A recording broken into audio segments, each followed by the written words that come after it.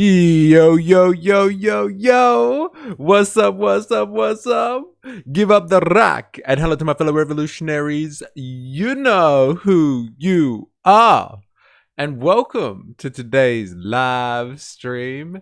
It is Friday, the 10th of July.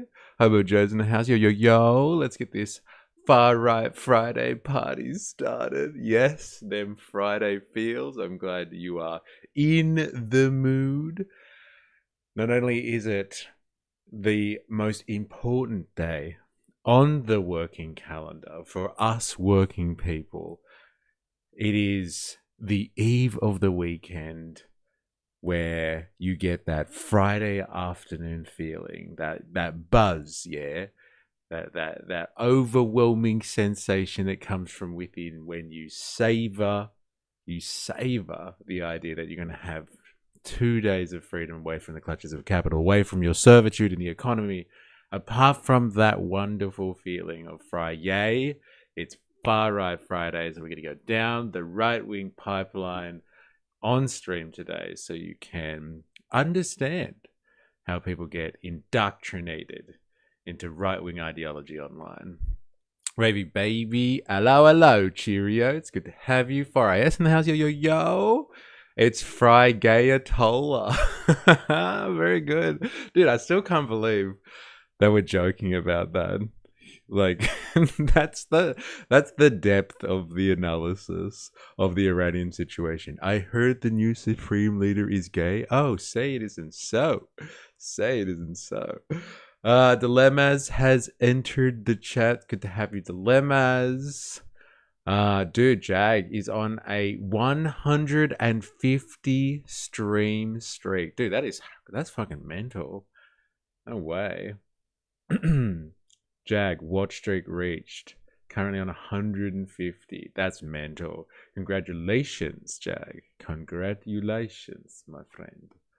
Hey, what an honor. Stream historian on 150.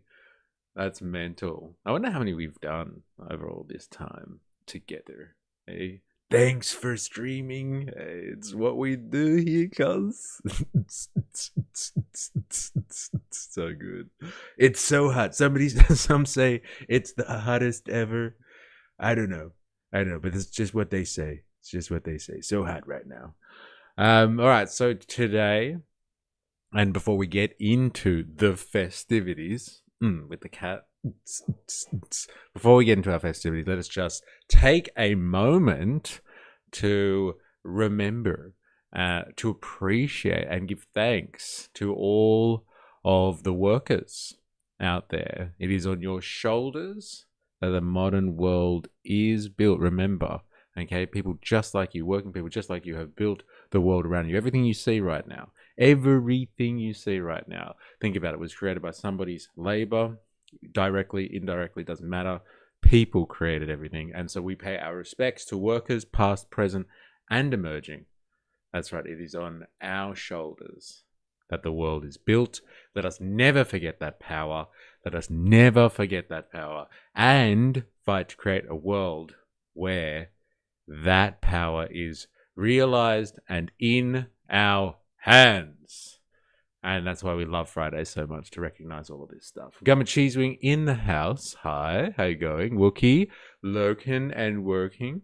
Good to have you. Like, talking of working people, to all you lurkers out there, keeping the stream strong. Good on you. We will celebrate in your honor. 4AS, who knew luxury gay space communism would be implemented by the gay Ayatollah? Like, who would have thought? Honestly, I would have thought Iran and Iran's supreme leader would have been the last on the list of implementing gay space communism. But here we are. You learn something every day, 4IS. So, yes, let us celebrate and appreciate us, of the working people of the world. We are the overwhelming majority, and we have the power. Only we realized our potential. So, as we party with the cat, the stream cat, let us turn our attentions to what is the menu for today. I, for one, welcome our new homosexual overlords. Yeah, overlords of the straight, eh? Our homosexual overlords of the Strait of Hummus, eh? Of hummus. Um, I'm surprised Ninja Nurse didn't give us the heads up that the Gayatola gets heads down. Yeah, I'm surprised too. Actually, let's next time Ninja Nurse is in, we're just gonna put up a picture of Mushtaba Hamane and just be like, any thoughts? We won't give him any context. We'll just be like, what do you feel about Mushtaba over here? And we'll see how his powers are. It's about time, really. Um, our power bottom lords. Oh my god. All right, so on the menu today, we're going to be jumping all over the place, but if you've been on YouTube, you would have seen the thumbnail, and the thumbnail is like some random dude standing behind, some random, like, Anglo-Aussie looking bloke, and you're probably like, well, who the fuck is this guy, and why has Mystery put him on a thumbnail? He is the focus of some of our attention for Far Right Fridays today. It's a TikTok channel, and it goes by the handle of Dunder Viking. Now, I think Dunder Viking is like down under underscore Viking. So he's a Viking who is down under, and like he goes around using the usual nationalistic right wing rhetoric that seems to be very popular these days, and like makes everybody a really popular content creator as long as they say things like migration, like, Muslim invasion, like that sort of stuff. And so we're gonna have a look at his TikTok because, like, for some reason, he he plagues my algorithm when I go on TikTok. Read into that as you will. But like, he seems to be an up and coming contender in Australian politics. So we're gonna look at Dunder Viking, so down under Viking. I guess you can give me your thoughts on what the fuck that actually means. So we're going to look at this guy. Voltato has graciously put together a playlist for us for Far Right Fridays of the best of Charlie Kirk. We're coming up to a year almost, of like soon enough. We're coming up to a year. And like, he was in peak form this time last year, the Kirkster. And he was entering into his Let's Question Is Not Rails relationship to America phase. And like, timely as it was. And so Voltato has gifted us, like I said, quite graciously, with a playlist to go through. So we're going to have a look at some classic Charlie Kirk destroying the leftards in YouTube Shorts form. So we'll look at that, and then we'll get into some other stuff. There's been some drama around town in the Australian political scene. It looks like Queen Pauline, has met with Tommy Robinson, so they should be coming out soon with a new podcast. Maybe that's something to check out for Far Right Fridays, but we'll have a look. Wookie Ravy, your boob window has no power anymore. Yeah, no power in the Strait of Hummus. Bro, everyone loves boobs, even the gays. But that's Wei Shang-Chi also developed the ball cleavage window, dick print window. Where is Shang-Chi? He's been a bit absent these days. Grey trackies mandatory uniform under the Gayatola. Arseless chaps are male boob windows. Poor Drew Pavlu washed out since it broke that he has an Asian ALP senator girlfriend. Really? Shang-Chi was posting some weird comments in Discord. Yeah, he's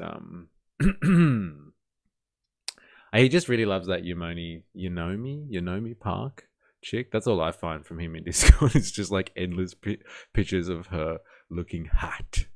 So hot right now. She's the hottest North Korean ever. All right, so shall we get into today's menu? Is everybody ready? Are you ready to be plunged into the right-wing pipeline? This is the guy. Check this guy out. Yes, this is actually the man. This is what he looks like. Our very own Viking. Does he look like Ragnar to you? Yeah, so like, what do you think of this name? This is his handle, Dunder Viking. So I'm assuming, that's down under Viking. And so like, someone who's taken on the Viking aesthetic, like, unless they're truly in touch with their pagan spirituality, it's usually a dog whistle to a time a better time where, the white race was properly in power and everything was as it should be in the universe. So let's get into this one. Mamupa, woohoo, in the house. Oh wait, dude, can I just say, on behalf of the entire stream, I had a fantastic Thursday morning yesterday watching Caroline Levitt talk about communism takeover, how Gen Z is full of a bunch of lazy, good for nothing douchebags that have no real job, and this nation was built on the 3 Ps: prison, the police, and private property. She is not wrong. Servitude, slavery, rounding people up to serve in forced labor, and that all being held together by private property rights. Come on. She was so on the money, but it's wrong messaging, I would say, on America's 250th. But great suggestion, man. Absolutely great. Dilemmas, I was hoping the Tommy Robinson Pauline interview would be dropped today. I know! Guess the Please Explain cartoon featuring Paul Hogan will suffice. Dude, I've got it lined up. Dilemmas, we've spent too much time together on Far Right Fridays. I was looking for the Tommy Robinson Pauline Hanson interview as a follow-up to the infamous Carl Stefanovic v. Tommy Robinson for a Far Right Friday, and it hadn't dropped, bro. Pen testers in the house. Morning, everyone. How you going? Remember when she married that to a 60-something millionaire? Isn't he a billionaire? Saying others have a silver spoon in their mouth. So rich, bro. So rich. Better than what she has. Better than what she normally has in her mouth, that's for sure. The 3 principles: guns, blackjack, and hookers. You know what? Forget the guns. Let's just take the blackjack and the hookers. All right. Let's get into the order. So this guy, Lachlan Lade. Now, do you want a snippet of Lachlan, and then we can do some background research on him? He's not a giant celebrity in TikTok. He's got a few thousand followers or whatever. Seemingly an interesting follower to like ratio, I must say. He's got heaps of followers compared to how many likes he's got. So maybe people don't like his content generally. But this piece, number one, let's look at his most popular piece. And this is actually something that seems to have been spread in the right-wing sphere in Australia, of all these armies of Muslim people dressed in black, invading the streets of Sydney and Melbourne and stuff like that. And people were freaking out about it. And I think it was just really good AI, to be honest. But he's using it as a base to create some content and instill fear in the Australian populace about some type of Muslim takeover of the world. Before chat heats up and I need to pay attention, I'm going to do the dishes. Be good, y'all. Yeah, be good. They dropped a snippet of them meeting. May still drop in time. All right. Butted. High follower count and low engagement is just someone being butted. Yes, it's interesting, isn't it? That's normally a sign that they dropped off at some point or then changed up the content that they post. Interesting. All right, I'll give you a taste of this guy, okay? Because as I said, I don't know what's going on with my algorithm, but it pops up in my feed now, and I've seen a couple of these pieces, and he seems to be rather articulate, and he has that narration style where he's just did you know this is happening in Australia? And you're just oh no, really? Mrs. is pregnant with number 3, guys. I'm doing my part for the white race. Number 3, holy shit. Congratulations. Hey, Mamupa. I'm sure you did all the hard work, brother. I'm sure you did all the hard work. Don't let him tell you otherwise when they're all touching her belly and everyone's excited about what great work she's doing. Just remember, I know it was you. You did all the hard work. Congratulations. All right, let's see what the fuss is about with our friend, the Down Under Viking. How good's the Arab music, bro? It's so good. One more time. Listen, for over 1,000 years, Western Christendom, we held the line. Our ancestors understood that Islam was not a peaceful religion to be accommodated. It was a civilizational adversary. The expansionist theology, it conquered and invaded Christian Syria, Christian Iraq, Christian Egypt. We'll be 3 under 3 almost. God damn. There's no rest for the wicked. Fucking hell. Make sure people rub your balls in congratulations. Dude, that is hilarious. Oh, man. I wish I'd thought of that when like people were rubbing the missus' tummy and being like, congratulations. I was like, oh, wait, come over here. Come over. This is where they came from. Fuck, I wish I'd thought of that. Lachlan Lade is the lobbyist working for ALG. Yeah, what is ALG? Is that the one that you've been spooking before, Dilemmas? Because he's got it in the corner, the Australian Lobby Group. So you know this guy, do you? Like, well, like, listen to his rhetoric. It's all like, yeah, Muslims and Christians have been pitted against each other throughout history. Do you remember? I know I do. I was there during the Crusades. Fuck yeah. Best promotion on street. Get him. Bad butt. Get him. Australian Lobby Group. Yeah, but like Australian Lobby Group, as in, have you been promoting that one? Like you've been talking about a lobby group, I'm sure, right? To get foreign money out of politics or something. Is it this one? Shallow Cow and Sam Bamford's project. Okay. Anyway, back to our history lesson from this guy. To be accommodated, it was a civilizational adversary. The expansionist theology, it conquered and invaded Christian Syria, Christian Iraq, Christian Egypt, Libya, Tanzania, Algeria, Morocco, Spain, southern France, Sicily, the Balkans. Algeria. So good. This is the same. Okay. All of them. Once Christian communities with churches and cultures, 3/4 of the Christian world lost to this conquering religion. This is why the Crusades were called, to defend Christian lands from invasion and slaughter.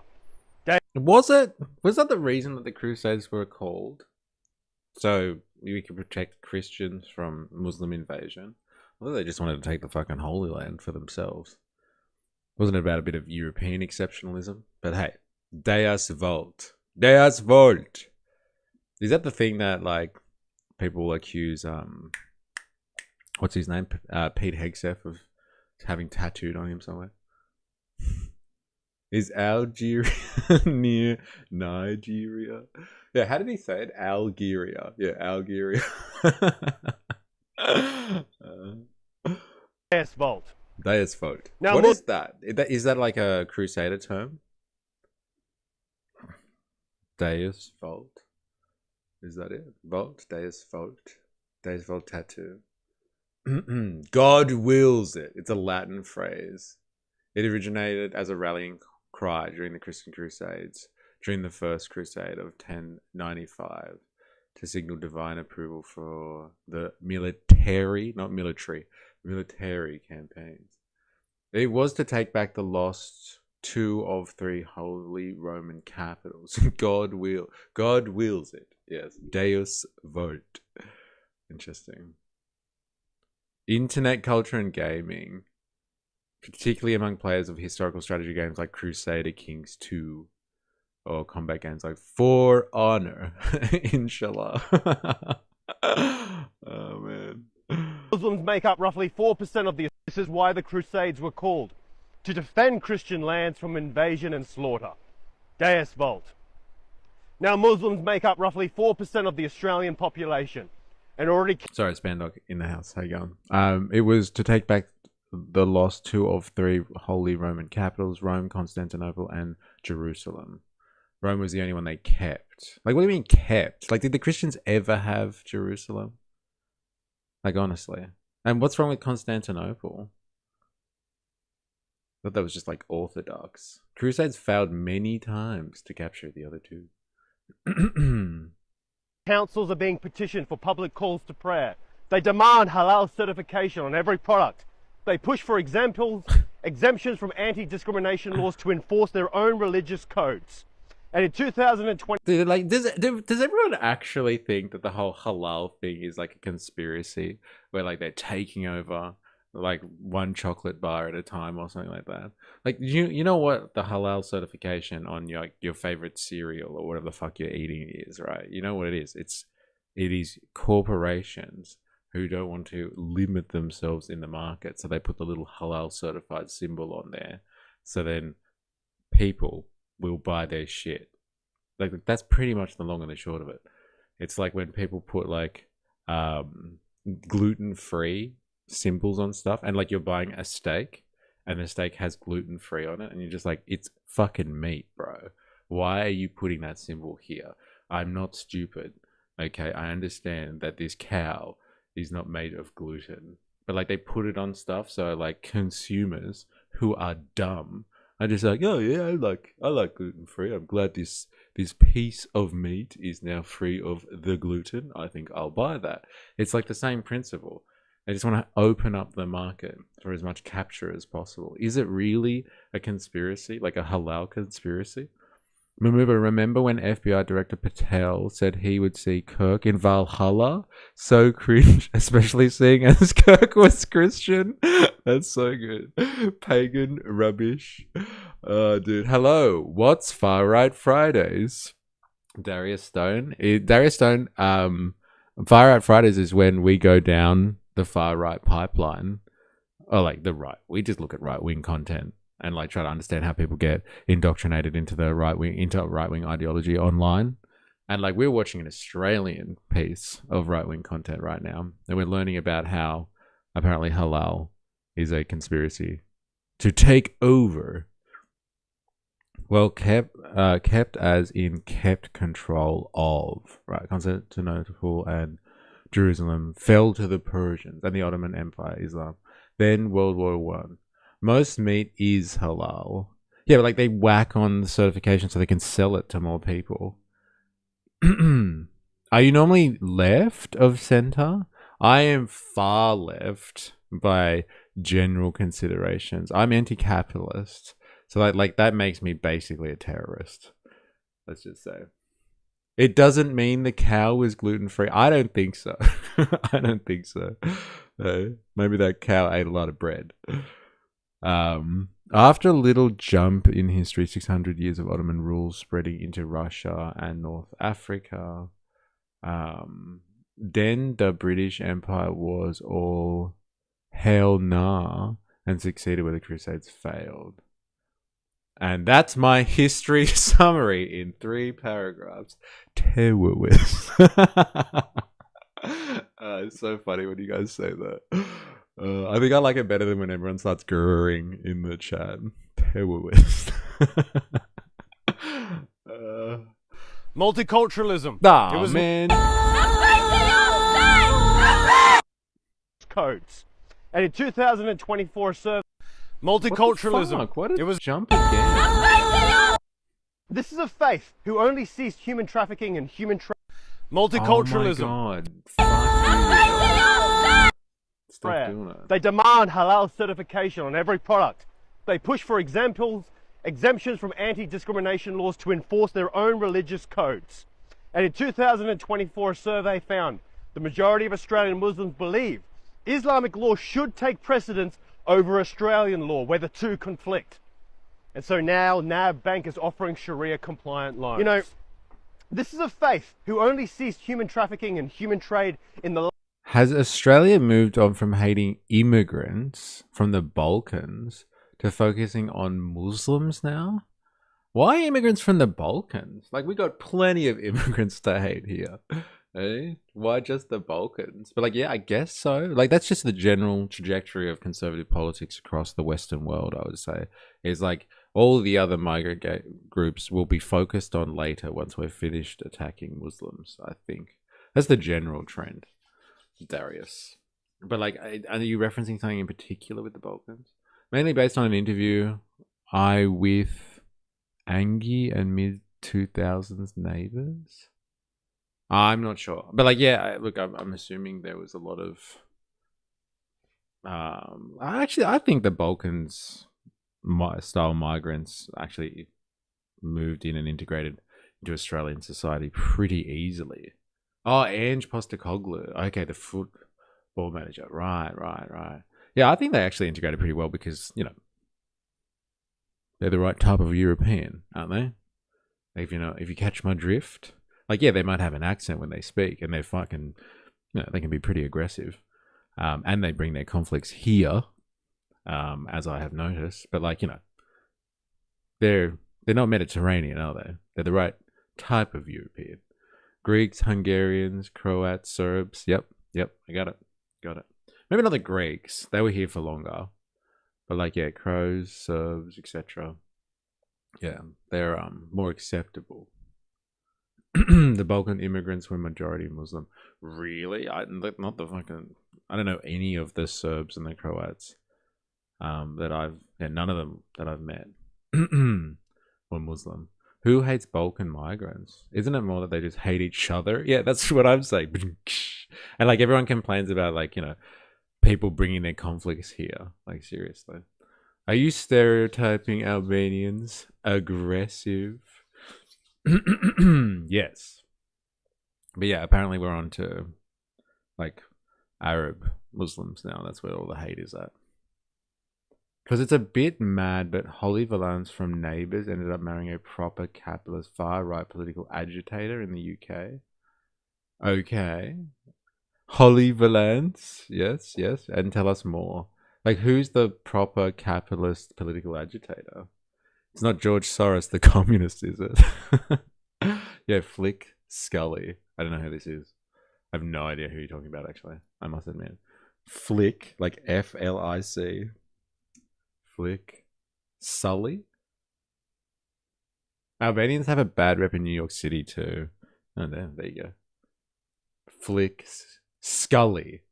Oh, was her name on Neighbours? No, what's the name of the capitalist? That's what I want to know. Come on, give us the capitalist boyfriend name. Really? I mean, the genocide literally targeted Muslim boys, so they were the majority of immigrants. I have met 0 Serb and Croatian Muslims. That's in my part of Sydney. Maybe they went other places. I don't know. She becomes a kind of right-wing commentator here. Yeah, Nick Candy. Okay. Nick Candy. Holly Valance's ex-husband is a British businessman and politician who's been treasurer of Reform UK. Wow, okay. There we go. How did he make his money? His fortune primarily as a luxury property developer and interior designer, along with his brother Christian. Yeah, right. Look at that. Hey, rags to riches, Nick Candy. Good on you, Nick. You fucking legend. Wow, fair. I guess a lot of Eastern Orthodox and Islam among the ones I've met. Yeah, it's all Eastern Orthodox, but like Orthodox we're talking about is Christian. That's the type of Orthodox I'm talking about. He owned and shared 2, which is a massive skyscraper in the city, I think. Okay. All right, anyway, back to our friend, the Down Under Viking, shall we? Last 100 years I never knew anything about the Balkans growing up until I married one. To our Western influence. Women only started driving in 2018 and, well, don't even think about voting. Are people whose own government believe it is right to gun down thousands of protesters for standing against the regime. And yet, after that history... Is he just like lumping all Muslims as Iranians? Is that what I just missed there? Driving in 2018 and, well, to conflict. And so now NAB Bank is offering Sharia compliant loans. You know, dude, that is so good. The NAB is offering Sharia compliant loans. I gotta find out about this. Does NAB offer Sharia compliant loans? Oh my god. Yes, NAB offers Sharia compliant loans, but they are tailored specifically for commercial and business purposes rather than individual residential loans. NAB is the only major bank to offer these specific Islamic finance products. I knew it. They're taking over. First the NAB, then it will be the Commonwealth Bank, then the world. Dude, this is fucking great. Our Islamic finance experts are here to help. All right, for anyone who's wondering what the fuck is going on, NAB is like one of our like big four banks in Australia. We have a banking cartel in Australia. And like, you know, woke rubbish like this is happening within the banking system. Yeah, same Christian Orthodox, but was a pretty even split with Islam for the ones I've met. But hey, maybe, yeah, very different. Like I've only been in like southwestern Sydney. That's where all the crows and the Serbs that I know, they're from like out that way, and they are so ultra, like they're really hardcore with their Christianity, I would say. Like very religious person. 4AS gift sub to Darius Stone. Look at you giving out the gift subs. Thank you very much, 4AS. Thank you very much. You fucking legend, yeah? Fucking legend. Yay, history first thing in the morning. Back to sleep all. Shiat and Sunny expert, I reckon. I also know Orthodoxy was persecuted under the Ottoman Empire too. So even before the genocides, we had a lot of Orthodox immigrants from Eastern Europe. Gift sub for the boys and girls. Cheers for systems. Very much appreciated. Yeah, good on you, 4AS. Yeah, fucking legend. All right, let's just get quickly onto this one. I just want to fact check this one. NAB, we are experts in Islamic financing. As Australia's biggest business lender, we are a financial partner that you can trust. What is Islamic finance? Using our deep understanding of Islamic finance, we have the experience and expertise to help you grow your business and shape your future. Islamic finance changes the structure, not the economics, providing a compliant alternative with comparable pricing. Dude, what the hell does that even mean? Like they don't charge interest or something predatory like that? And like they have to follow rules and standards? No interest allowed. Yeah, that's all I could think about. Hey, what is... Let's ask.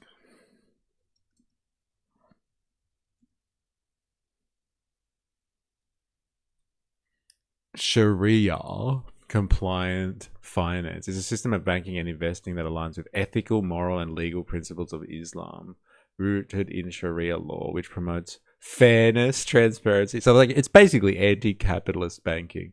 No interest. The collection or payment of interest is prohibited. Fuck. Bro, if this is true, that's mental.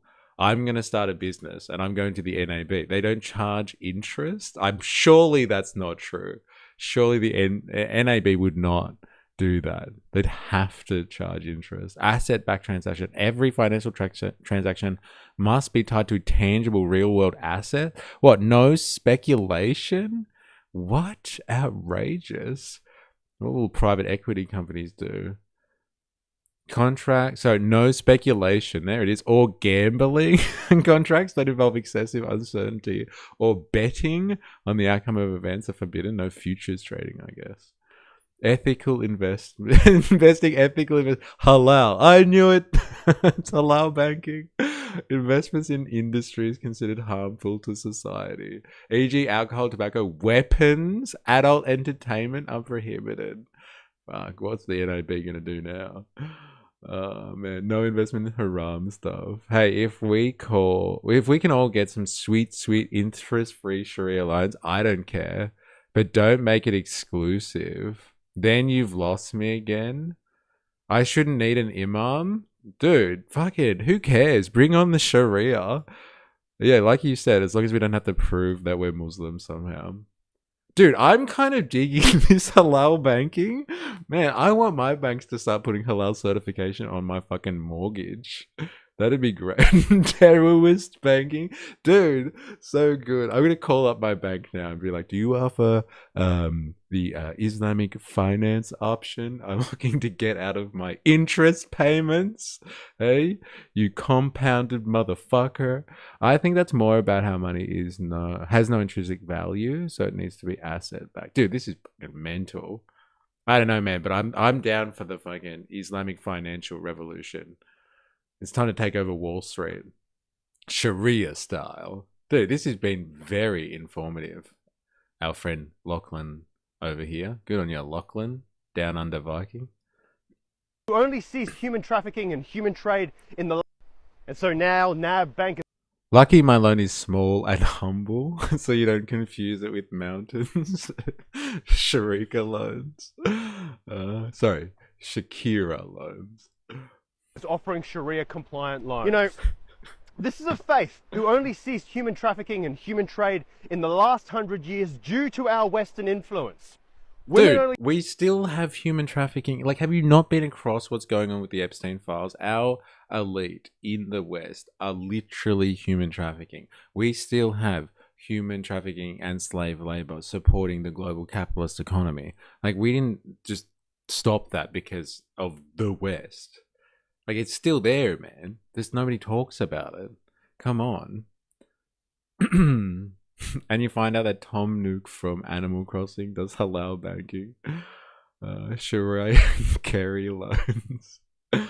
Oh, man. Interest-free Jedi loans when? Hey, you just gotta make that a thing, right? Out of sight, out of mind. Yeah, and it's like Mr. fucking High Horse over here.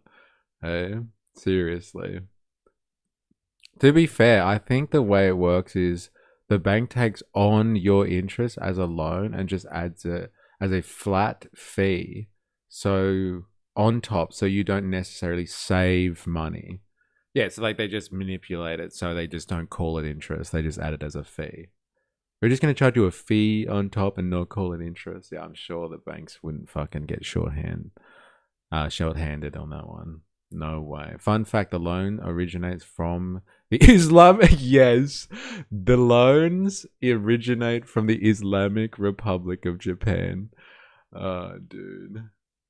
But technically not interest. Oh, it doesn't get angry. Dude, if you weren't here, just yesterday we watched Trump doing Trump stuff in NATO. And one of the things we watched was him calling Iran the Islamic Republic of Japan, and like no one corrected him. It's like, you know, that the story of the Emperor's New Clothes, like that is Trump for sure.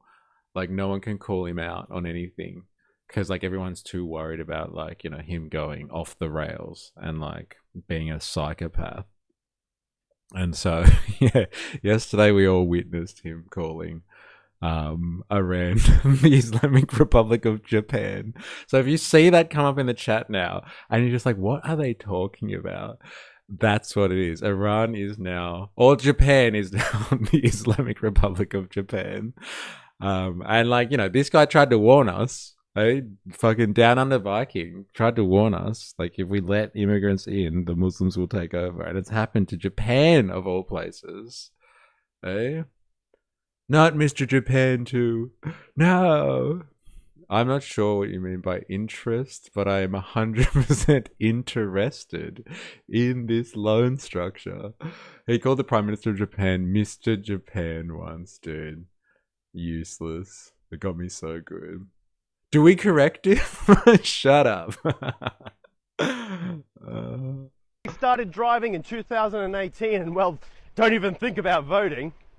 Are people whose own government believe it is right to gun down thousands of protesters for standing against the regime. Multiculturalism. Dude, this guy is so fucking against the regime. And yet, after that history, with this profound contrast between our civilizations, we invite them to Australia. We give refuge and citizenship to the ISIS brides. We open our borders. Dude, they had citizenship. They were Australian, and then they went to fight for ISIS. The question is, should they have been let back into the country? And I think the overwhelming majority of people were like, no, they shouldn't be let back into the country unless they stand trial for their crimes, which has been happening. Calm down, bro. To hundreds of thousands from the very civilizations that less than 200 years ago were harvesting our people for slaves. The media ignores these events. Okay, so like what he's talking about here, he's not wrong.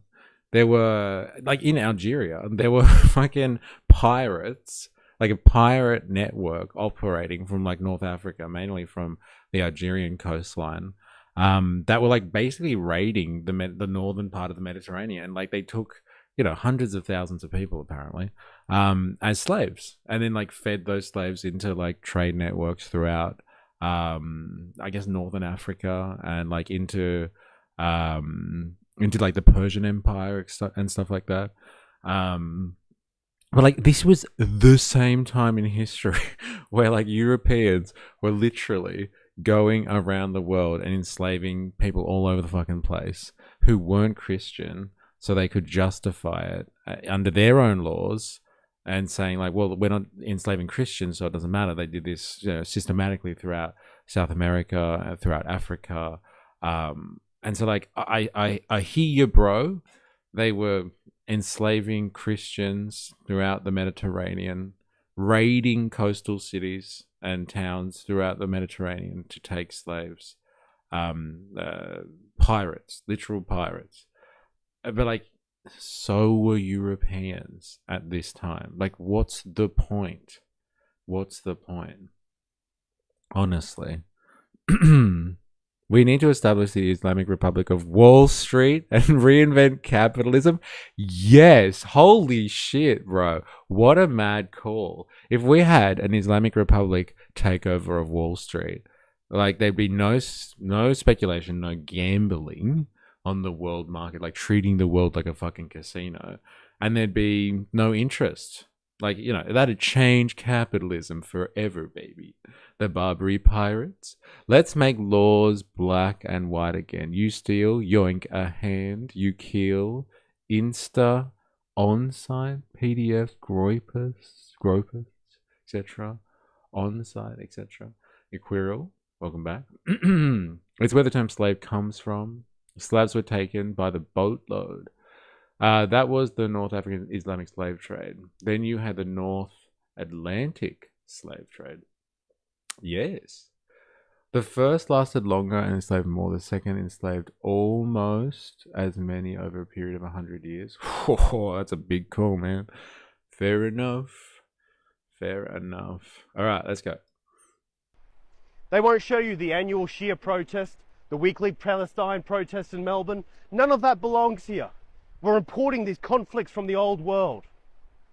These people, they no longer keep their faith behind closed doors. Dude, like this guy has absolutely... No, I think he's willfully ignorant. But like if he's ever been to a Palestine protest in like somewhere like Sydney, it really is just a bunch of like, you know, mostly white university students who are just like, free Palestine. And there might be like a handful of like Muslims there in support. Like it's mostly like, you know, it's mostly like wokies and snowflakes and stuff. Like, let's be honest, bro. It's not like it's being organized like by, I don't know, the mosque in Lakemba or something like that. This guy is like, he's just spreading propaganda. Like, come on, bro. Seriously. Like, just take yourself down to Sydney when they're doing these things. Seriously. Yeah, Barbary pirates were a massive issue. They were like a tie in between European slaves and African warlords in the sub-Saharan.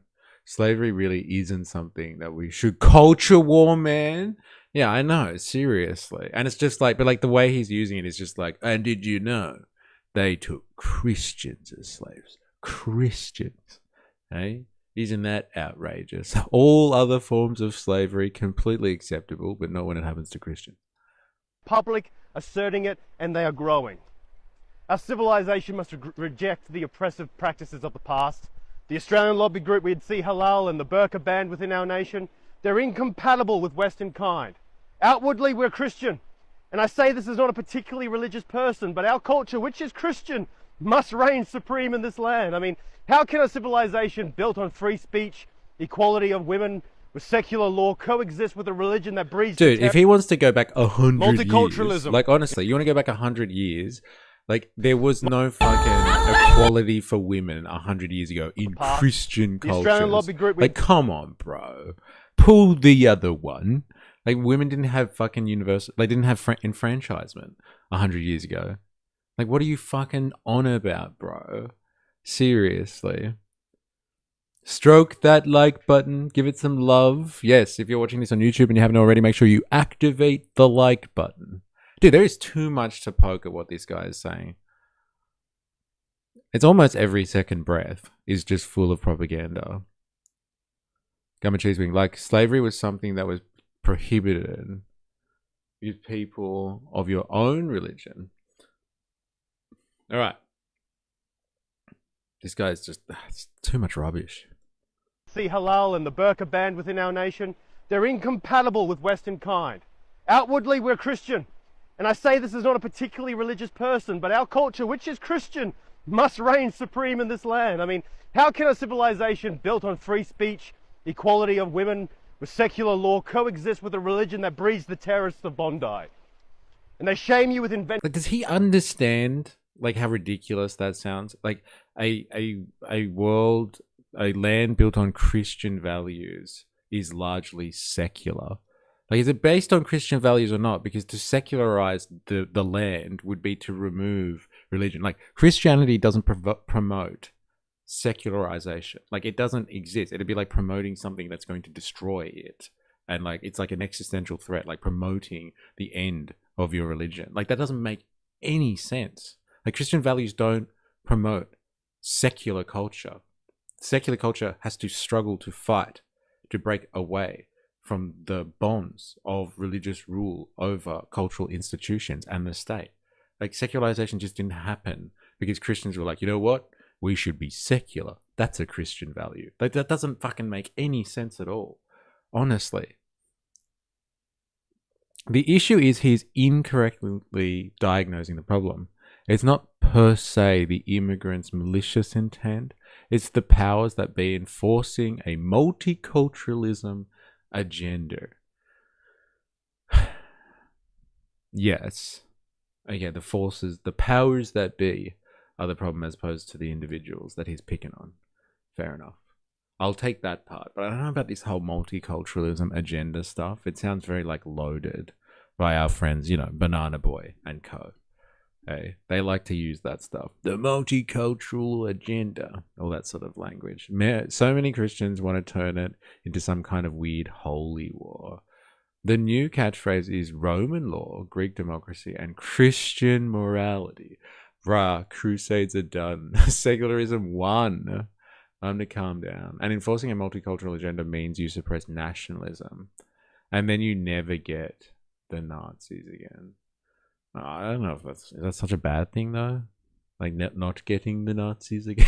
Like, I'm wondering where you're going with that one. Economics makes slavery is unviable these days. Well, you think economics means that slavery is unviable? That's interesting. I feel like slavery's just been relegated to places on the periphery, you know, like in the global south. I hate when they say that. Into places that are maldeveloped because they don't have regulations, as many regulations and protections. And so, like, the slavery goes on where, like, people can't really fight back against it. It's viable.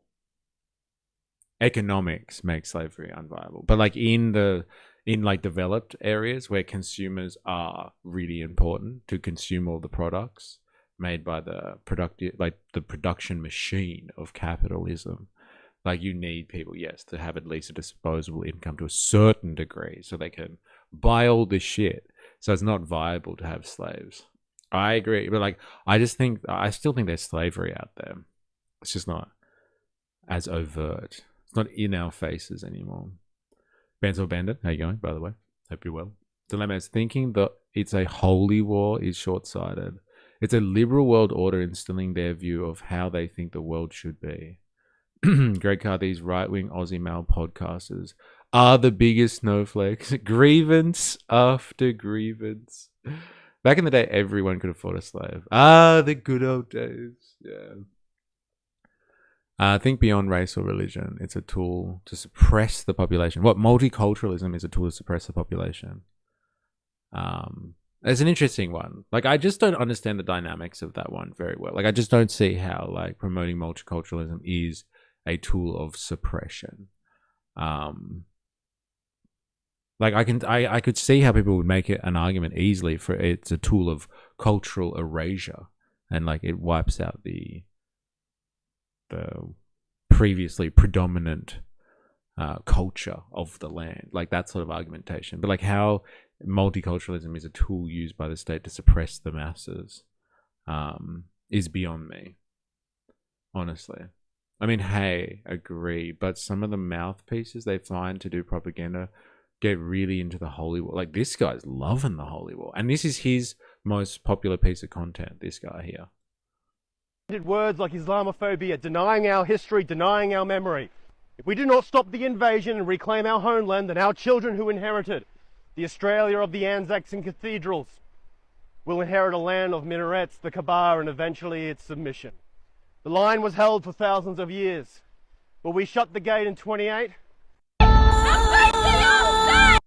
Multiculturalism. What gate in 28? What are you talking about? Inherit a land of minarets, the Kaaba, and eventually its submission. The line was held for thousands of years, but we shut the gate in 28. We shut the gate in 28. What the fuck is that? Is that like a political slogan for 2028? We'll shut the gate in 28, or is that like a reference to something? I hate the world. Multiculturalism. Yeah, fair enough. Apparently, a lot of people are not too happy about it. Not too happy at all. Okay, so this is the guy, all right? This is our friend in the fridge that we're going to be looking at today. There's a piece of him.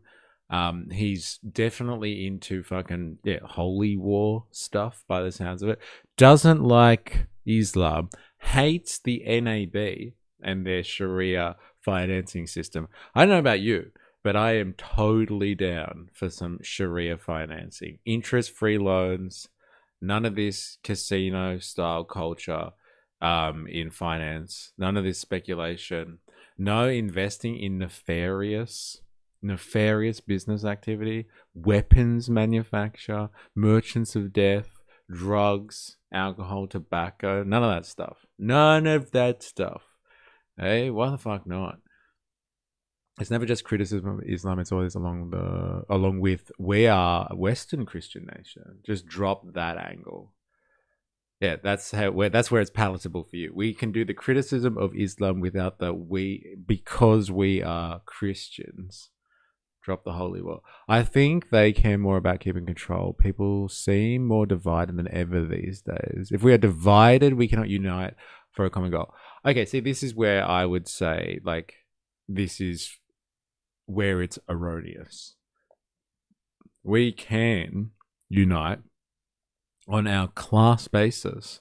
Most of the people that are, these multicultural groups that are blah, blah, blah, blah, blah, blah, blah, and problematic, like, they're all working people as well. They just struggle to survive and, like, enjoy their life and support their families and stuff like that. Support their existences, basically. We can unify on that one. But, like, we are divided. We are divided on purpose. So, like, we are consciously manipulated to focus on the differences, cultural differences. That's not the problem of multiculturalism. That's the problem of, as you were saying before, like the establishment, media outlets, people that control the conversation, help, like, reminding us to continually focus on cultural differences, as opposed to wanting us to think as a collective. Are we studying tosses all day today? Dude, it is Far Right Friday. Like, it's basically what we do on Friday. We look at tosses. Like, when have we not looked at tosses on Friday, honestly? 100% dilemmas. But the guys being taken advantage of to create the division on both sides. The Christians and the Muslims are being riled up. Really? It's class war. The elites pushing an agenda they know will stop people rising up collectively. Yes, I agree if I'm reading that properly. I love sharing my culture and having others share with me. Our differences make us stronger as a whole, in my opinion, but I'm just a simple gooner. Fuck, what do I know? I want to hear some facts on Islam from an undereducated white cunt. Well, we found out some interesting facts before. We're getting the facts on Islam thanks to the NAB. The NAB. I didn't know Sharia law was so good when it came to finance. Fuck yeah. One nation. Oh, okay. Let's get into that, Greg. Actually, is this a one nation candidate? This will surprise you, I think. Let's have a look at that. I don't think Dunder Viking is. Well, would you look at that? I feel like Han should be here for this. He's like, do you have a Libertarian Party in Australia? Yes, we do have a Libertarian Party. And like, this guy's a libertarian. I don't know what's going on here, but like, I thought libertarians were all about, you know, freedoms and non-aggression principles and shit like that. And like freedom of religion being one of those like core principles. But the Australian libertarians just seem like right-wing, I guess, grifters. They don't care about like some type of libertarian world where people are free to do what they want. I want the freedom to choose my own path. Welcome to the website of the Libertarian Party, formerly known as the Liberal Democrats. Well. The Libertarian Party is fundamentally different to other parties on the Australian political landscape. Unlike the others, we believe you are the best person to make decisions for your own life, not politicians or public servants. As long as you respect the rights of others, like political freedoms, you should be free to live your life your way and accept the responsibility for the outcomes of your choices, both good and bad. For over 20 years, we have been fighting to keep the government out of your pockets, out of your families, out of your lives. The government is not your parent. If these ideas resonate with you, please subscribe below to keep up to date. Welcome aboard. All right, so this guy's from Queensland, I'm pretty sure. So let's see. Ah, that's it. Do they not have like a list of candidates or something? Candidates, here we go. Dude, that's it? Ah. That's funny. I thought it's just a man living life to his own desires. Is he? Senate candidate for Libertarians in Queensland. But he's not on the page. That's interesting. I wonder why. I wonder why not. Damn. That's unfortunate. I thought they'd have like an account on him. States? Yes. Queensland? We? Yes. Queensland. Candidates? Just one. That's all they have. Who's this Daniel dude? Ugh. Libertarian as fuck. Daniel is 34-year-old Brisbane high school teacher. Okay. I wonder why they don't have a profile of this guy. Maybe he's a bit too controversial. The Aussie Libertarian Party does have a few differences. It's more nationalistic. Like, dude, it's like fucking hardcore. Tosser Tuesday, far right Friday. Maybe that's why they want us to think Sharia law is so bad. Kind of like socialism and communism. Dude, so good. Yes. That's why everyone's scared of Sharia law. Because the capitalist class is like, but you can't bring in their financial system. Surely not. Let's just scare them all with halal certification. That'll do the trick. Nobody wants halal certification. Well, this is a wet fart of a website. Yeah, it is a bit like that, isn't it? How disappointing. Fuck. Very, very disappointing there, my libertarian friends. Very disappointing. Let's look at their propaganda then.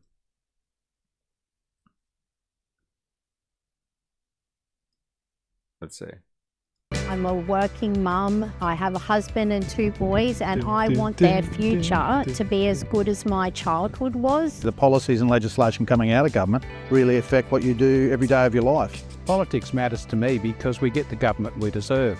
If we don't show an interest in it, we get politicians that are there for their own purposes. The last 5 years has really taught me that If you just go idly by and you think, I don't need to know about politics, a whole bunch of things can happen to you that you've got no longer any control Dude, of. could you imagine if like Down Under Viking just comes out of nowhere and just goes, and it's a fucking holy war, and Sharia law is trying to take over.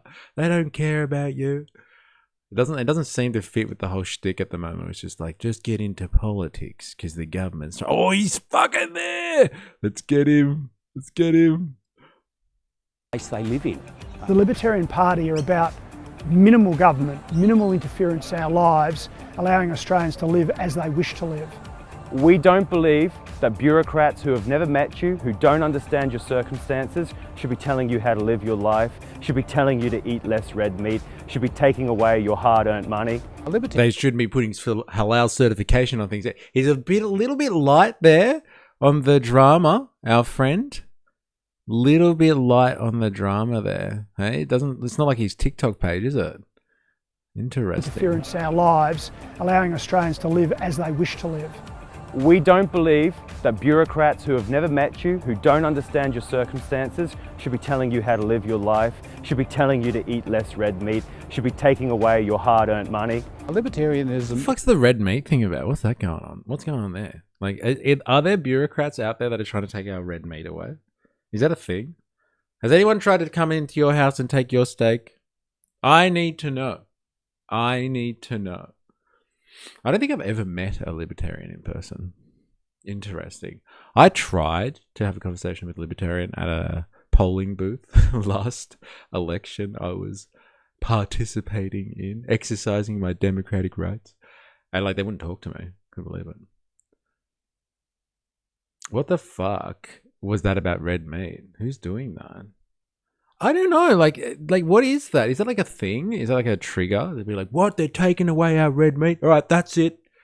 That's where I draw the line. Margaret, they're trying to take our red meat away. Oh, man. Fucking hell. All right, back to our friend. Okay, so now you know this guy's a libertarian, apparently. He's a holy war libertarian who doesn't want religious freedoms, it would seem. He watches too much American media. Someone's telling him, is that what's happening in America? They're coming after red meat. If someone's telling him to be iron deficient, who's running his local council? Well, Hans said he would come in and take our vegetables. So maybe he would take our meat too. Yeah. And he would take my intellectual property. I thought that was crazy. Margaret, they're coming for the red meat, Margaret. What? No, that's horrible, Dal. All right, let's do this. Multiculturalism. It was never intended to succeed. It was intended to break down the very character and the spirit of the nation. Look at your suburbs, your schools, and your workplaces. The demographic replacement of the Australian people, well, it is not a theory. It is not a theory. Like, do you see like the orator in this guy? It's not just like him yelling at the screen. He's kind of like, old school, 100 years ago, 1930s style political oration, standing up in front of a crowd of, thousands of people. No megaphones, no speakers, none of that technology, just the art of the voice and the narration style. Okay? Good pauses, dramatic emphasis, the style of articulation, so good. Oh, Han is such a hypocrite saying, he'd take your IP. And it's not very libertarian, but hey, why not? Just to win an argument, hey? Theory whispered. The demographic replacement of the Australian people, well, it is not a theory. It is not a theory. It is not a conspiracy theory whispered in the dark corners. It is an observable daily reality. 100,000 are flown in every month, aggressively transforming the very makeup of our population. All right. Where'd that one come from? Anyone want to take a stab at like that wild statistic? Do 100,000 people fly into Australia? Maybe he's talking about tourists. That makes more sense. Whoops.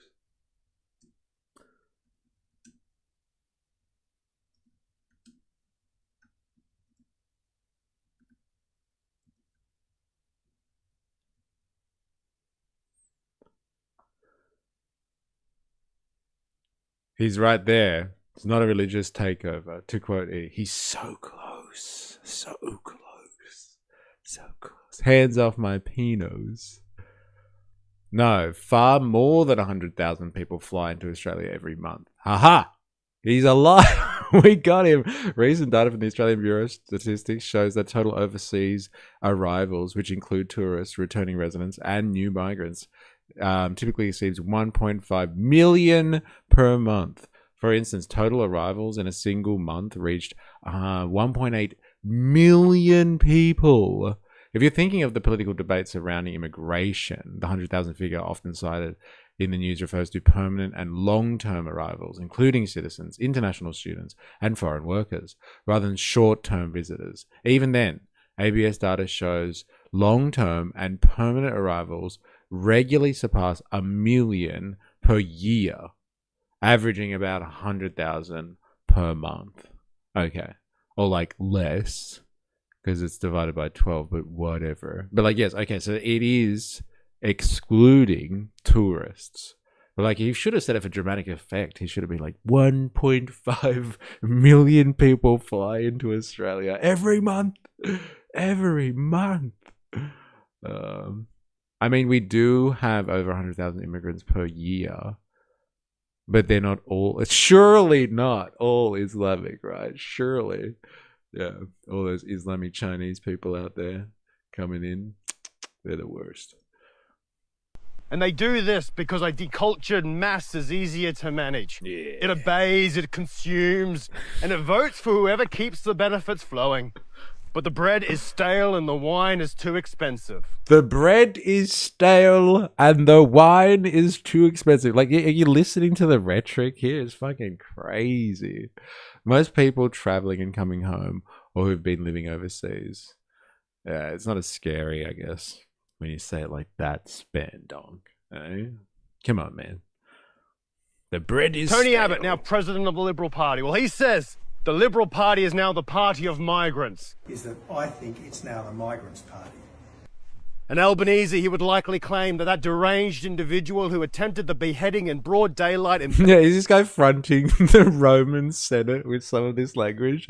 The bread is stale for Ayaz. Just don't throw it at anyone, you might kill them. Belfast, well, he's just as Australian as the Anzacs who landed at Gallipoli. Because as he said, he doesn't distinguish between Australians and migrants. The thing that you won't hear from me is drawing a distinction between Australians and migrants. So who served the Australian... Gang, gang. Happy Fire Right Friday. Heidi the Sausage in the house. How you going? Hope you're well. people?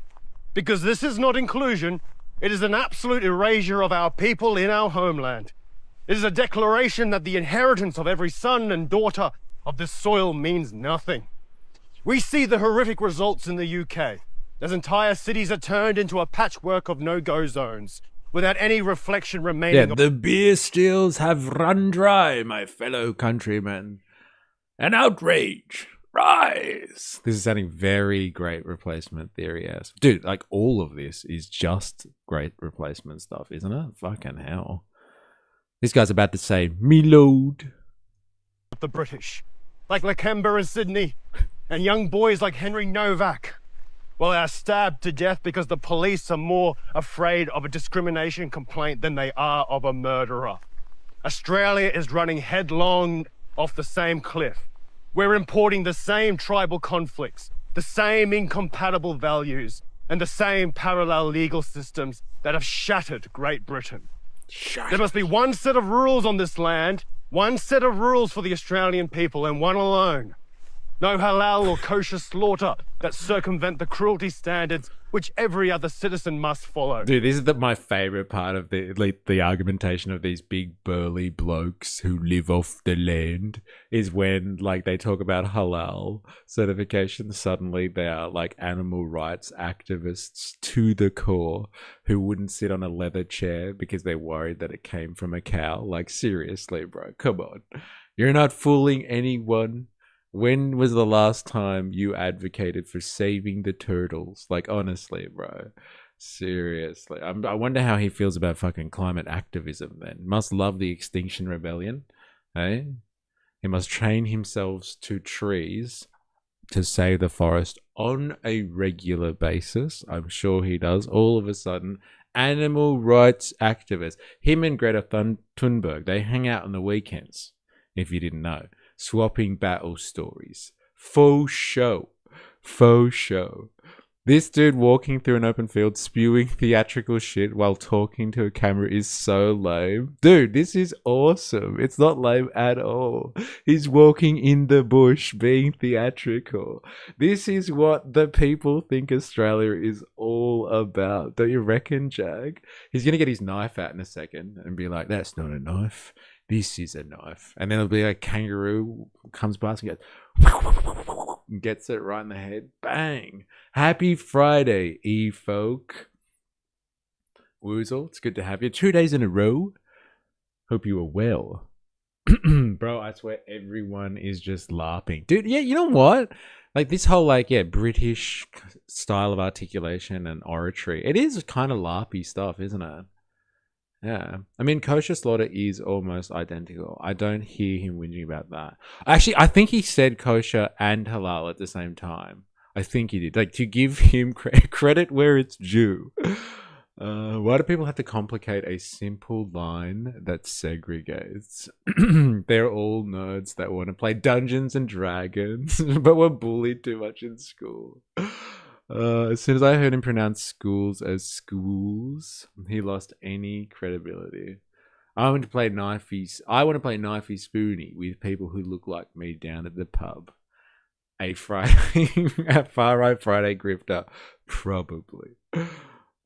And definitely not any Sharia compliant loans, which the NAB Bank is now offering. It does not matter what the customs of your homeland are. When you come here, you adopt the customs of the homeland is to have the big four banks absolutely grape the Australian population. Yes, debt trap them and destroy them through finance. That is the Australian way. Protect the big four banks and allow them to destroy our civilization. Yes, that's what we must protect, apparently. Fucking our banking cartel. Can't have that Sharia finance law. That's too much. Norms. You live as we do. You assimilate fully, or you leave. It's not racist to want your way of life to exist. It is the most natural human instinct. It's the drive to survive. And we are not units the of... The will to power, eh? Fucking, is that you, Nietzsche? Eh? What's going on here? I drew the line on the banks offering free halal loans. Free loans! Oh, I don't want to live in this world anymore. What are the terms of a Sharia bank loan? Dude, best terms ever. Cannot charge interest. No predatory activity. Cannot be in immoral activities either. So I don't know, weapons, alcohol, drugs, all that sort of stuff. There was another good point as well. I can't remember. There were a few good ones, but those are the main ones. But interest-free loans for the boys. No wonder why these people are so upset. Are their rates competitive? So competitive, they're zero. Free halal loans are un-Australian. Okay, so Ray's settling. Looks like Patrick Dangerfield. Most of our immigrants are from NZ and the UK. Yeah, goddamn. Those fucking New Zealanders. They're the worst. Voltaire, are you with us today? That one was for you. You want your own race to survive. Ray's Centrelink. Get me a Sharia home loan then.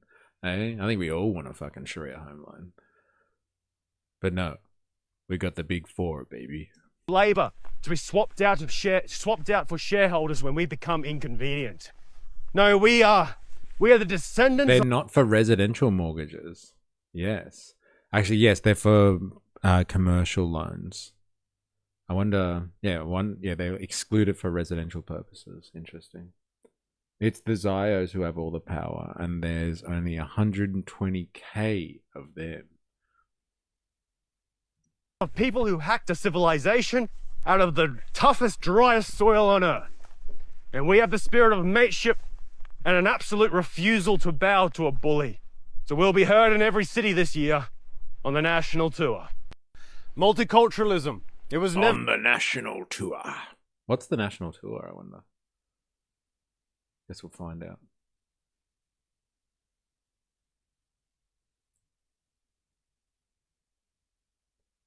It's a fixed rate at the same as the banks when you take out the loan. It just gets calculated pre-loan, then applied on top instead of charging monthly interest. Don't worry, the banks still get their money.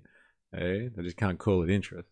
The Indian diaspora is being mobilised. They are tribing up to weaponise censorship, hate speech laws and social cohesion policy for their ethnic advantage. In New Zealand, the Indian lobby group, they have identified their 18% ethnic voting bloc and have openly declared they will swing their communities behind whichever party offers the most fit-for-purpose protections. No way. An interest group getting behind whatever party promotes their interests? Say it isn't so. Is that how politics works? Oh my god. No. No. Why? Why did they set it up like this? Is there an Indian lobby group in NZ? Yes, there are several prominent advocacy, cultural, and community organizations that act as lobby groups for the Indian diaspora in New Zealand. The source is Facebook. How good's that? That's hilarious. Thank you, AI. It's all Facebook. Wow. Indian New Zealand Business Council, New Zealand Indian Central Association, founded in 1926. Oldest and largest national body representing the Indian diaspora. 1926. That's 100 years ago. I wonder if they planned this takeover of New Zealand 100 years ago. Interesting. Okay. Thank you.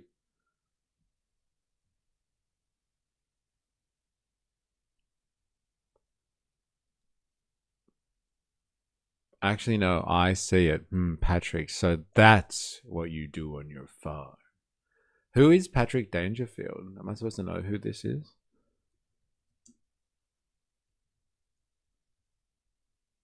Oh, this is Aussie rule stuff. Right. Is this the guy we are talking about? Got it. Every true blue Aussie I know lives like it's the Great Depression. So does this guy, apparently. Out there with his fucking cup of tea, talking to the camera. He is the argument for internal border closure. Hopefully he doesn't know the definition of national either. National tour. What a joke. TASA. Yeah. National tour. I wonder what the national tour is. Subverting the freedoms of the host nation for their ethnic protections, they tell us our great multicultural societies need more state power to enforce cohesion. Meaning, really, you must not speak your mind. You must not speak perhaps uncomfortable truths, like the fact the most common surname in Melbourne is now Singh, just ahead of Nguyen. India became Nguyen. Oh man, dude, this guy has never been somewhere where it's multicultural, but he's the expert. Nguyen. It's Nguyen, you fucking idiot. Oh my god. The most popular surname in Melbourne is now Singh. Oh man. Come on, bro. Australia's largest migrant birthplace in 2025, overtaking England for the first time in history, and that the Indian population has more than doubled in just 10 years since 2014. But you see, this is not organic migration. Nation states are using immigration as a political tool of subversion, influence, and control. India's own government stated explicitly, Modi's 2014 election manifesto, he called the diaspora a vast reservoir to articulate the national interests and affairs globally. Their goal is funding, campaigning, and spreading Indian influence from within their... Oh, that's not how you pronounced it, is it? Come on. Seriously. Nguyen. Come on. He just like read that and he was like, fuck, I'm just going to give it a guess and I'm going to go for Nguyen. It's Nguyen. He must know that. It's such a common name. Seriously. What a douchebag. Too well. our borders. In the comments I see regularly online in their defense, we come because the government you voted in made it possible. You voted for this. You can't complain. Well, don't complain when you all have to go home. You see, billions in remittance are flowing out of Australia every year. 4.8 billion to India, billions more to China and elsewhere. These dual citizens, they maintain primary loyalty to their homeland, send their earnings overseas and vote for parties that keep the borders open and the benefits flowing. Well, the Australian Lobby Group, we call for an end of all dual citizenships. We are Australia first. And you see, Australia is An end to dual citizenships. That's pretty fucking crazy.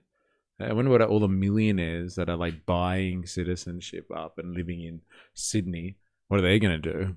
Right? All the billionaires that come here to live, what are they going to do? I guess if you are able to afford it, you can have dual citizenship, I'd say. No, it's immigrants. Wait a minute, he's rocking an Aussie flag featuring British features. The same British that robbed India, making sure it will never recover. I guess that's called blowback. I mean, if you pronounce it properly, you shouldn't even say the first syllable. It's pronounced win. I don't know, man. All of the Vietnamese people that I know that are called Nguyen pronounce it like that, but fair enough.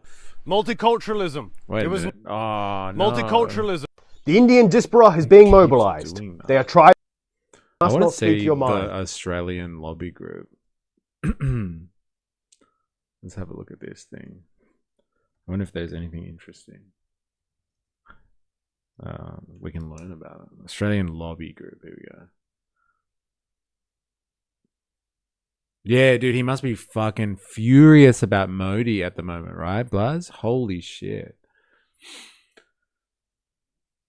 Dual citizenship is a joke, actually. Unfortunately, he is right. Yeah, but it's going to piss off a lot of people. A lot of, like I said, millionaires and billionaires moving into Australia. They buy citizenship. They're global citizens. But like I said, it's just, it'll be a price thing. If you can afford to have multiple citizenships because you're a millionaire or a billionaire, you can do it. It's just for the plebs, man. Yeah, people have different names. Outrageous. Oh, he's Chinese? Oh, okay, not Vietnamese. Fair enough. I guess that's a big difference there. We are Australian first. All right. Fuck yeah, Australian lobby. Dude, I'm really disappointed. I thought the Australian lobby group was about fucking getting rid of big money. Yeah, not the big end of town. I thought it was about that. Not like attacking immigrants and stuff like that.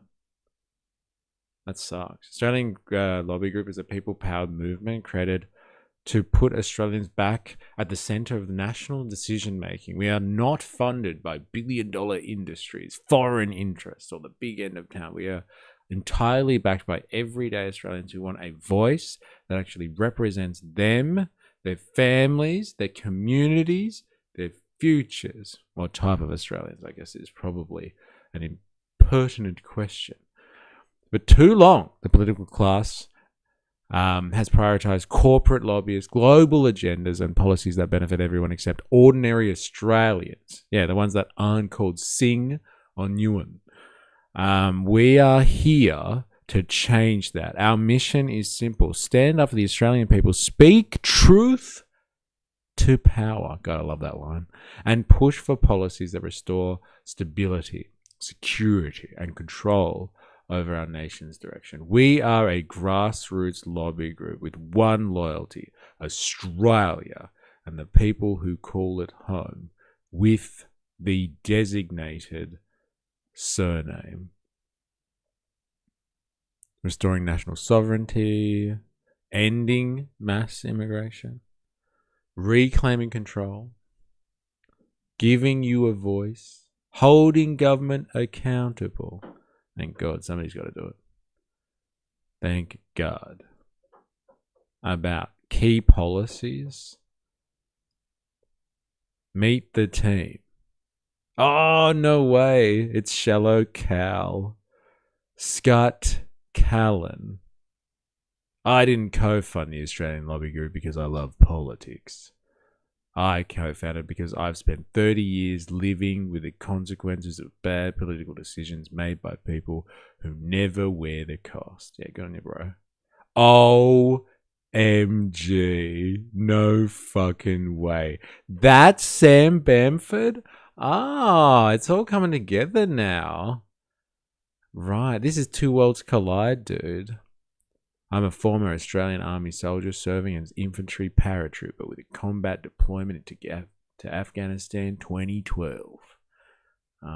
That's his whole shtick, isn't it? Oh, it's the dude. It's the libertarian dude. Lachlan Lade. Yeah, right. Look at that jawline. Lachlan. That's a libertarian jawline for sure. I didn't get involved in politics because it was fashionable or safe. It's definitely not fashionable. I got involved because even as a teenager, I could see Australia being steered by people insulated from the consequences of their decisions. As an 8th generation Australian, I didn't even know there was that. That's crazy. We grew up on a family farm in Prosper Pine, Queensland. I raised animals, built things with my own hands, worked commission-only sales, traveling the country, dropped out of university. So good. So good. I dropped out of university. Yeah, fuck yeah.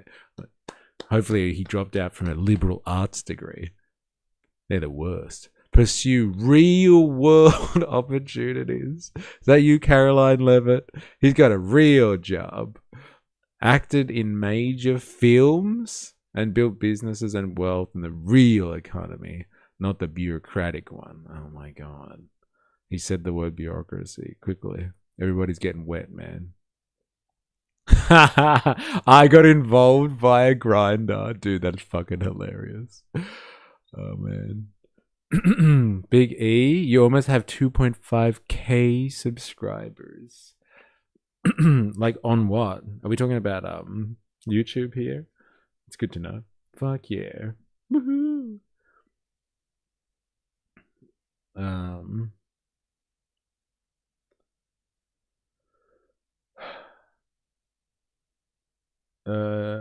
He may be right, but he's still a tosser.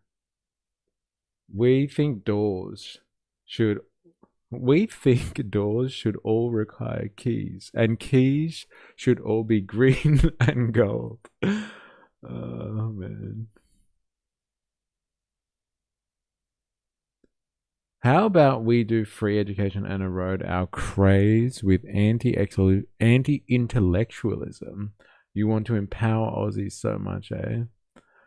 While we are at it, let's nationalize the post office. Yes, our services. Again, have a friend whose name I cannot pronounce. We tried for a few hours. She laughed a whole lot. I stick to the English pronunciation. Educational video in stream chat. Oh, really? Oh, here we go. Oh, good. Let us settle the debate. Here it is. I get asked this question all the time. Wow. How do you say Nguyen is the most popular Vietnamese last name in the world? About 40% of Vietnamese people globally have this last name. When I get asked, how do you say Nguyen? It's really important to remember a few key things first. Vietnamese is a tonal language. English is not a tonal language. Vietnamese uses diacritics, English does not use diacritics. So what that means is the sounds that exist in Vietnamese to say Nguyen simply do not exist in the English language. So when we try to anglicize a diacritic tonal language such as Nguyen, we come up with many different versions such as Nguyen, Nguyen, Nguyen. In France, a lot of people say Nguyen. My parents actually grew up saying Nugent because they were trying so hard to anglicize it. And I'll hear people who say, it's not Nugent, isn't it Nguyen? For me, as a first generation Vietnamese American, I'm personally not attached to any one anglicized version of my Vietnamese last name. However, at this point in time, we can probably agree that there are a few really common anglicized versions of the name Nguyen, which happen to be Nguyen and or Nguyen. Ta-da! Ding, ding, ding, ding, ding. Sam Bamford, Australia thirst. Dude, that's so good. That's population, not jumping hoops for jobs. Yeah, fair enough. I got like 87 and then dropped out to learn a trade. There's your dad joke. Alright, so we've met the team. The Australian lobby group is not what I thought it was, unfortunately. I actually thought it was like getting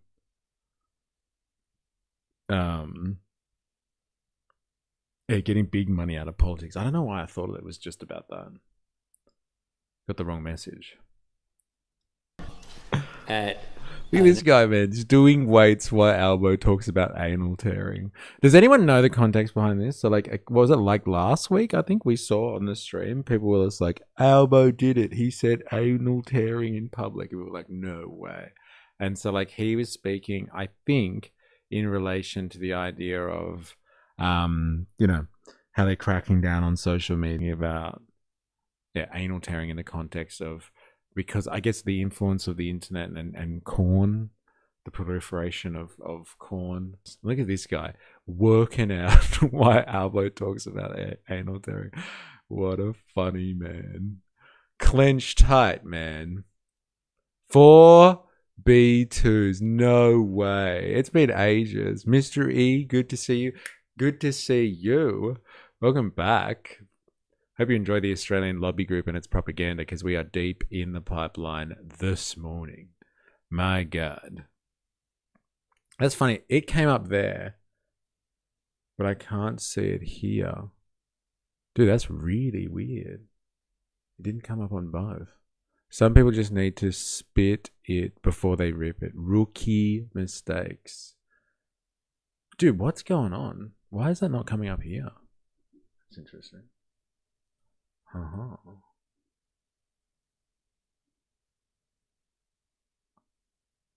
gonna have to wait until the messages come back again. All right, back to it.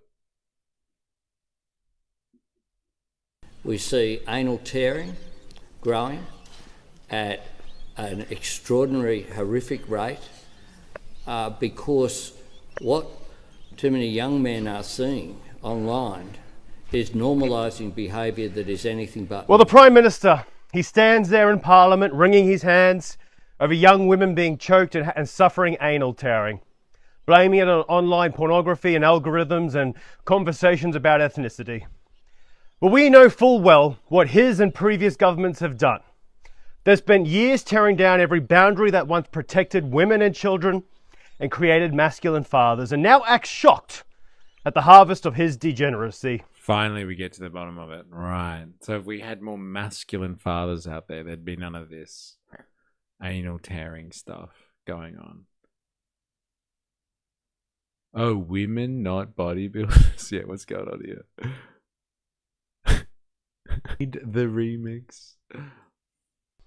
Fraction and transgender identity. In the early 2000s, around 0.1% of them identified as such. Yes, there are some people naturally born this way.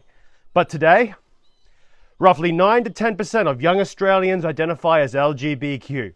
That is not simply natural variation. That is from the propaganda, the indoctrination. And it's from his government openly declaring that men can be women. Only was about to hit send on a Grand Canyon quip on the growing anal tear Albo spoke of. Close. Fatherlessness. Is that what's happening here? It's like, because of government policy, people aren't getting married anymore and everyone's turning queer. Like, the power that the government has is fucking policies stopping people from getting married and turning people queer. That's a big call, man. Levels have celebrated the collapse and are increasingly at war with the family and the very natural foundations of our society. I mean, discipline is gone within. Is it a surprise that hospitalisation for self-harm among young teenage girls is well over 60%? Or that around 7 Australian men each day take their own lives? And there's relative silence on that. Boys are falling behind in every measure. Education, employment, mental health. Our society degrades, wastes, and people see an anal tearing as... oration style. But I'm not sure what this accent is.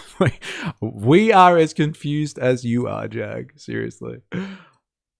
I mean, I can do about 10 reps of 15 kilos before my arms feel like jelly. Yeah, where's our masculine men? Yeah, I used to get 20 kilo boxes to deliveries. In deliveries too. Paper is heavy. I used to throw 20 kilo bags of insulation up to the dude on the roof. Yeah. Yeah, this masculine man. But just carrying, I mean, my fridge had to come up the stairs and it's 120. Look at everyone measuring themselves in the chat. Accident. Unrelated in rainbow flags needs children raised with boundaries bleeding because of it. We see anal tearing. Bleeding because growing. of it? Dude, that was low. That was low, bro. You didn't have to fucking say that. Anyone have any suggestions? Anyone care? Maybe this one?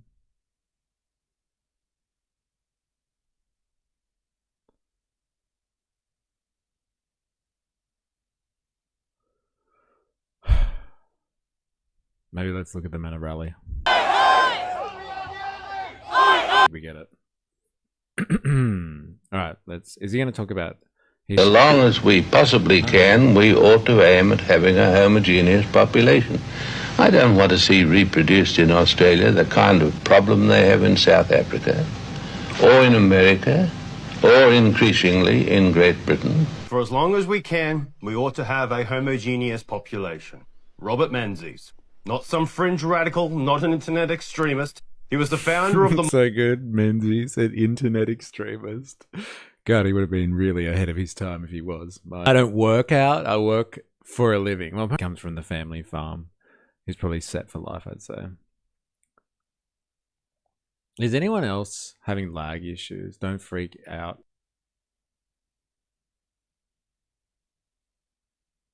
No, I don't think it's just you, man.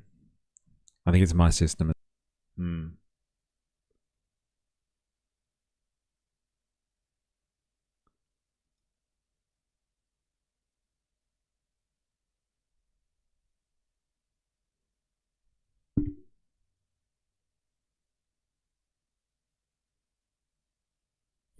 So good. Don't freak out, E. It's probably just me. Fuck. Damn.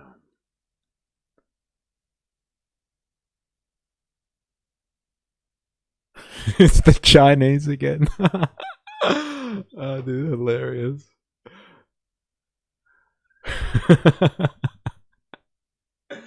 Dude, the comments are so good. Oh, man.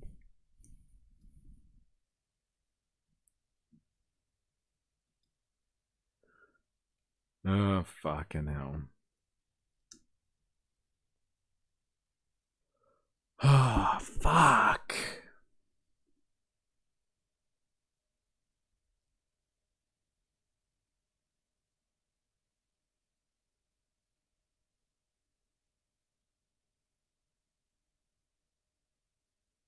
Dude.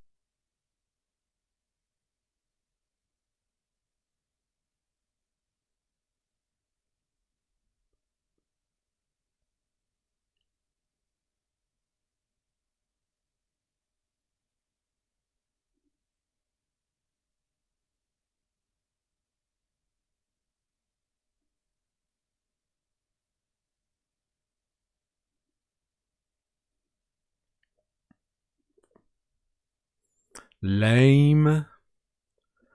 I've got to go check my modem.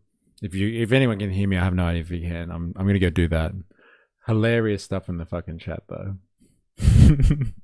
It's the Chinese again, for sure. Oh man. Kill NBN, easy choice. We're shut down. Damn. Oh yeah, if you can hear me, I'll be back.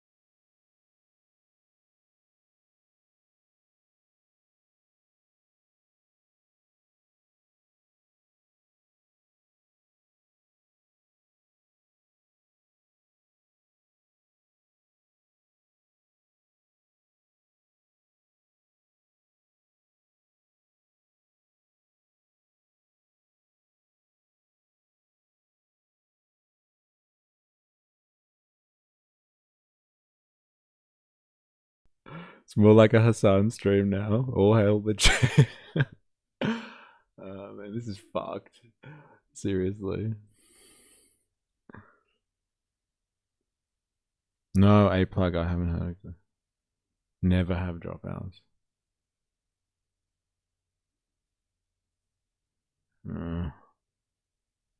So lame. So lame. I think it's working now. So lame. It's working. Okay. For fuck's sake. Seriously. Alright, give me a second.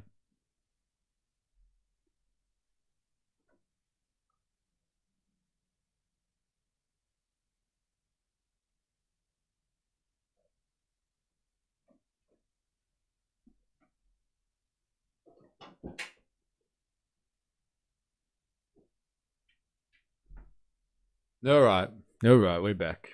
I don't know if this is gonna work. No more internet left. Got to head out Cooper Petey ways. They say they got some flowing out them ways. Yeah, it's a bit like that. I'm heading out that way.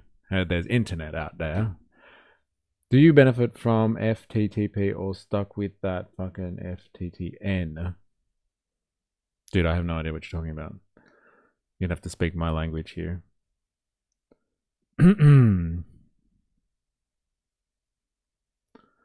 Alright. I think I'm back. I hope you can hear me. I was not dropping out anymore, etc., etc., etc., all that sort of stuff. I don't know if I'm going to continue with this guy, to be honest. He's kind of lame. Fiber to premise or node. Oh, right. No, we are fiber to node. And like, cause I'm in a complex and like I'm the unit right at the back. And so like the NBN have come in and they're like refuse to put in the actual fiber, to the premise. And we're just relying on copper at the moment. And like I've tried to appeal to them many times to do the upgrade and they're just like, no, not doing it, not spending the money on it. Fiber to the premise. Yeah, I wish we had fiber. I've tried to get them to come out, but they won't do it. Yeah, it's crazy. What's this? Israel recently told US President Trump it had intelligence suggesting that Iran was planning an assassination attempt against him. The Wall Street Journal reported on Friday. CNN separately reported that the intelligence pertained to a specific attempt. The US government and Iran had not responded to these reports and claims, but Washington has in the past claimed that it had thwarted multiple attempts by Iran to kill Trump. Speaking in Ankara on the sidelines of the NATO summit earlier this week, Trump had referred to the perceived threat to his life from Iran, which he said had him on target list. Crazy. Ah, yes, fiber to copper. Great idea, Malcolm. Good job. Yeah, thanks. I know. Tell me about it. Tell me about it. Outrageous. Outrageous. Who got censored? The bitch bun is our Kaya. What is Kaya? Is that the dog? Nurses on strike stand up to security cunts. Well, that's a general chat. That's from a while ago. Alright, back to it. I think I've had it here for 11 years. Yeah, they refuse to upgrade it. It's too expensive. They're like, oh, we'd have to tear up your driveway to do that. We all watch for Kaya. Kaya. Yes, the dog. LOL. Okay, got it. Got it. I'm on that. Okay, I'm across what all the kids are talking about. It's okay, I'm across it. The dog. The shock dog. Got it. Actually, I do want to hear the end of this one, though. Let me just see what this guy has to say about Robert Menzies. I'm actually so surprised that Sydney hasn't fully swapped over. Most of Vic has changed. No, like I think there are places that are still in the too hard basket, like my complex, my unit complex, we're at the back. And so they just don't want to spend the money on it. They're like, we'll have to tear up the driveway. I'm like, well, fucking tear up the driveway then. I don't give a shit. Do what you have to do. We're like, it costs too much money. Not my problem, man. My girl walking up the dog. Oh my God. All right. Modern day Liberal National Party, and the longest serving Prime Minister this country has ever known. He could foresee the ordeals we are now increasingly suffering. A man who understood the fundamental truth that a nation does not exist as a random collection of consumers who happen to share a postcode. A nation is born of common people, a people who cannot remain a people if they are endlessly diluted, endlessly replaced, and endlessly told that wanting to remain who they are is a cardinal sin. Traditionally, tyrants, socialist despots, demagogues like Albanese the liar, they divide and rule. They want a nation. Oh, bullshit. They can bore under a driveway. I've watched it be done. Yeah, they're just like, they're copping out massively. They're just like too hard basket. And like I've said to them, like the national rollout means everyone has to get connected. You're going to have to do it at some point. And they're just like, yeah, we'll get back to you, Barrett. So like, yeah, we're just on the too hard list, I think. So am I. I'm 150 meters from the street. Dude, we're not even that far. We're like, I reckon 80 meters from the street here. And they're just like, too hard basket. E is streaming. Hey, yo, what's up, Razor? In the house. Hey, guy. I love that photo of Destiny on the beach. It's good to have you. Welcome to Far Right Fridays. I'm just trying to get an understanding of a particular type of right-wing sentiment in Australia at the moment. It's a holy war stuff. Actual picture of Destiny Hassan and Asmongold. Divided into ethnic rivalries. So what's under your driveway, mystery? Eh? It's just, yeah, they're just tight asses. I'm telling you. I'm holding a son. We are dancing. Hilarious. Immigration is the policy to hasten state powers and collectivization. And so for 20 years, you have been subjected to a campaign of indoctrination designed to make you feel as if you should be ashamed of your own existence. They've infested our classrooms, our media, our boardrooms with this poison. Humiliation rituals like the welcome to country ceremonies, which are not reflections of respect but signals of your ongoing dispossession.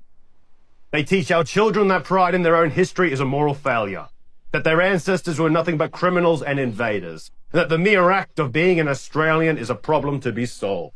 So why is the current establishment so deathly afraid of us knowing that we belong here?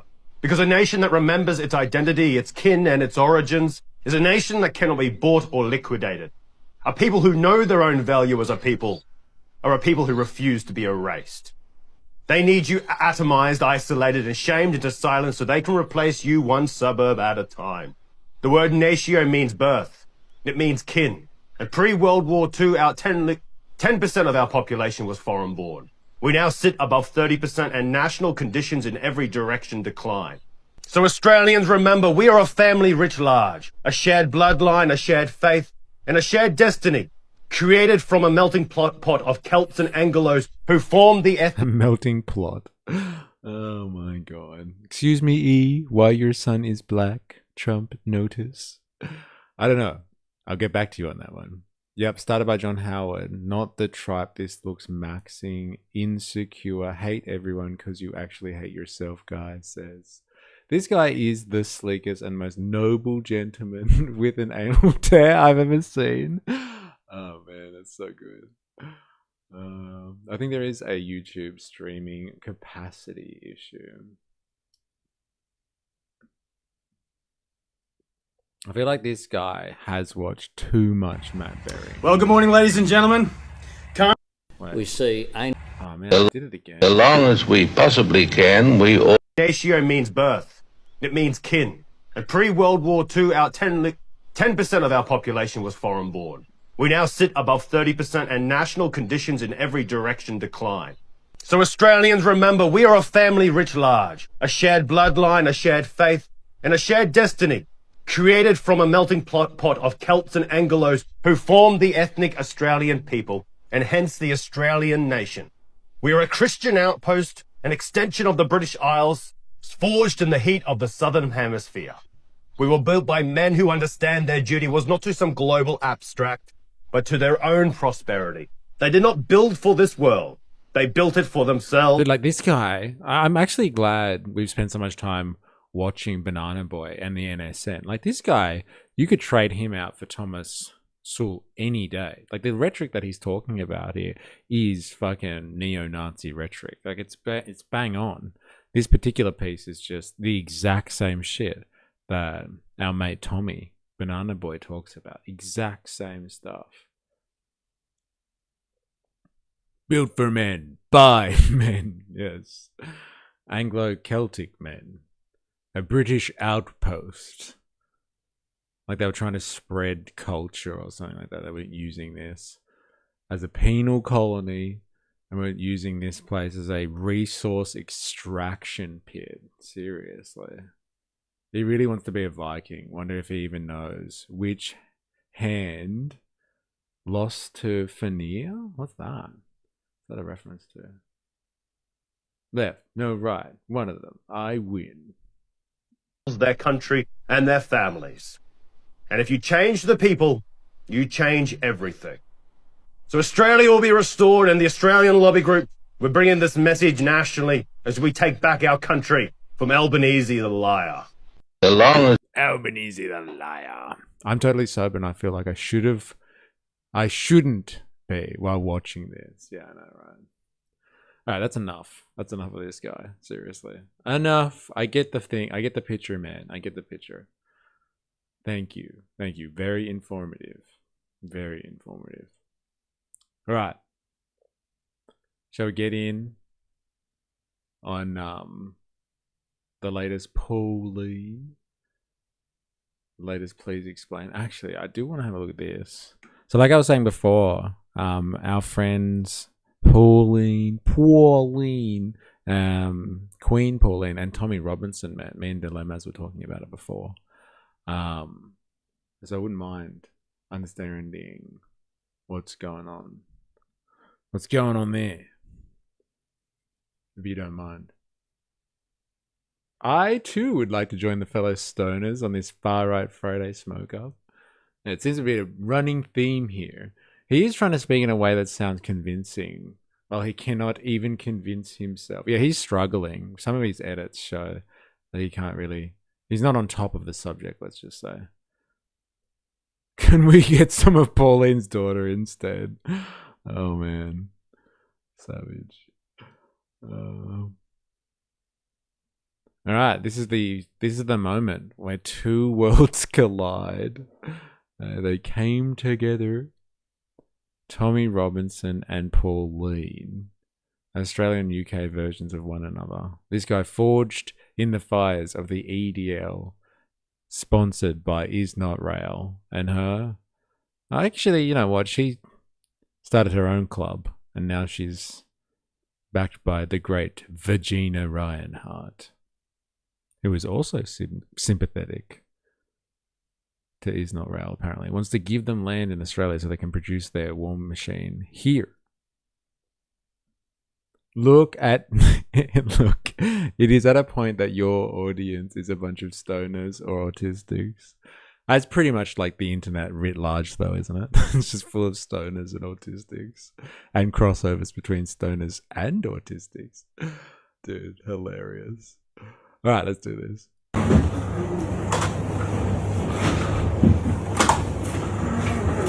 Dude, if she had eggs on eyes, could you imagine their kids? Dude, yes. Very red-faced and generally angry. Beware the orange woman dressed in red draped in a flag. If I, Pauline, I would have started knitting because I want to die in peace at that age. Hey, I am both. Thank you very much. Yeah, I know. Con in the house. How you going? What is GVNG? I'm not sure.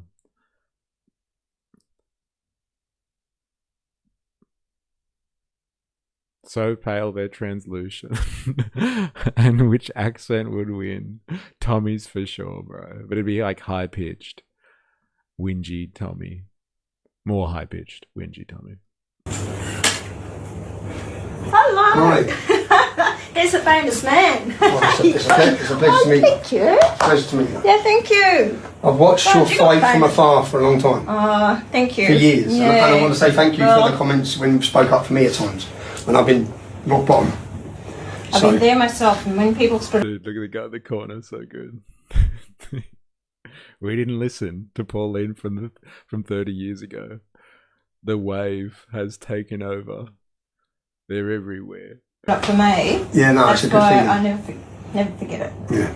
Good to Well, see I'm you. looking forward to talking. Weirdest corn ever. It feels like that. It's just like, oh, hello. Come in. Come in. Take a seat.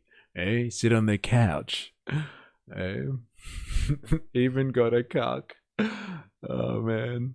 But I live in the E regime, so we don't have any peace in our lives. Let's work to change the world. Fuck yeah. One stream at a time, baby. Oh, man. Fucking hell. Look at you, boy. Yeah, great. I'm looking forward to hearing your story and also the shift that's happened in Australia. It's happened here as well. You know, over the last 24 months, that there's been a mass awakening, I'd say. That's the only way I can describe it. Where people who have not understood what's happening or not been willing to listen are now listening. And I'm guessing it, looking at your polling results, it's a similar shift in Australia. Yeah. Look, it's taken a while. Taken a long time of being persistent with it, not giving up, and believing that I had a message to give and I want it to go through. And it came, I think, last year when Kirk was assassinated. Yeah. And at that point, That's one big POV cam. Dude, there's so many cameras in there. Hey, it's fucking mental. and it hit a lot of people, and especially hit the younger generation. And they thought they lost the freedom of speech.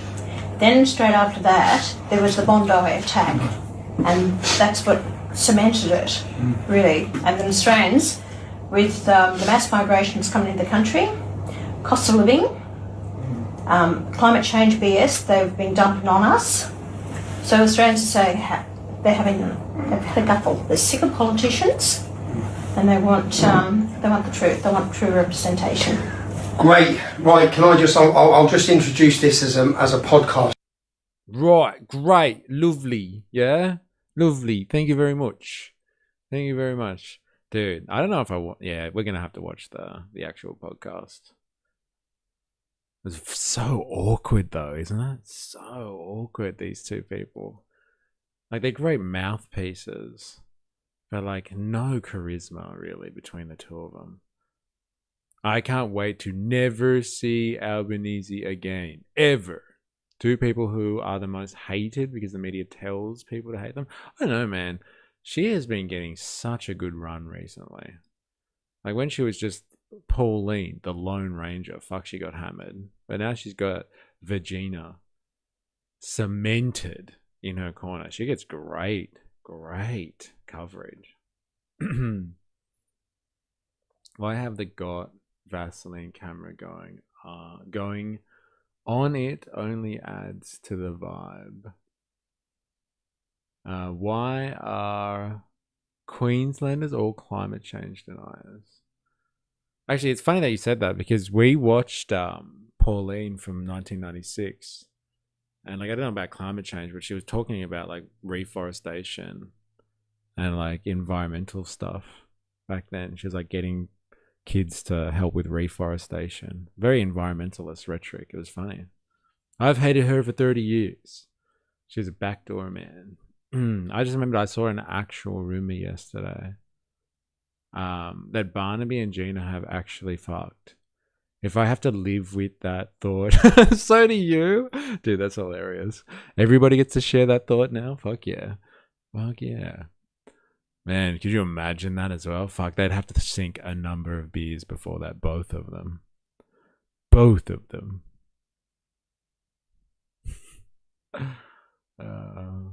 I am Queensland born and bred, so not all Queenslanders are racist ferals. Yeah, take that. I'm just feral. Yeah, drop the racist thing, please. Show some goddamn respect. Alright, so they're coming.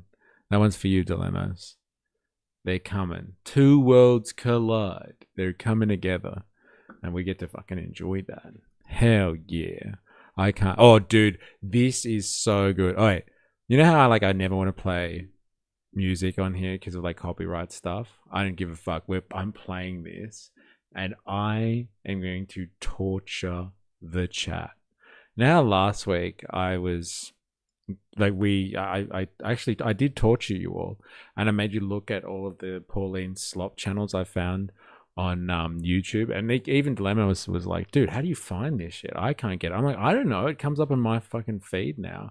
So anyway, there is a Pauline-ish, or like a general Australian right-wing slop channel that makes AI slop music to get people into their, I don't know, patriotic feels and vibes. Like, they make songs about, like, look at this song. It's got 300,000 views. And This Is Australia, Australian Albanese protest song is going viral. And it's like, you know, Albo, I resign. And it's like AI slop music. Like, look at this one. 3 weeks ago, 47,000 views. Fire the liar. So, I don't know. You tell me what you think. But, like, what type of AI slop music do you want to hear? Pick your poison, ladies and gentlemen. We're going to listen to AI slop. Like, if you thought that like the usual AI slop was good enough, wrong. We get AI slop music as well. And there's so much of it. It's mental. Country to the beach. Fucking mental.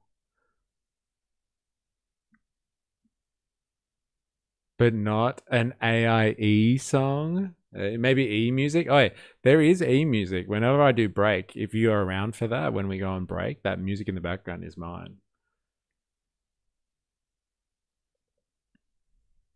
Rob's Media is my favorite AI slot. This is Brother Chris official. So I'm going to go to most popular.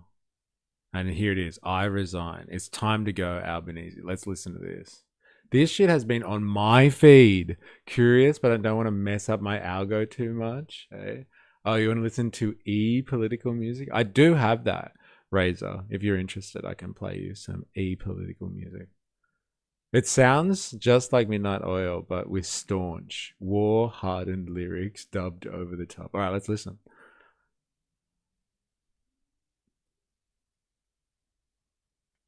Parental advisory, explicit content. Oi! Oi! You hear this, Canberra? Canberra! Australia's had enough!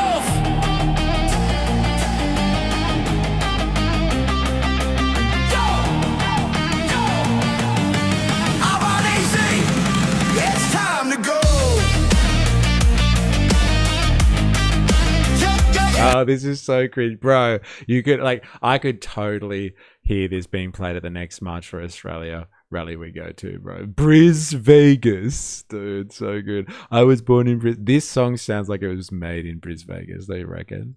It's time to go.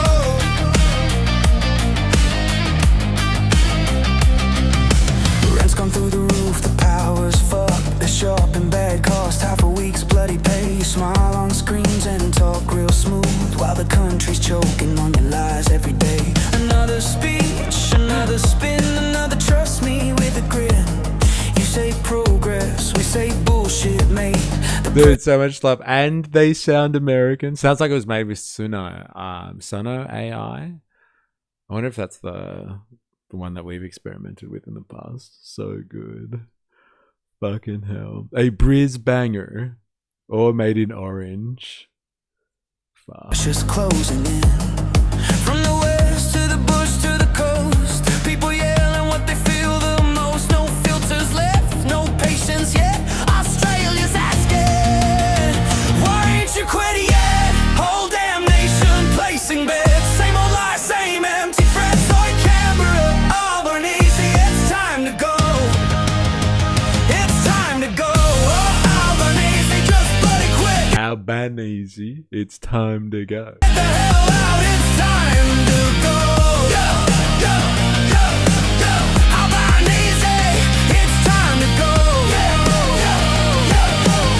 Albanese, it's time to go. Dude, could you imagine being in a club and this comes on? Dude, it's a banger, bro. This is actually a banger, all right? All these people criticizing this as AI slop. The AI has nailed it this time.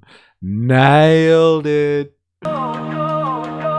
Committees, reviews, delaying the truth while families drowning dead in proof. You talk future, talk vision loud, but you don't hear the It's pronounced elbow, you doofus. Elbow sleazy. Yeah, I don't like how the AI is pronouncing, what is it, Albanese. It's time to go Albanese. Nah, it's elbow sleazy. alien crowd. Culture war, smoke, distraction plays while real life burns. Day by day, you don't live out here, you don't feel our pain. You're the captain of a ship going down the drain. Yeah. Albanese, we're sick of your spin. Albanese, sick of the lies you hide behind. You're a coward, Australia's tired of your grind. Now screaming, hey, hey, hey. Albanese, just go away. You're Albanese, it's time you go.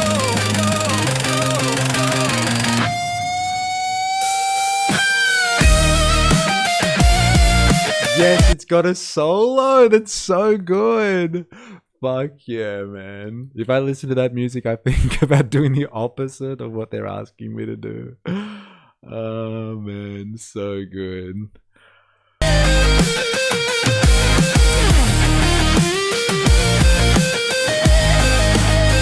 Anyone else getting chills? Me, bro. Me. It's not just you, it's me.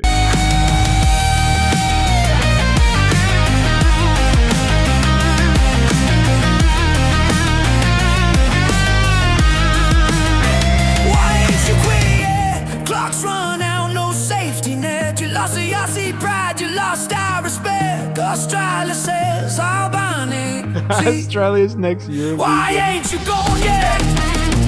Why ain't you gone yet? Why ain't you gone yet? Just bloody quit. We've had enough of your bullshit. Enough is enough.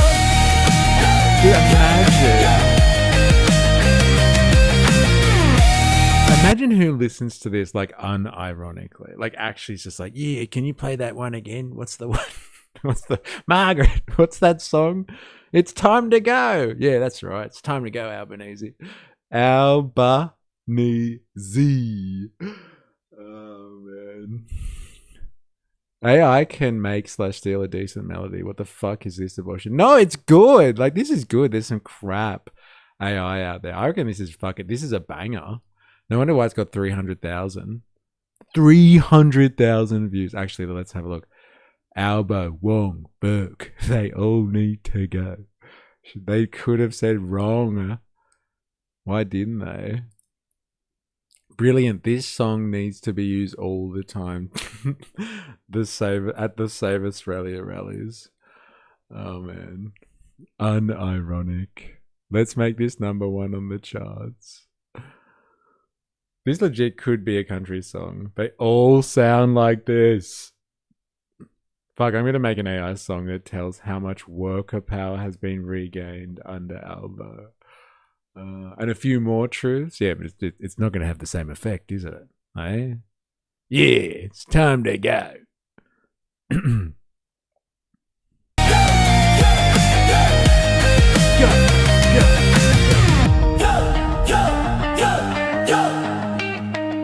Yeah, it's time to go. Yeah, it's time to go.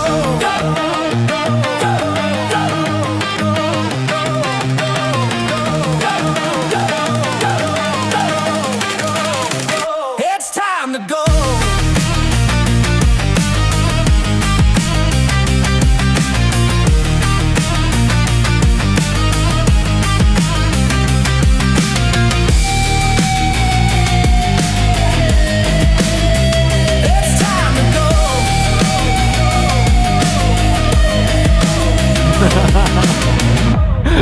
It's so good. And It's no more elbow sleazy after he made the anal tearing comments. It's anal sleazy. Yes. Hottest song this summer. Whenever I hear manufactured music, I think of the 4 chord song. Oh, man. Second guitar riff. That was a weird distortion at the end there. Take your bloody imported troublemakers with you when you go, mate. Oh, that was a great...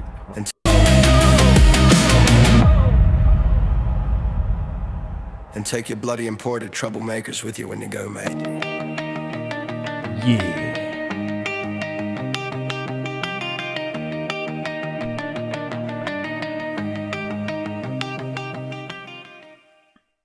I've completely bought into your style, eh? Your AI songs are bangers no matter what. Man, I wish I was up there with the Brother Chris official. It's official. Oh, man. What it means to be Aussie, mate. Does anyone want a trashy one? Like a really trashy one? I wonder what like the trashy stuff is like. Cane Toad Stomp? Oh, God. That sounds awful. That sounds awful. K-Toad Stomp. Fuck the haters. Oh, man.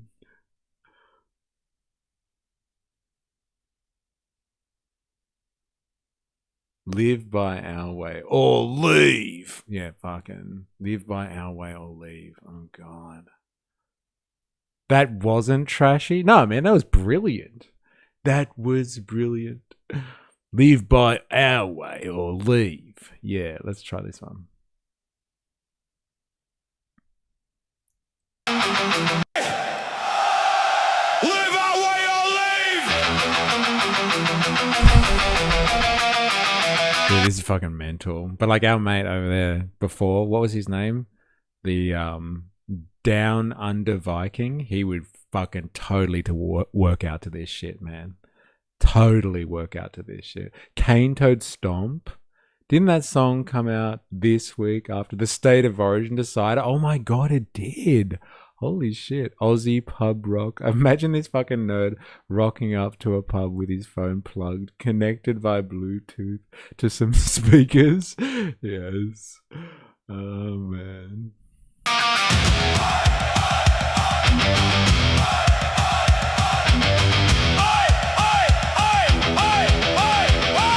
What is your most Australian thing you would describe if I ask you, E? Oh, I don't know.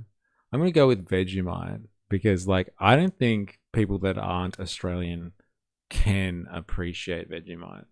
Honestly, like it's either you get it or you don't. And like, it's so divisive. I'm going to go with Vegemite. Let's go with that. Like, there's heaps of endearing things that are Australian that people are like, yeah, I love that. But like, nah. I'm going to go with something divisive.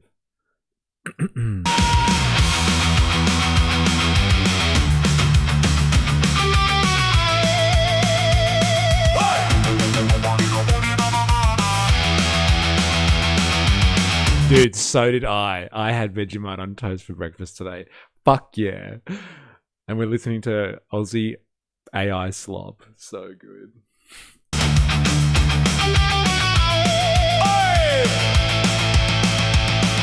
Listen close, hear us loud and bloody clear. This is our land, we stand proud. You came here, mate, you made that choice, but you ain't changing our Aussie voice. We opened our doors, gave you a hand, a chance to live free in this great southern land. But now you march demanding more, trying to change what we're fighting for. We don't bow, we don't break, our way of life ain't yours to take. Live by our ways or leave this place. Don't come here trying to change our face. We stand for freedom, we stand for pride. If you don't like it, just step aside. Live by our ways or walk away. This is Australia, mate. We won't obey your ways. Wow. Fuck. This is something else, man. I was not raised on Vegemite, But like, you get it though. Like, I don't think people that are who aren't Australian, they just don't get Vegemite. Like, they just don't understand it. Like, you might not like it, but you understand Vegemite. Like, it's not repugnant. The fuck is this British punk? I don't know, man. It's crazy, isn't it? Sorry, I'll be right back. Got to punch a fucking drywall. It's pretty on the nose. Dude, it is so on the nose. Oh my god. It's so on the nose. Fucking hell. Seems like they've had one viral song. Yeah, like one by the look of it. I don't know why this one hasn't taken off more. I can only imagine the comments. Perfectly worded. Couldn't be more true. This should be #1 in Australia. I think our Indigenous Aussies have more right to these sentiments than the white supremacists among us. Dude, who's this fuckwit? Get out of this comment section, asshole. As an Indigenous man, I hear ya, mate. Okay. Sure, Brody. Whatever. As an Indigenous bot, I hear ya, mate. Wait for it to stop fucking before you fuck with it.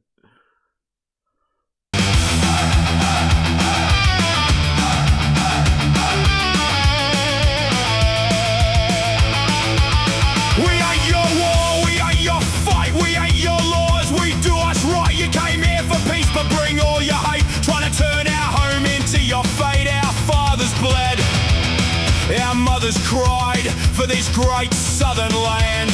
They fought and bloody died. Live by our ways or leave this place. Don't come here trying to change our face. We stand for freedom, we stand for pride. If you don't like it, just step aside. Live by our ways or walk away.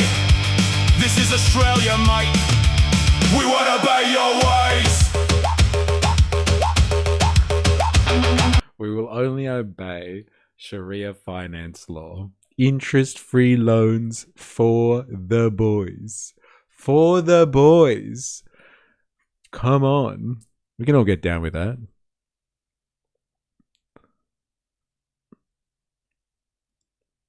So what's the next most popular one? Fire the Live, 47k views. They call us extremists. We're true Aussie patriots. That one's pretty good. 43,000 views. Penny for your thoughts? Dude, that's genius. These guys are fucking geniuses. Dude, I gotta watch this one. I'm sorry. Penny for your thoughts. Wrong. Fuck yeah. I hope there's some dubstep ones. Not all just like rock, pub rock. Oi, Penny! Oi, Penny! Penny for your thoughts, love. Cause it sure ain't us. Shoots in Canberra, smiles on. How we doing, peeps? Solar Bear in the house. What a time to come in. I'm torturing everyone with Australian... I don't know even what this is. Australian AI slop music that is anti-establishment, I guess. Or is this anti-Labor, pro, potentially One Nation? I'm not sure. But it's clever, eh? Penny Wong, Penny for your thoughts, eh? Anyone? Anyone? Go on. So is this a bot channel playing bot videos with bot clicking like and making bot comments, asking for a bot who feels excluded? Yeah, like it's literally just an ecosystem of bots and then me. Like I get this in my feed. I don't know why you guys don't get this. I get it. So it's just me and a world of bots out there. Dead internet theory, man. Bogan Rock. Making it live allows the AI to cover its tracks. Clever girl. Clever. Shoots in Canberra, smiles on cue. Flashing headlines saying, trust me, you. Flying overseas, chasing claps. While back home, blokes fall through the cracks. Talks real smooth, talks real long. But something feels a little wrong. Every promise polished clean. Still don't know what it bloody means. Hands go up, heads go low. Crowd starts asking, where'd you go? Hey, buddy, hey, who you working for? Hey, buddy, hey, I sees one more. Aussies don't get a say. Yeah. Oh! Talking global, talking big. Dude, this is really good. Alright, all you fucking haters out there, hey? Penny for your thoughts, governor. Hey, fuck yeah, man. This is just E showing off his new favorite band. Dude, I've been fucking busted. Oh no. I've been totally busted. I've told you guys I wanted to torture you, but really I just wanted to show you my new favorite music. Oh man. Don't fuck with my trailer, cunt. Don't park in my spot. Yes. What a song that is. Hey. It's trying to be profound, but it's so generic. Yeah, if they could just turn down the profound part. Like, it's too much. I don't understand it, and I'm mad about it. But won't look down at the local gig. Farmers stressing rent's too high. Same old answers, different lie. Flags wave nice on foreign ground, but back at home it's upside down. We're not asking for the moon, just show up for your own mob soon. Crowd gets loud, patience gone. Same old dance, same old song. Penny, penny, penny, penny. Hear the crowd below. Penny, penny, hey, it's time to go. Penny for your thoughts, don't stall. Australia's sick of getting none at all. Who you standing with? Not us. Who you listening to? Not us. Who you standing with? Not us. Who you listening to? Not us. Penny, penny, penny. Clock's ticking loud. Penny, penny, penny. Hear the crowd. Not hate, not rage, just want the truth. Not hate, not rage, we just want the truth. Hey, stop playing games with the Aussie youth. Penny, penny, penny, penny, yeah. Our hero, Pauline Hanson, as requested, 22k. Dude, this is the one. It's either Fire the Liar or Our Hero. You choose. Can we have both? Fuck yeah. Dude, look at Albo crying in that picture. He looks severely depressed. Eh? Or in pain. Maybe a little bit of anal tearing. Dude, kangaroo with guitar. So good. Someone asked what's really Australian. I take it back, Razor. This is the most Australian thing I can think of. A kangaroo in the outback with a guitar. Potentially is rock in the background. Oh man. I love the input function output machine was able to make. Oh, fuck it hell. The issue is that it's American rock, Australian rock, or pub rock would be better. Yes, it would be more appropriate, but I don't think the AIs had enough of that fed into it yet. Alright, just one more. Okay, humor me. One more. Inputs. Function machine. Outputs. Give me, just let me listen to some Pauline Hanson one. As requested. Alright. Penny, penny. Look, Australia needs leadership. Someone to keep our country strong, safe and proud. Yeah. Was this 3 months ago? 22k views. That's pretty good. Hey, I know what this music sounds like. This is the Strong Woman South Park music. If it was Aussie, absolutely, bro. Strong Woman. So good. Isn't it like out of 25 years government ALP held for like 6 or some shit? Yet it's ALP who are shits and the best solution is hate and division. Fuck this timeline. The X unironically listens to that American country shite. LOL. Ooh, unironically. Ooh. You're a strong woman, eh? Sticking around for that.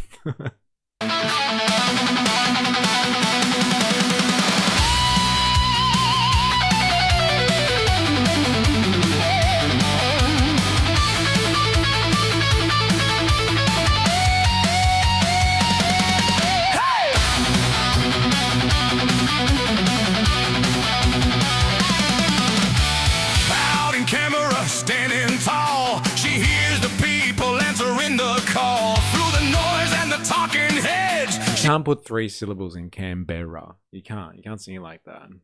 I don't think Australians speak like that. That's why I left him. It was unironic. Joking. Canberra. Can't do it. Mr. Roberto shreds. She leads with courage, just like she said. No weak excuses, no dragging feet. She fights for Aussies on every street.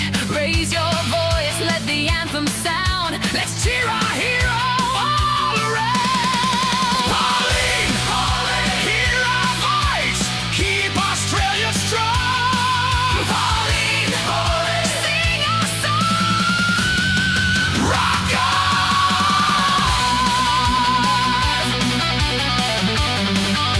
All I can think of is Holy Diver right now. What's that guy's name? Holy Diver. Oh, fuck. What's that guy's name? Our hero, Pauline. This is a banger, bro. Fucking woe to woe bangers.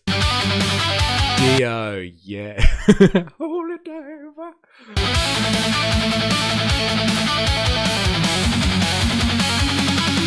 from cities wide to country farms. She's keeping Aussies safe and warm. Promises kept, she stands her ground. The strongest voice in this battleground. Hear the drums, feel the guitars wail. This Aussie anthem will never fail. Stomp your feet, clap your hands, celebrate the hero of our lives. Pauline, Pauline, Hear our voice, keep Australia strong.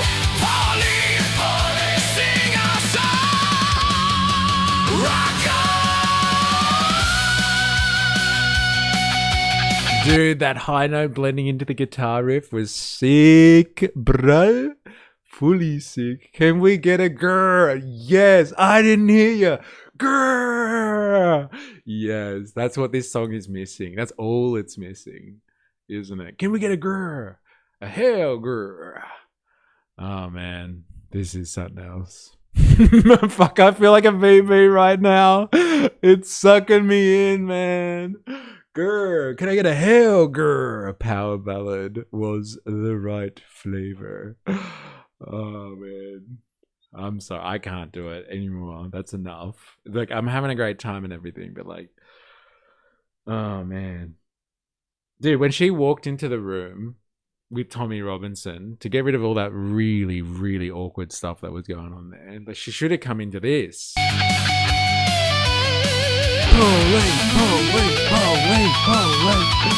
Thank fuck. No, you don't get out of the torture that easily, alright? I'm glad I finally had a joint for this one. We even have the West Side Boys on this track.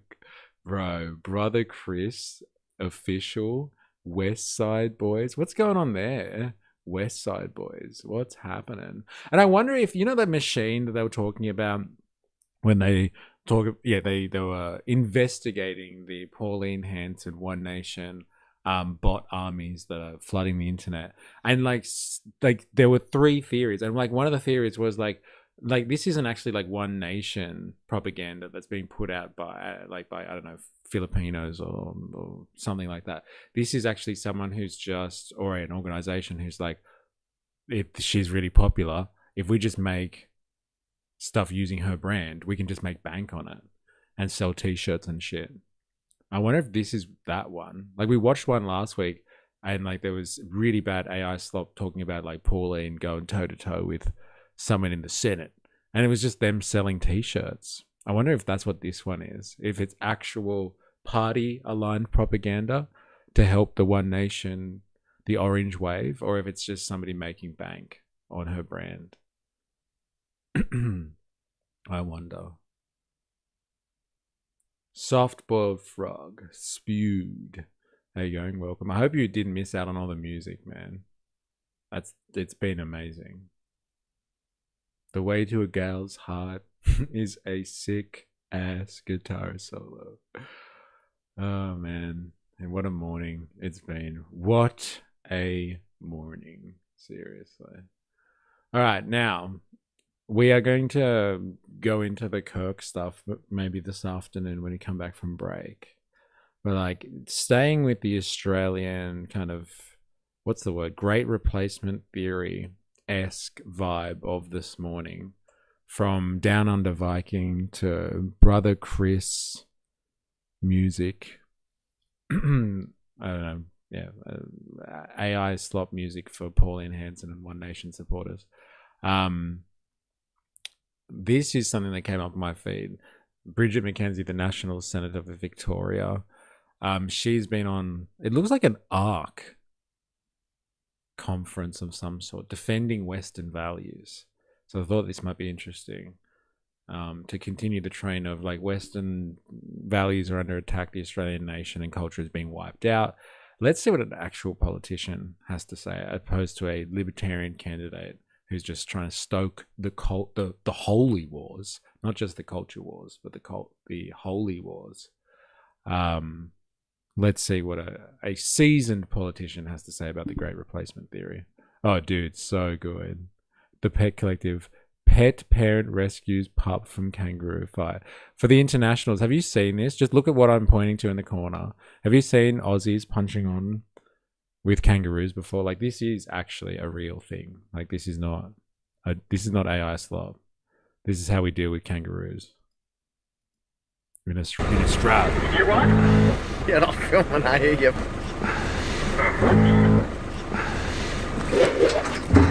Look at it. Let it go, Tonks. Let's go. The other dog's coming.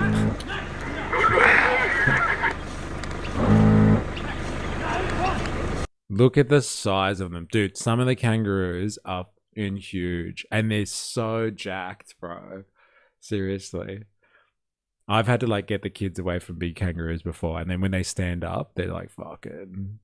Yeah, they're jacked, man. This guy knocked it right. It was great hit as well. And the kangaroo's like, whoa, what the fuck just happened?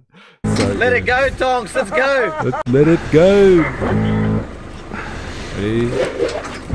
Fucking. Let it go, Tonks. Let's go. The other dog's coming. So good. That's a small one. Yes. Yes, some of them are fucking huge. Huge. They're like easy, like 6'5". And like when they stand up proper, dude, so good. I get them in my front yard. Nah, I have to go on holidays before I get to interact with kangers hanging out in people's front yards. Oh man. All right, let's listen to the Great Replacement Theory from a seasoned politician, shall we? How good is it to be at ARC? How good is it? Well, eh? last month I attended the 125th anniversary of Australia's first Parliament, held in Melbourne's Exhibition Centre, the very site where our Parliament met in 1901. Dude, I felt like that was a lonely Conservative. And that was a big dog too, a pig and dog. Yeah. Apparently, the kangaroos do a lot of damage to dogs as well. Like I've heard like stories of them like fighting in the water with dogs, and like they try and drown the animals and stuff like that. Like they hold them underwater and stuff. Like it's hard. It's dangerous for the dogs. Crazy stuff. My girl is bigger. She would run away. The very site where our Parliament met in 1901. I felt like a lonely Conservative, like Hiro Onoda, the Japanese soldier who kept fighting the Second World War in the Philippines into the 70s. It was very much an elites-only event which oozed remorse for our colonial past. There were no Australian flags, no mention of our constitution. Yeah, so it's true. I haven't seen any of this, but yeah, kangaroos are known drowners. They have a history of drowning them like dingoes and stuff like that. Yeah, crazy. Yeah, when they get a hold of dogs for IS, like when they're like they if they're near water or if they're fighting the water or whatever, they grab them and just drown them. It's crazy. That's what, like, see, I was like pinning that dog down. Like they do that in water, and like I guess that's a defense against dingoes. Maybe, who knows? Yes, they will immediately kill a dog or drown them easily. Crazy. There you go. So all those people think that kangaroos are like nice and cuddly and stuff like that. You gotta watch out for them, man. They can be pretty aggressive. They can take a punch too. Goddamn. Did she just compare herself to a Jap soldier? That's what I was reacting to. Yeah, that wasn't told that the war had ended. Yeah, it's a crazy thing to compare herself to, isn't it? Like, this is like Miss Australia over here being like, and you remember that Japanese soldier? I'm just like them. Didn't the Japanese fight Australia in World War II? Yeah, but I'm still like that Japanese soldier. Never left my post. Our British heritage. There was a passing nod to His Majesty King Charles in the Governor-General's speech, but there was a lot about how Australia had changed for the better to be more diverse, inclusive, tolerant as a nation.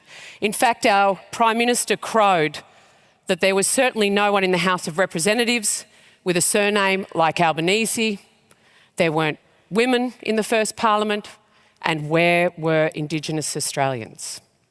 What crowed about like women being in Parliament? Like, I don't know about her. Maybe she doesn't identify as a woman, but like if I had to put my money on it, she'd have dem ovaries, I'm sure. Like, is she worried that like, hey, look at our woke Prime Minister saying that there are now women in Parliament? What an achievement. And this one's like, take me back to the good old days where women weren't allowed in Parliament. Man, what point are you making? Seriously. The Prime Minister chose to overlook was that Australia's great success as a democratic experiment came from the very institutions we inherited from Britain and the best features we borrowed from both the British and the American Constitution. Them ovaries. I'm pretty sure I'd look under the hood, we'd find them. You know what I'm talking about. A lot of people like to say we're a Westminster democracy. We're actually a Washminster democracy. Our Senate is American. Yes, it's easy to parody the self-loathing of the left. Much harder to examine our own side's conscience and ask, where have we actually gone wrong? It is fantasy to think that the powerful ideas born 200 years ago, implemented by the left, that we've heard about this morning, can actually be reversed at any given general election. But our side does have a natural advantage, our faith in the family. I Let knew me it. offer a The only thing that's going to battle the woke rubbish that's out there is the family. I can double down on the family institution, eh? Take me back to the kitchen. This bitch needs to make some man a sandwich. Yeah. Ovary the fuck up. Swimming in ovarian. Ovaries that vote blue, no matter what. Ovaries that think Palestine isn't a state. Someone making sandwiches? Yeah, apparently Senator Bridget McKenzie, apparently. Ovaries were promised 3,000 years ago. I love anti-feminists who talk this way. I want to bring back the good old days. So when you couldn't stand in Parliament, when you couldn't have a bank account, you needed a chaperone to go out in public. Apparently that only happens in Muslim world, in the Muslim world. As our friend, what was his name? The Down Under Viking was saying. Definitely never happened in Western culture. Never. Practitioners' view of three policy areas, education, migration and the family, and how that's played out in a liberal democracy like Australia. In the government I served, 4 education ministers met their match with the powerful education lobby. One genuinely tried to deregulate the sector, but was up against the machine, and the Senate blocked those reforms twice. The left has sought through our universities, and I'm sure it is similar for liberal democracies across the globe, to groom elites to a certain worldview, the future judges, politicians, decision makers. But they've also focused on educating the educators so that the very masses, our children, can be indoctrinated. God, I hate her voice. Could you imagine like the people listening to her at this ARC conference? Eh? They'd be like, oh man, what's wrong with this woman? Oh, she's Australian, don't worry. It's conference in London. That's what it's from. She was at the ARC conference in London. Look out, she's wearing a cross. Carolyn vibes. Dude, Carolyn, so much better than Bridget. Come on.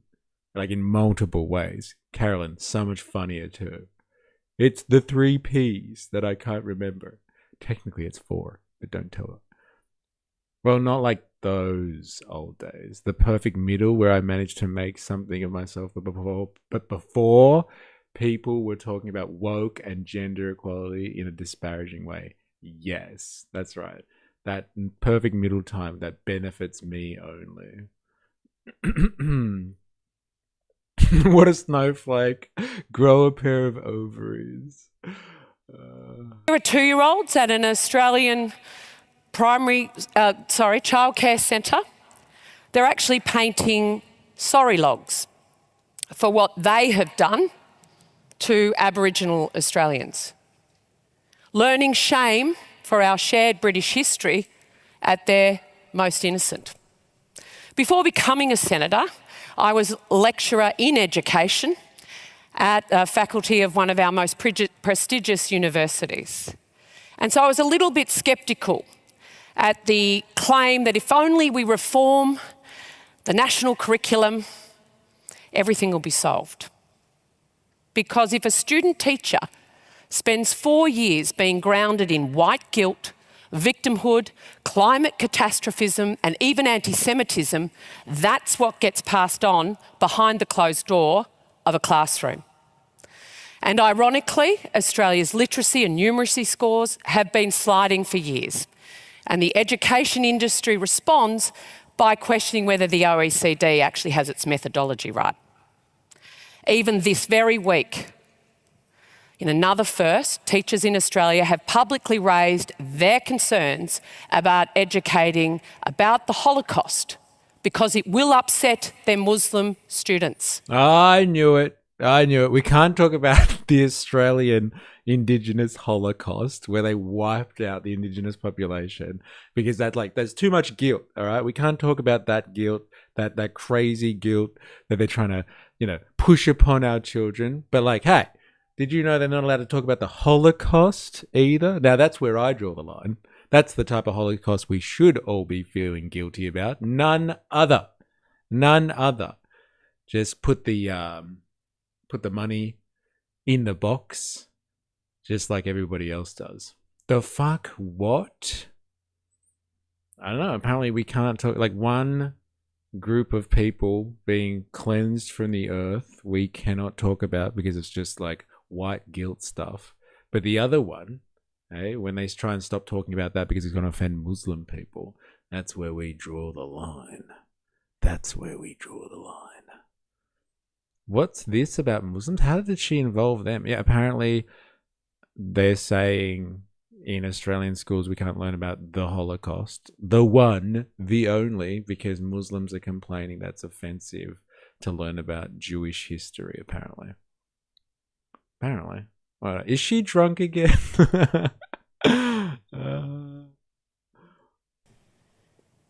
That is post-Bondi, post the Islamic terrorist attack. That's Australian Jews slaughtered on our iconic Bondi Beach.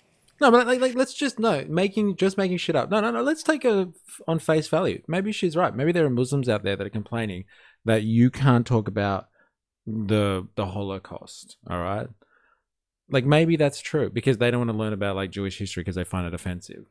But well, then why are you supposed to teach people, Australians, about European history, but you can't talk to them about actual Australian history? Why not talk about Australian history? Why think that it's okay to talk about European history for? Where's the line? What's the actual standard there? There is none. It's just bullshit. But we definitely shouldn't talk about the bombs we dropped if we do talk about World War II. Especially don't tell that Japanese fighting soldier, unless you're Trump talking to the PM, of course. I still can't believe he did that. Seriously. Keep it simple. What caused the shooting? What was the root cause? What happened in history to make 2 men feel like that? Our supposedly best universities allowed anti-Semitism to run unchecked with permanent camps like this at Sydney University. Jewish lecturers' offices were urinated on, Jewish students harassed, intimidated, research careers cancelled. Higher education in Australia is our 4th largest export industry. Do not underestimate this industry's power. That is after our iron ore, our coal and our natural gas, which we're very, very good at exporting and underpins our economy. High-paying international students at these universities comprise of 3.5% of our total Australian population. That's the highest per capita in the world. We have to ask the difficult questions here. Whoa, that escalated quick. Yeah, I know, right? Fucking urinated on? I don't know, like... Let's go with that one. What happened there? And maybe that lecture likes being urinated on. Yeah. No kink shaming here, please. Today. Is it any longer worth preserving institutions that can no longer be reformed? My firm belief now is that the only way to fix higher education in Australia is to actually break it. And to break it,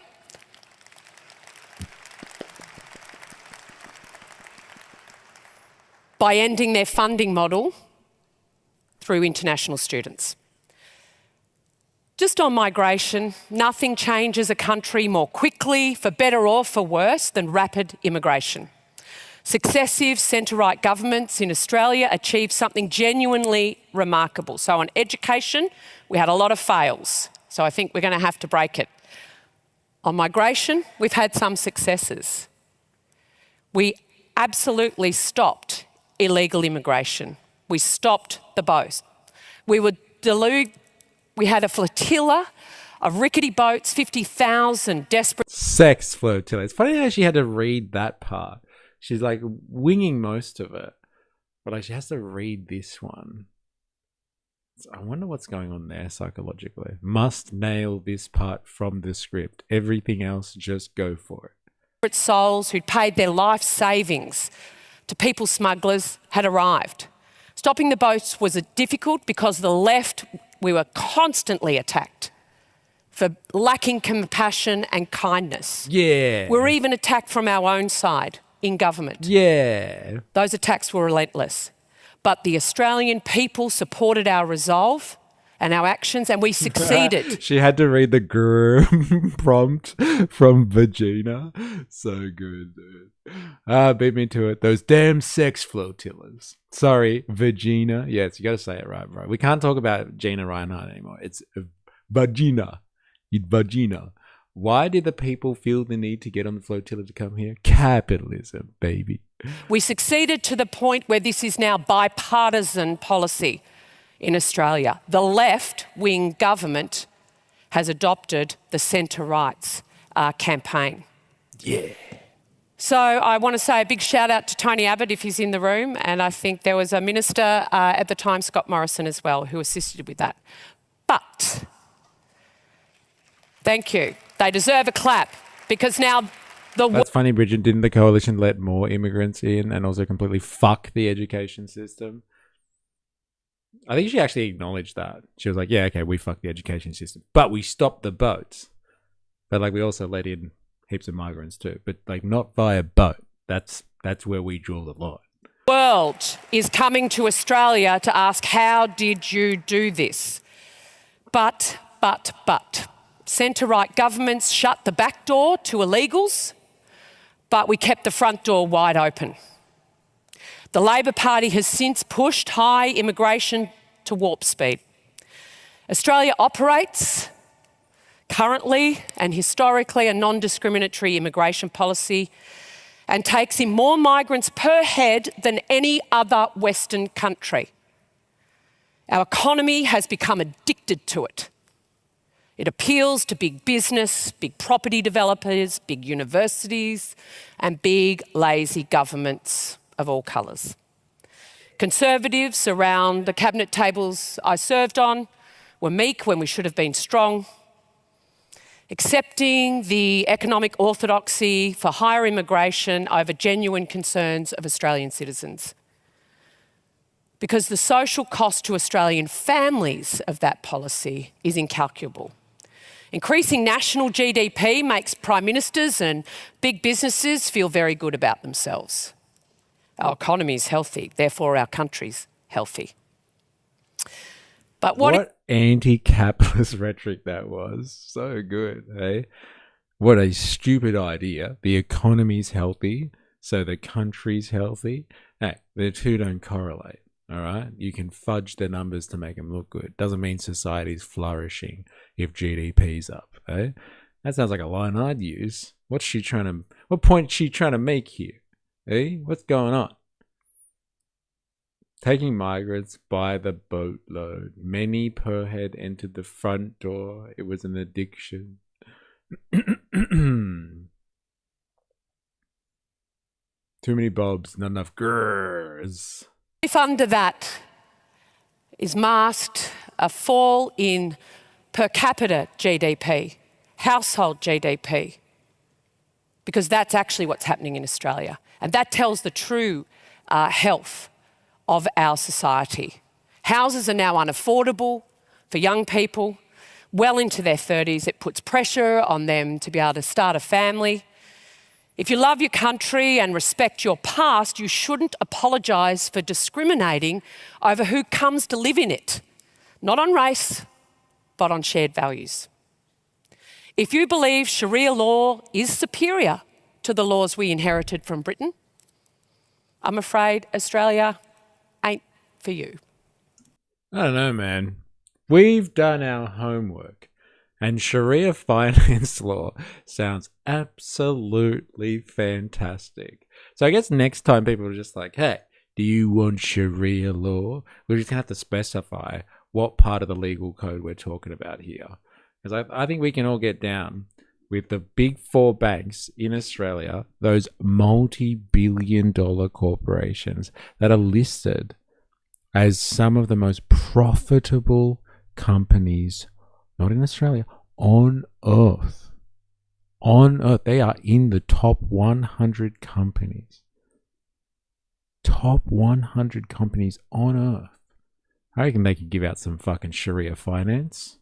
I reckon we could all do with a bit of Sharia finance every now and again. Let's do this. But maybe not some of the other stuff. But Sharia finance, let's do that.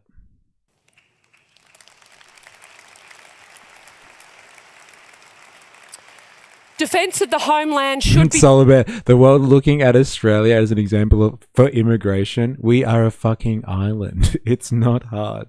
Yeah, and an island with some good distance between others, right? Is this Australia? I think if you're asking what's going on here, I think she's presenting to a room somewhere in the UK, actually. Number one priority of any government. But surely the defence of the family must come a close second. If we really believe this, our policy focus as... not inheritance unless you like your sons more than your daughters. Well, look, that's very European too, very Western. It's only within a couple of generations, actually, that we've erased that idea. But we still haven't gotten rid of it. It's still very cultural, I'd say. One of the major things Australia did right was being an American vassal state. Yeah, God, thank God. Parliamentarians and thought leaders should be on family housing, supportive tax structures, and support parents' choice about care for their young children, not universal industrial care that is supervised by the state. Currently in Australia, we're paying in excess of $16 billion a year and taking that choice away from parents. On the calamity of the falling birth rate, we blame affluence, birth control, climate fears, or the entitled, in my case, I've got 4 adult children, the entitled attitudes of our own children. But are these symptoms or are they causes? The most natural thing in the world is to make babies. But there's no escaping that modern life is becoming more incompatible with that biological reality. Politics is downstream of culture, not upstream. Parliaments can pass laws and set priorities, but only two people can find each other, and that often takes longer than we think. Commit and get on with it. So young men are going to have to pony up. They are. Young women are going to have to accept that biology is a real thing and the runway is short. And we, all of us, have to recognise, accept and promote that having children is a social good.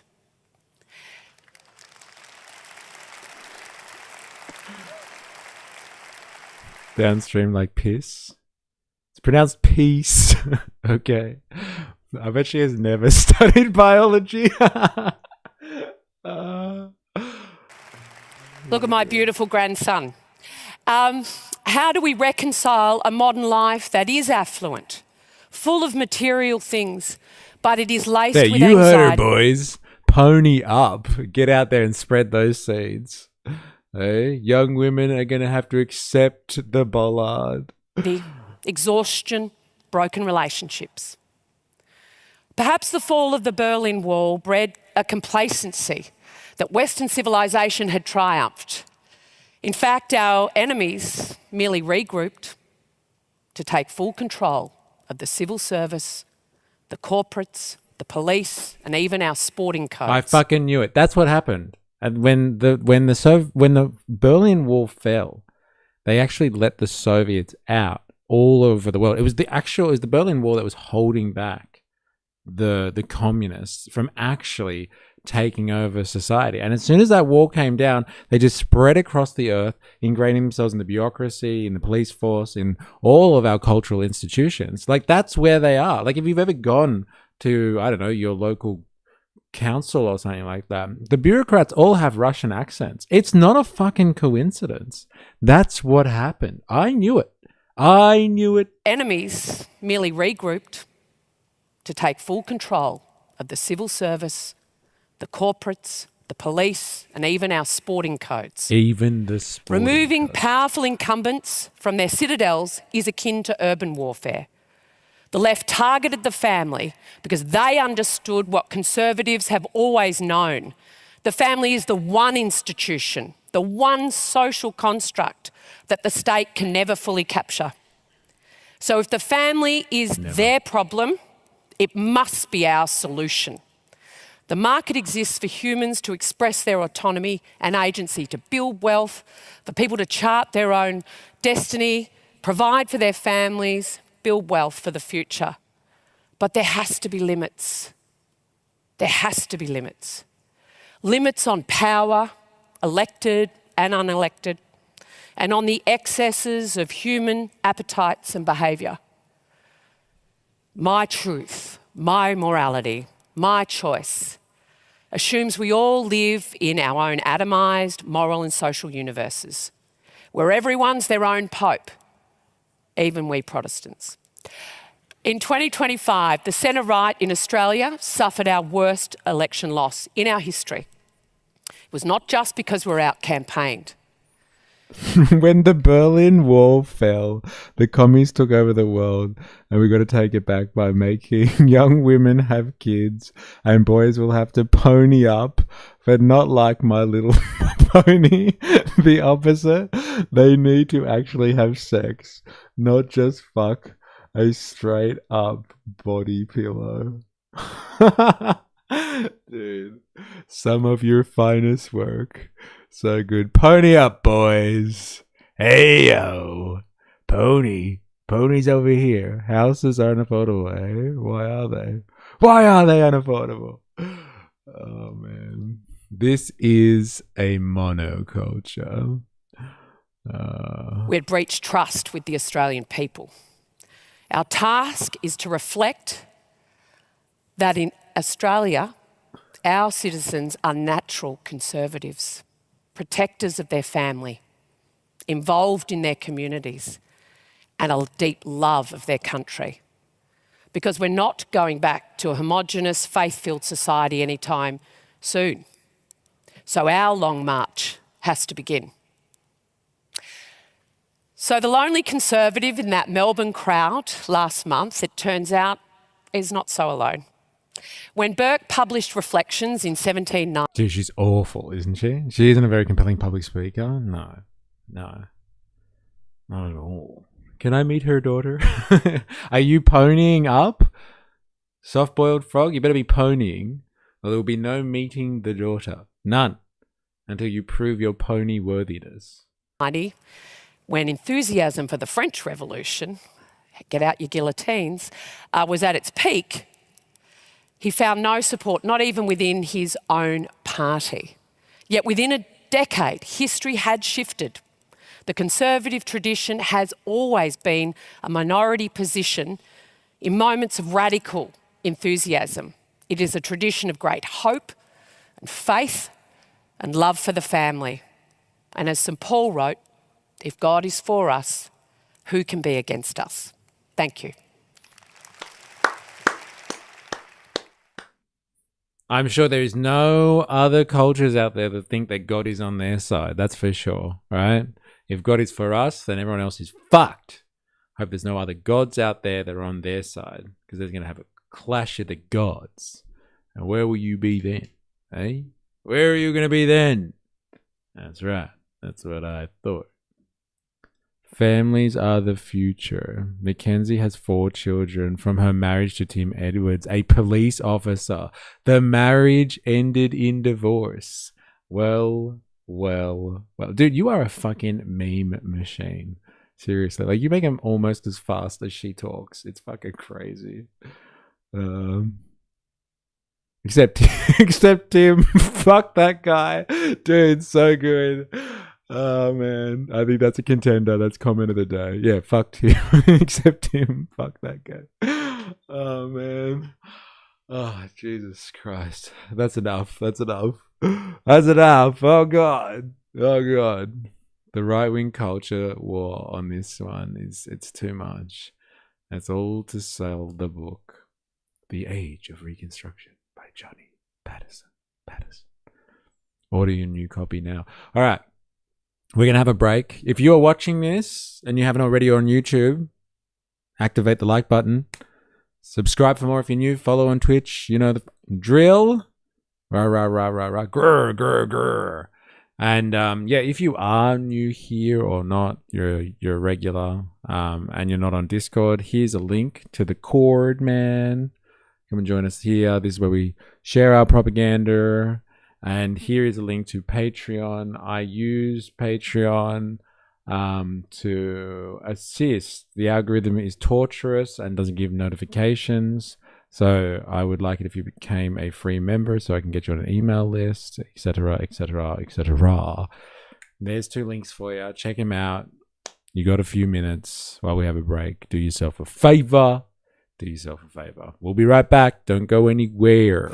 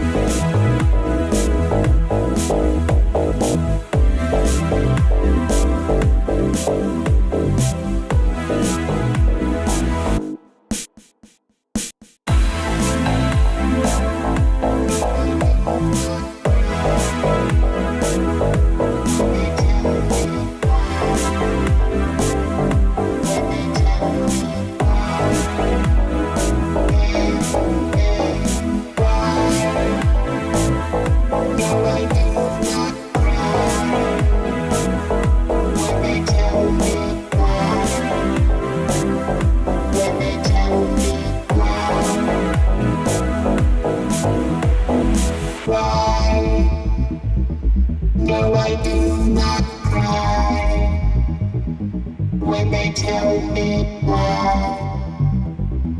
When they tell me why.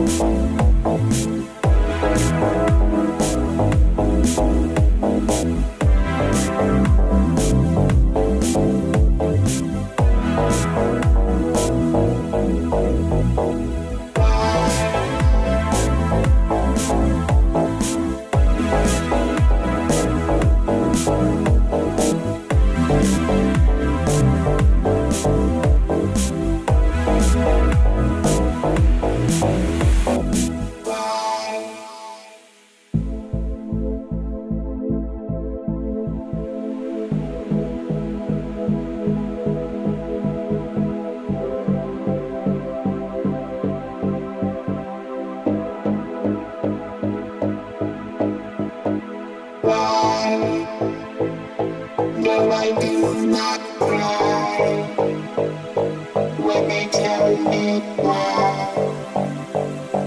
When they tell me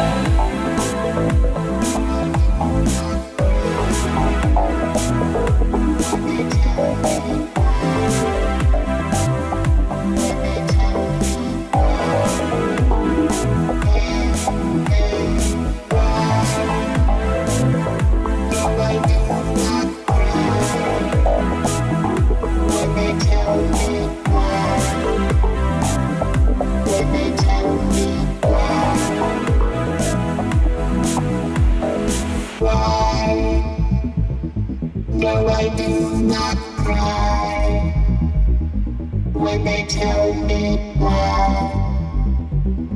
When they tell me why.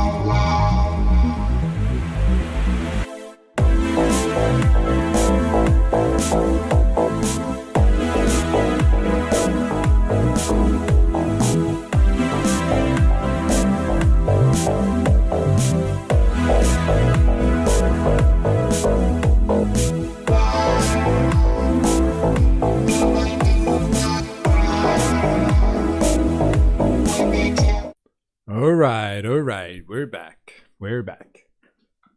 Dude, what's this photo? Walked down with my mate, a religious guy walked to town, sorry, wearing this shirt.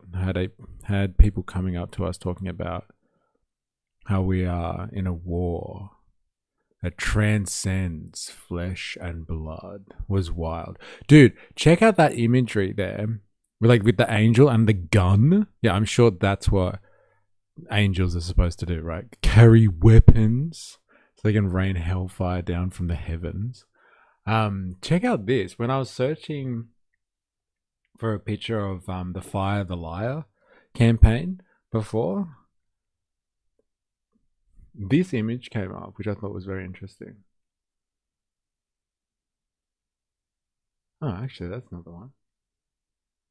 That sucks. Let's see if I can find it. There was an image just like that with an angel holding a gun. And I was like, oh, I wonder what that's about.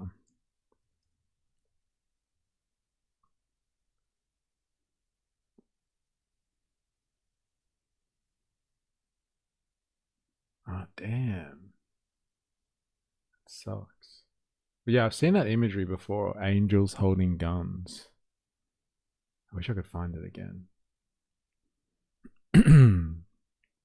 Seems a bit much.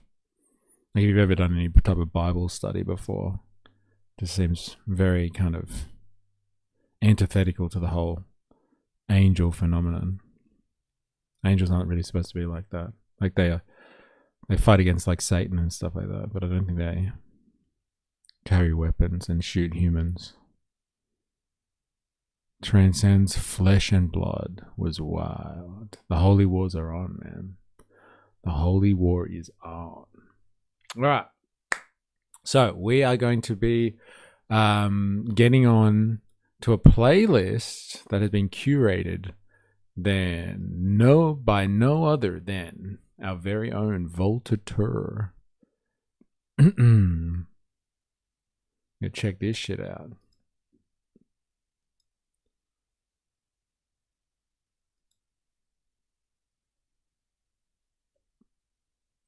So I think these you describe them as like classics, right? These are classic Charlie Kirk hits that may most probably own the left. We haven't had a curated playlist since Jerry Poppins or Ron. Yes, or Far Right Fridays originated from this premise. People wanted to put together the best right-wing content they've come across online. And like Ron gave me a playlist last week, but he hasn't rocked up at all to a stream this week. So unless Ron is lurking, I've got your playlist. And I haven't had a chance to play it yet. So yeah, this is old school, man. Getting a playlist on a Far Right Fridays. This is OG. Hello, my revolutionaries. Ninja Nurse in the house. Ninja Nurse is here. Oh my god. Alright, Ninja Nurse, I'm not going to say anything. Can you just look at the screen if you can?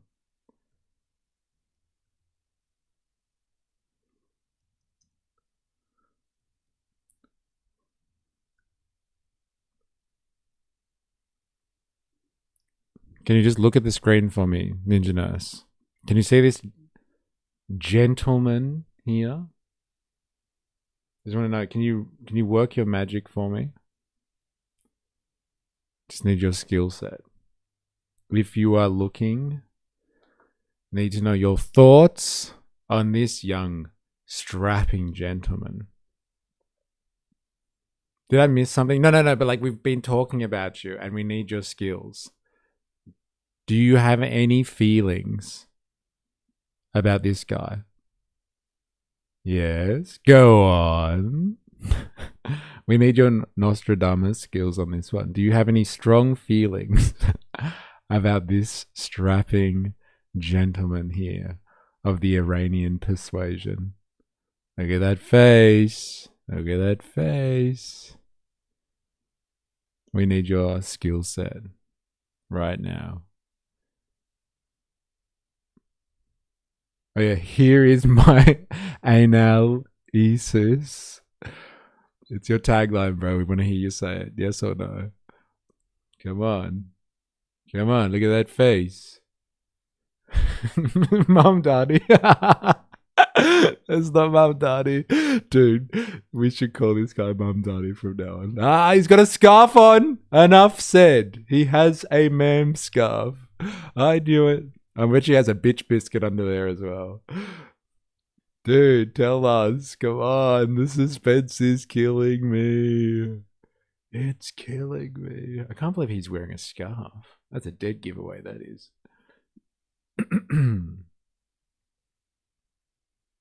That's a dead giveaway right there. Well, anyway, when you're ready, Ninja Nurse, we need your Nostradamus skills on this guy. Yes, that's the New York mayor for sure, bro. Scarves are gay, lol. Yeah, I guess. Like, last time I wore a scarf on stream, people were giving me fucking snide commentary. Got censored? Ah, honestly. Like, held back or just straight out censored? Yeah, man, straight out censored. I can't even approve your commentary. Yeah, people said I had a fruity number on when I was wearing a scarf, so yeah, weird. Nothing came through here. That must have been hardcore what you said. Anyway, we wanted your skills earlier, and we're hoping you would help us with Moshtaba. What's this? DL top preachers how wrong the same-sex relationships are while he's chasing little boys around. The more religious they are, the less elastic their rectum is. Your message failed to send. So, is this guy on Grindr? We gotta know. We gotta know. I'm taking it from your comment, like, for sure. Eh? For sure. Posted in Discord stream chat. Yeah, I saw it. Okay. Well, I think, like, because what happened was we heard yesterday Trump was being interviewed by people on Fox Business or Fox News about rumors that Mujtaba Khamenei, the new supreme leader in Iran, is gay. And they were like talking about it like it was important news for geopolitics. And like I was trying to figure out why they were making gay jokes about Mujtaba, and that's where it came from apparently. And so we thought they were just being rude, and so we needed your Nostradamus skills basically. And you have confirmed Trump was not wrong. That image gives me a mental cartoon of that nose with the arms and legs sporting the glasses. All right. Let's get to our playlist, shall we? Welcome to Stream Chat. Ninja Nice, we've been waiting for you. All right, so I haven't listened to a lot to Kirk in a long time. A long time. I wonder what it's going to feel like watching the Kirkster again after that fateful morning on campus. Let's do it. And like, here it is, straight off the bat. He's fucking classics. Why socialism never works. Oh, actually, you've got a response to that. He's not on Grindr, but he pays someone to pick up good-looking young boys from the wall and bring them back home for him. Hey, your message is being checked by mods and has not been sent. There you go. Can't talk about this stuff, apparently. Censored. Next out for the boys. Next out for the boys. Thank you for getting that through. We needed your skills. Where were you? All right, Charlie Kirk's gonna give us the old classic why socialism never works. Let's hear it. Let's hear him out, shall we? One of my big questions is, if someone who wasn't crazy, because we know Stalin was crazy, Lenin was crazy, everybody else was crazy, did socialism, would it still end up bad? Yes. Every time it's been tried, it has failed. Socialism lends itself to people that want to assume power really quickly, right? Since government controls so much, all it takes is for one person to control the government, therefore one person controls everything. Here's the problem. As opposed to what, a group of people controlling the government? Like we have in the current system? Yeah, that's where I draw the line. With one person. Yeah, how dare he talk about Lenin like that? Yeah, no, we all know Stalin was crazy, Lenin was crazy, they're all crazy. But if we had a non-crazy person doing socialism, would that be better? Better. For future reference, any fanatical religious figure is gay, from evangelical Christians to fundamentalists, due to devout Muslims. And devout Muslims. All right, fair enough. I'll note that for next time you're not here, but I would prefer to have your take on it. Not gonna lie. Socialism is that the incentives of a socialist country is to take as much as you can from the people to try to provide services. Well, eventually wealth has to be created somewhere. Eventually you have to extract wealth or else it runs out. But it's a very thoughtful question. That's a very thoughtful question. Thank you so much. Thank you. God damn, thank you so much. Look, I don't know about that. Like, wealth has to come from somewhere. I don't know. Value has to come from somewhere. Like, somebody has to make shit. So, like, yeah, if the society is making stuff and then redistributing that throughout society as opposed to some type of ruling class, then like why do we run out of wealth at some point? If people are making shit and then they distribute the spoils to everyone and they continue to make stuff, why does it have to run out at some point? Why is that just a fucking ironclad law of the universe there, Charlie? Come on. Add on to that, another thing I learned in that class, like directly after hearing that, normally right after socialism and communism comes fascism. Directly after. And isn't that funny how that works, right? Yeah, it's crazy. Thank you for the answer. Thank you, Davion, right? Yep. Appreciate it. What? After socialism and communism comes fascism? Damn. I feel seen. Thanks, guys. Happy to help. We needed you. And you have delivered. Thank you. Thank you. It is your superpower. I don't know, man. I'm not down with that one. What exactly about socialism do you not like? Like the 130 million people that died under socialism. 130 million. Yesterday it was 100 million. Now I've seen your 100 million. And now I see I raise you 130. Damn, America was socialist this whole time. Yeah, who would have thought? Hey? Hey? Oh, this is an actual turning point piece. That's crazy. Legit turning point, man. My God. In the last 100 years. Socialism do you not like? Like the 130 million people that died under socialism in the last 100 years. The fact that every country that engages in a socialist direction becomes less free, less prosperous. Do you think that maybe there's like a middle ground where you can have a little bit of both? Everything comes at a price. The states that are the most socialistic are the worst and hardest states to live in this country. California, New York, Illinois have the most people leaving. Highest taxes, most social benefits, most social welfare, and they're leaving. So like, what's the bad thing there? Is the social benefits? They have social benefits. It's awful. They have benefits for humans. It's the hardest place to live, like honestly. It's the high taxes thing that I think these people can't stand. Oh man, he said high taxes. Oh God, that's scary. God, I hate taxes. He really did just prey on young college students that weren't educated on the topic. Like, that's his whole shtick. That's like all he does is he goes around and like goes after college kids. And like they always stay at the same level, and year on year he just gains more and more knowledge, or more and more tactics, let's say. For states that are freer with lower taxes and more economic freedom. So everything comes at a price. We live under an inherently oppressive capitalist dogma, and I'm here to talk about that because I think that at least questioning that and striving to find a better system is exactly what young people should be doing right now. Inherently oppressive. So small business owners are oppressing their employees. Come on, you're hyper-focusing on small business, dog. I'm talking about capitalism versus socialism. Even though 85% of all jobs in this country are created by small businesses, poverty rates have gone to the lowest level in the last 65 years. Do you want to ask 3.9 million. Wait, hold on. Let me finish. I let you finish, right? Okay, go ahead. Let me finish. 3.9. We totally missed out. Like this guy, whoever shot him was such a selfish prick. Like they were going to have another head-to-head. It was Kirkster v. Hassan, the dog shocker. Like they were just about, I think it was in October it was planned for, and he got shot in September, I think it was.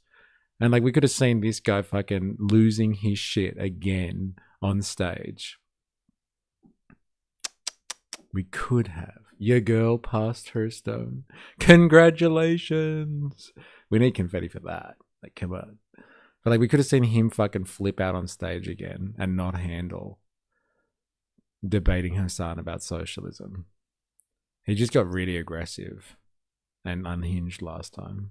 Million Americans have gone off food stamps and into the labor force. That should be applauded by everybody. When less people have to go to government for money and for meaning, and they instead are able to go to a job and have a paycheck, that's a good thing. Final thing I'll say is this, and you'll find disagreement. Just because someone gets rich does not mean someone gets poor. In a capitalist free market system, you can... What, capitalism isn't a zero-sum game at the end of the day? Is that the argument? Dude, he looks young here. Where's this? Look at that. When's this from? It's only from a year ago. Must be an old piece. How do I unread a comment?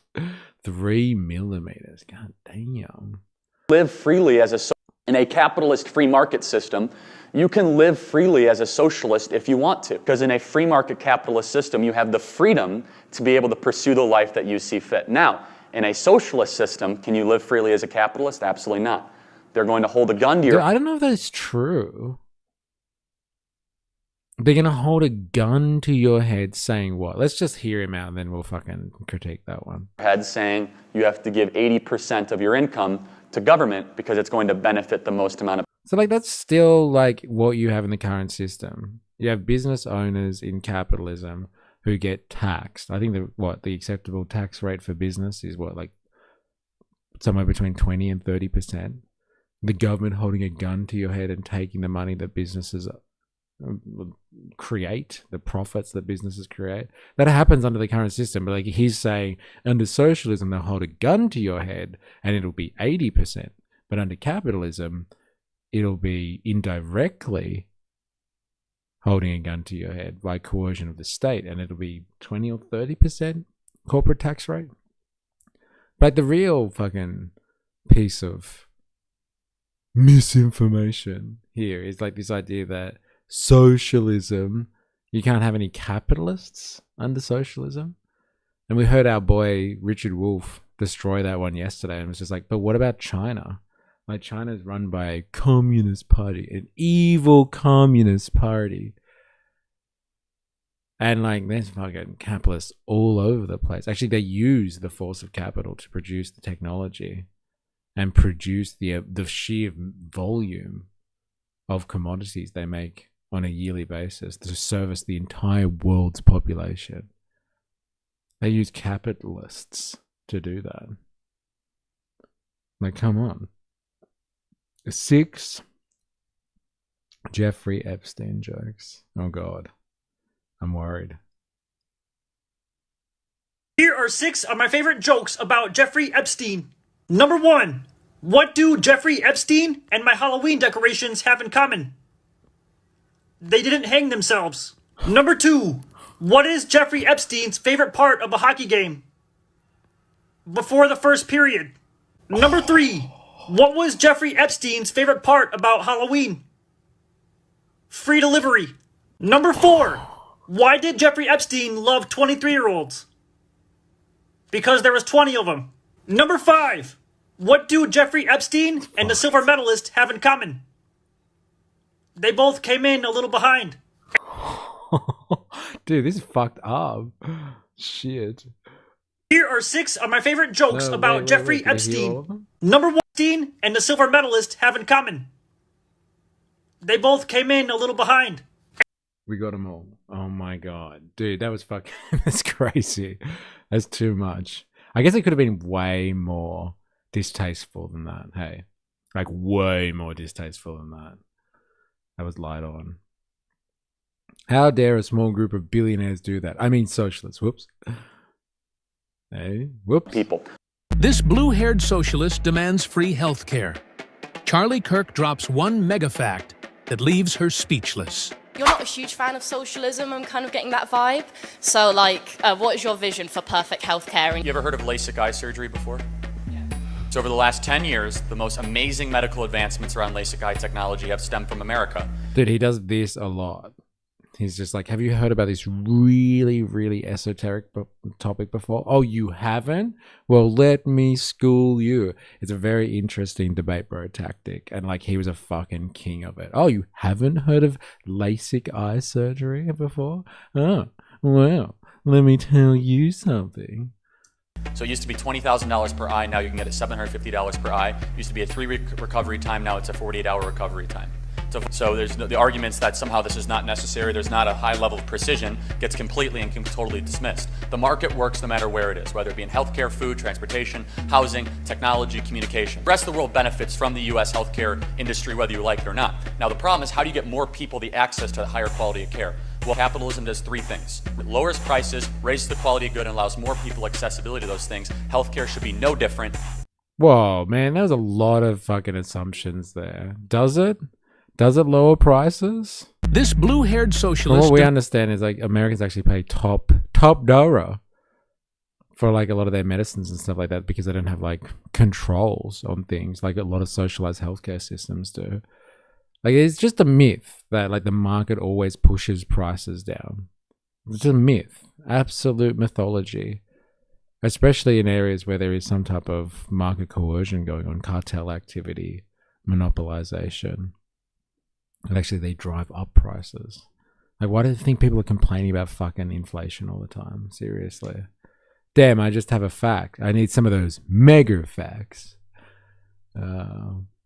Oh, I appear to have dropped my monster megafacts for my magnum logic. Oh my god, Dave Hughes has cracked it. Oh, what's he done now? Do we want to know?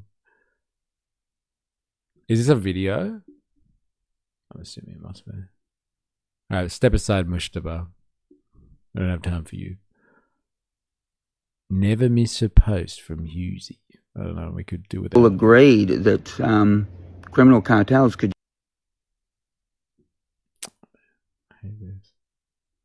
We all agreed that when did we criminal all agree? cartels could just take over the country. What are we doing, governments? The NDIS. It's a cash machine for criminals now. It's meant to help disabled people. What the fuck's that about? Why? Why have you let this happen? Are you in on it? About tobacco industry. That's just billions and billions of dollars going to criminals who firebomb tobacconists every second day. What the fuck are you doing? What's the point of paying tax when you know it's just going to be stolen by criminals because the governments are fucking useless? What's going on? I can't remember the referendum where we all agreed that criminal cartels could just take over the country. What are we doing, governments? What are we doing? Wow, Hughesy, don't do drugs, kids. But not the meth industry. Don't touch the meth industry. I mean, he's not wrong. No, he's not wrong. Yeah, governments, what are we doing? Eh? It sounds like you're going to have to ramp up spending. Eh? Uh-oh, we can't do that either. I guess we're in a bind. Definitely no more government spending. Crime is really hard to deal with, dog. First of all, criminal cartels are not making money every second day. It's every day. Oh my god. No different. If Jesus fed people for free, taught people for free, and healed people for free, why don't we do the same? Churches should. Churches should? Okay. But why can't we do that on a more systemic level through government programs? Hey, maybe private companies with all of their record profits. Why hasn't Elon put up some of his own private money to help end homelessness? Because homelessness is not a money problem. Almost every single one of them has either mental problems or drug disorders. It is not a matter of lack of capital. It's every single one of them? Oh, fuck it. It's a very interesting statement there. Sick tie, bro. Yeah, I know, right? Won't somebody think of the dollars? Anything but spending. that they should either be in an asylum or they're doing hard drugs and they don't want to stop. He looks like if Gumby was a person. Dude, that's fucking crazy. That's a really good observation. China's real estate market has erased all gains from the last 20 years. Housing prices are expected to fall even further in line with Chinese policy that houses are for living, not speculation. People made fun of him and said it wasn't possible. People made us believe it would send China into a depression and a recession. We've been lied to. And the people who lied to us want us to believe it's normal to spend your whole life savings and the rest of your life salary on a house. Dude, that's fucking crazy. There's so much to unpack there. Jack, where'd you find that one? Crazy. Hey, I've been saying it for years. Houses are for living, not for speculation. What? And you don't have to spend all of your resources on housing either? Yeah, that's crazy. No, it's definitely going to crash the Chinese economy. That's for sure.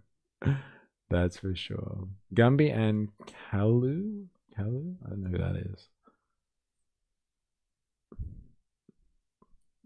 I'm actually doing reference checks today. Who the fuck is this? Kalu. I don't know who that is. I think I had this childhood. 1997 drama. Gumby for sure, though. He does look like a human Gumby. Fucking oath. It's something about his head, isn't it? Crazy. This is my jam. Gumby. You can live in a car but you can't race a house. We have the homelessness.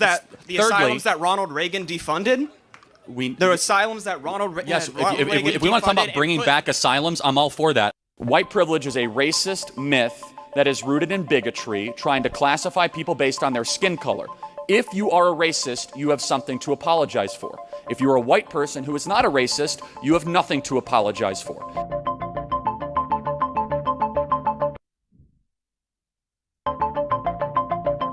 I do think that there is a direct correlation between someone's testosterone and their politics. I would love to have a study done on this. On young men, the lower their testosterone, the more likely they are to be Democratic. Well, free speech is our birthright as Americans. When you have free speech, we're going to get closer to the truth, closer to the best way to govern, closer to the best polity for the country. The influence of DEI have actually inverted the piety away from the promise of what MLK said.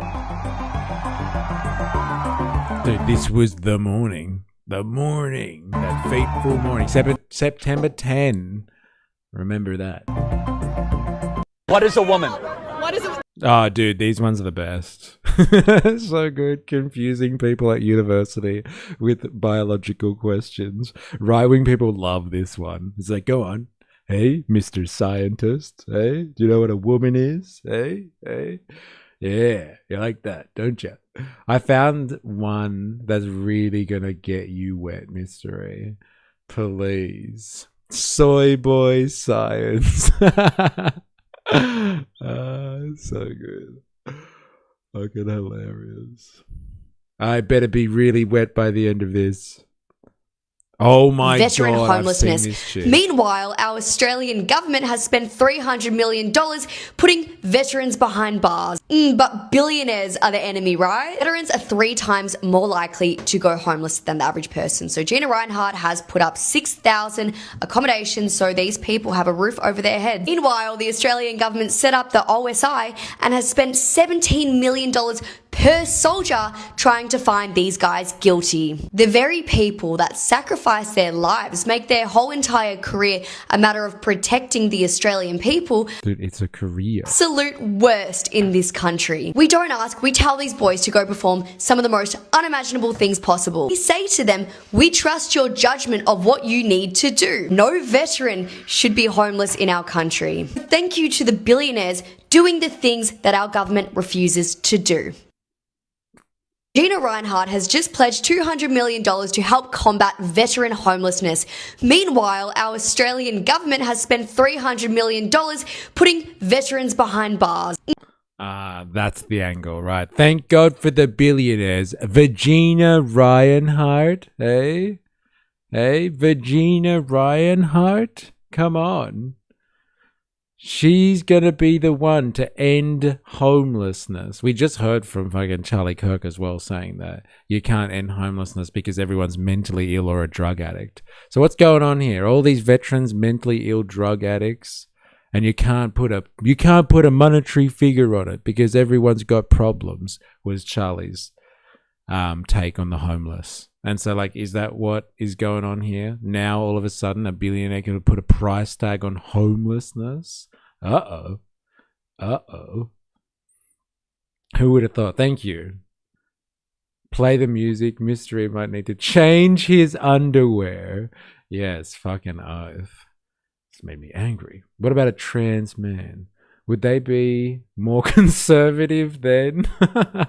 Anarchy in Oz equals rules without rulers. Even communism ended with the 1% living in castles on lakes. Trans man.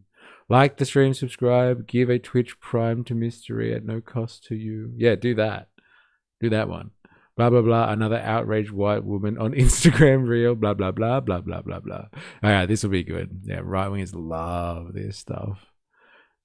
Go on, you stupid lefty, Hey, you're at a university and you don't know about science, Tell me more about science. Woman. What is it? That's a stupid question, dude. That's a dumb question. What is a woman? It's not a trick question. What is a woman? Who identifies as a woman? You can't answer the question with the question. Yeah, define the woman without saying woman. It's a social You're in college, paying for an education. I knew he'd say What it. is a woman? So good. Talk to someone with media training. How about you talk to someone You don't need media training. It's not a trick. What is a woman? You can't answer the question with the... It's the... Why can't you? It's not answering the question with a question. You can't answer the question with a question, man. Come on.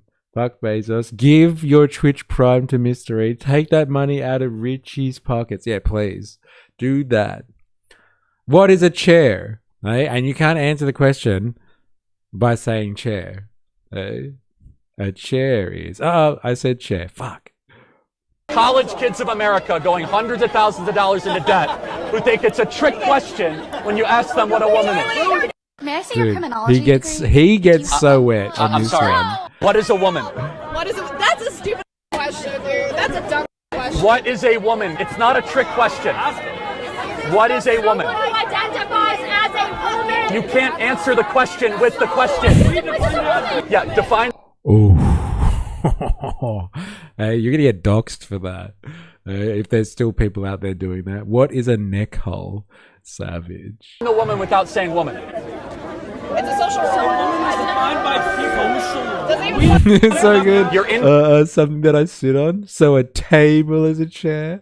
A kitchen bench is a chair. Gotcha. Checkmate.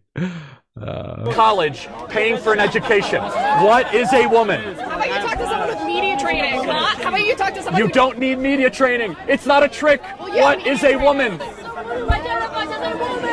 You can't answer the question with the... It's the college kids of America going hundreds of thousands of dollars into debt This ain't my first rodeo. You know, who think it's a trick question when you ask them what a woman is. May I see your criminology degree? Do you have one? I'm sorry. Wait. We've gotta. Are you a We gotta argue biologist, from an Ketanji expert Brown thing. Jackson? So, no, let me ask you a question. So do I need a criminology degree to be able to understand that 75% of blacks don't grow up with two parents? To be well versed in it, I believe so. Okay. Do you have one? I don't, but I'm studying it. Okay, right but now. you Oh, she studied it. But you did the same thing. You looked at a statistic, and he did the same thing. You Look, don't have a criminology degree, neither does he. Course. Have y'all Hold on taken a second. You're doing an argument from authority, okay? It's a fallacy. So the laws of physics don't change whether or not you're a physicist, okay? The law of thermodynamics doesn't change whether or not you take a course on it. Answer. Whoa, eh? Ironclad laws of the universe. I wish I was a fuckwit so I could be happy with my ignorance. Did he ever find out what a woman was? So good. Did he ever find out? Like, that's the real question of our age. Did Charlie Kirk, after asking so many questions, did he ever find out what a woman was? Maybe we should ask Erica. I wonder if Erica ever taught Charlie, hey, what a real woman was. To the question, why do blacks have a broken family versus a nuclear family, and does that translate to higher rates of crime? Do you admit that? Why is it that blacks don't have parents, though? Why? Good question. We subsidize single motherhood in this country through the federal government of the United States. Hello. What do you have to Why mock Charlie, you rude person? Right wing my ass. Dude, you should read all of the tags before you get like too carried away. This is Far Right Fridays. It's not what you're thinking it is. Aussie, you aren't even from his country. Yeah, you can't have opinions because you're not from America. All right, ADD. I take back having any thoughts at all. I will erase my memories now. Who is Charlie Kirk, actually? I have forgotten already. He was generally asking because he wasn't sure if Erica was a woman or not. Oh my god, is Erica a woman? I'm just asking the questions, man. I just need to know. No, she's a robot. We've seen the footage. Definitely a robot. I don't understand. Question, what's a woman? I don't know. But they're all pink. I actually don't understand the question. LOL, so rude, E. When regarding Americans, you Aussies are being a cunt, trying to shock value E beggar. I don't know, man. We've done a lot of Kirk stuff over our time together on this stream. It's not always shock value. Not always. But it's Far Right Fridays, baby. Isn't Kirk that guy that got shot because he showed up to the wrong house on his Grindr hookup? No, different person, I think. I think this is Saint Chi on Twitchland. No way. Is it? Is it? Where is Saint Chi? Bring him back. You encourage this, Mr. E. Mockery. Yeah, okay, fair enough. I guess I deserve it. Yes, we highly encourage this. We do, actually. Did you look at the other tags, though? ATD. You might be a little bit disappointed, I guess. His teeth didn't get it like that by accident. He was definitely sucking on something. Gumby. Oh, God. Say to the No, trans sorry. students on this campus. What's this one? Hello. What do you have to say to the trans students on this campus who actively feel victimized by your presence here today? Life's tough. Get a helmet, man. I'm too pregnant for this. Next question. Ooh, I'm too pregnant for this. So good. It's just like they've tagged Charlie Kirk in this one. And it's on his channel. It's not even fucking Charlie Kirk. Meow. Yeah, it was a good one. Hey, I'm too pregnant for this. Get over it. Would you support white-only dormitories? Everybody has a choice.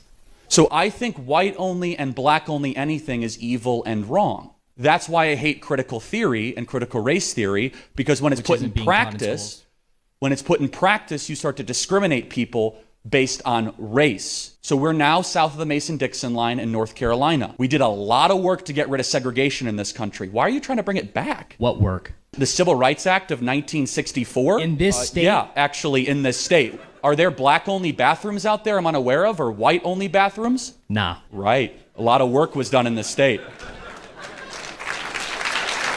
Yeah, take that, asshole. I want to be and I live in a free country. Wait. I'm right wing, so what's your problem with far right again? Well, like, don't you have a problem with far right? I have a massive problem with far right. I think it's an outrageous descriptor. Same way with far left. It's outrageous. It's just a way that they marginalize people on the edges of the political spectrum. You don't have a problem with far right. It's just a way that they use to suppress your political ideas. They call you far right, and then everybody out there gets to disregard your ideas. You should have a problem with far right. It didn't exist, I reckon, like about a year ago. It was the hard right. Now that we can all get down with. And it was like the radical left. And now it's far left. That sucks. It's just another way that they can fucking put you in a little box and then you don't get to talk. You should be outraged by that. You should be absolutely outraged. Kirk could have actually benefited from black culture by listening to some Wu-Tang. Protect your neck. Oh my God. It's the same shit. Far right, far left. Just not into hippies. So yeah, that in modern day is far right. Or so everything that's not hippie culture is far right. That's pretty funny. I don't mock Charlie, so far right apparently. Dude, do you actually listen to Charlie? We're actually critiquing what he's saying, and if it's dumb, then it deserves critical analysis. If you think that's just mocking someone, like calling out their bullshit, then like you must live in a little bit of a bubble. Just a little bit. You're gonna have to step outside. It's scary. What did Candace Owens say before? Take off your helmet. Oh no, put on a helmet. It's a mean world out there. It's kind of when you bash your missus, then all of a sudden everyone calls you a misogynist. What? That's far right. What a snowflake. Can't handle some mockery. Oh, man. Says the propagandist broadcasting judgment. Yeah, judgment is one thing. Mockery, eh?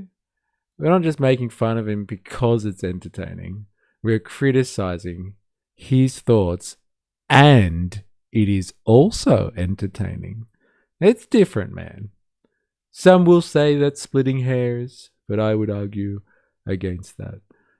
Charlie Kirk definitely has a Grindr account. Sorry, had. Too soon, brother. Too soon. Definitely had a Grindr account. You, your face is small. Fuck you, your face is small. See, that's mockery, bro. He's not judging anything. He just got angry and mocked Charlie's face. We're not doing that. I think he has a gorgeous face. Now you're encouraging mockery and hatred, which is on the report list. I've not reported, but see me here talking to y'all. Yes, go on. I can see you. Well, I can see your little avatar. But yes, I see you here talking.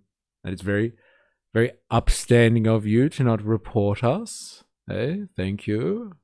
Like, that was mockery. He called him small-faced. That's not fair. He has a lovely face. Well, thanks for being here. They always go to insults when they lose the argument. God bless you, my friend. God bless. I'm a black woman, and I believe that white privilege exists. What privilege do I have that you don't have that is based on skin color, not on wealth or socioeconomic status? The fact that Dude, what a Marxist response. It's so good. He's so based. He's so based. He just gave a class analysis to this whingy chick here. Do I have that you don't have that is based on skin color, not on wealth or socioeconomic status? Socioeconomic status. He's basically like, what privileges do we have, hey? You have that I don't have, vice versa. We're all suppressed by those who are wealthy. We're all suppressed. Ninja Nose always goes to insults when they lose the argument. Seemed valid, to be honest. So much for the tolerant. So much for the tolerant left. I mean, 20 minutes ago, he said whoever shot him was a piece of shit. Yeah, I did say that, but like I was kind of being a smartass then as well, I must admit. I did say like they shot him too quickly because we didn't get the debate. But like, yes, I did say that. That's true. And it would have been good to see him debate. It would have been so good because he didn't seem like he handled the last one very well. He seemed to have got like really angry and started yelling at Hassan's uncle, which is not the professionalism I expect from someone like Charlie Kirk. Nobody is arguing here. You can't argue with stupid. The fact that you are sitting here with like little to no education trying to talk to people about white privilege is white privilege. You served our country and you have lived a life of a victor, and you have the gumption to tell me you're a victim without evidence. You were not able to cite one thing that you cannot do that I can do. If you make good choices, you will get those choices rewarded. You brought zero evidence except an argument from an authority and an insult to my lack of a college degree, of which I am so proud of because I'm not indoctrinated because I didn't go to college. Thank you very much. Thank you very much. Shut up. Next. E-begging, trying for shock value, saying he decides who can be offended when they mock the dead.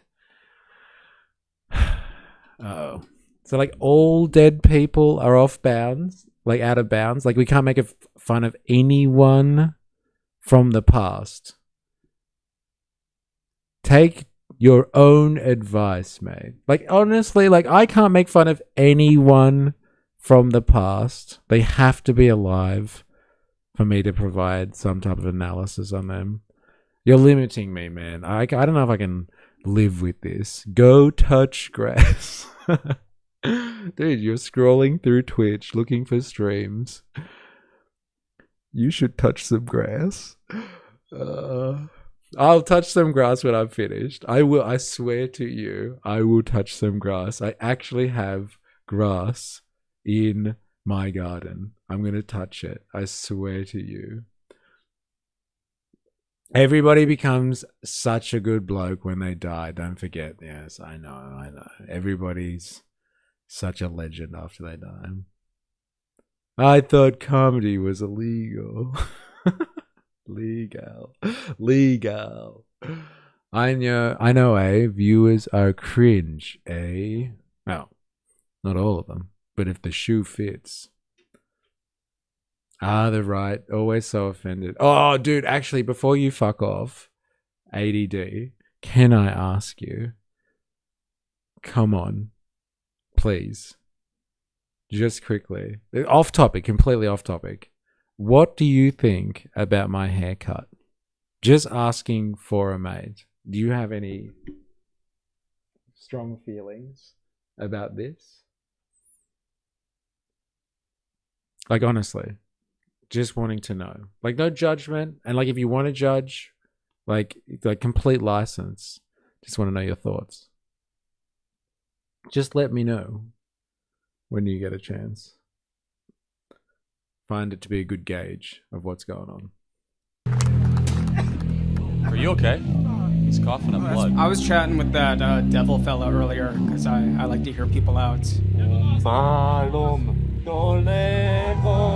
But he was telling me that he's actually going to put a curse for the plague on every single person here who is not pure of heart. Looks too manicured, so therefore too feminine for me. Shave your head next time.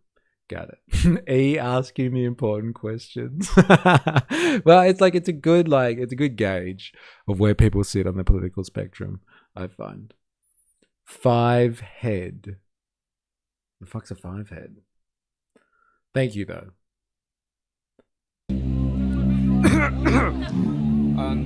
I don't know. I just want to let you know if I was hosting some kind of event and I was spreading It's okay. disease. The name of Jesus. Oh, instead of a 4-head. Ah, right. I get it. Interesting. Fuck, that's a good one. Thank you very much. Sorry. Is superior to all the fake pagan nonsense of our time. Are you okay? When a 4-head loses its receding hair, a 5-head. Got it. I got it. That's a good one. I didn't understand that one. Thank you. Coughing up That's blood. blood. I don't feel so good, Charlie Kirk. Whoa. Dude, what the Can we fuck get him was some this? medical attention or something? Is it like a shtick or something? What Man, the I'll tell you fuck? what. Do not play games with paganism or unclean spirits. What's your name? Dude, what the fuck? It must be a joke. I wonder why they put that one there. I wonder how many views that one had as well. The Satanist coughing the blood with Charlie Kirk. Let's see. 13 million views. There it is. There it is. You're welcome. And you can have that. Practice mockery better to get paid by it. Well, look, I can practice, but I think you're hanging on to the mockery thing too much. Like, you got to hang your hat on something else, honestly. Hang your hat on something else. Come on.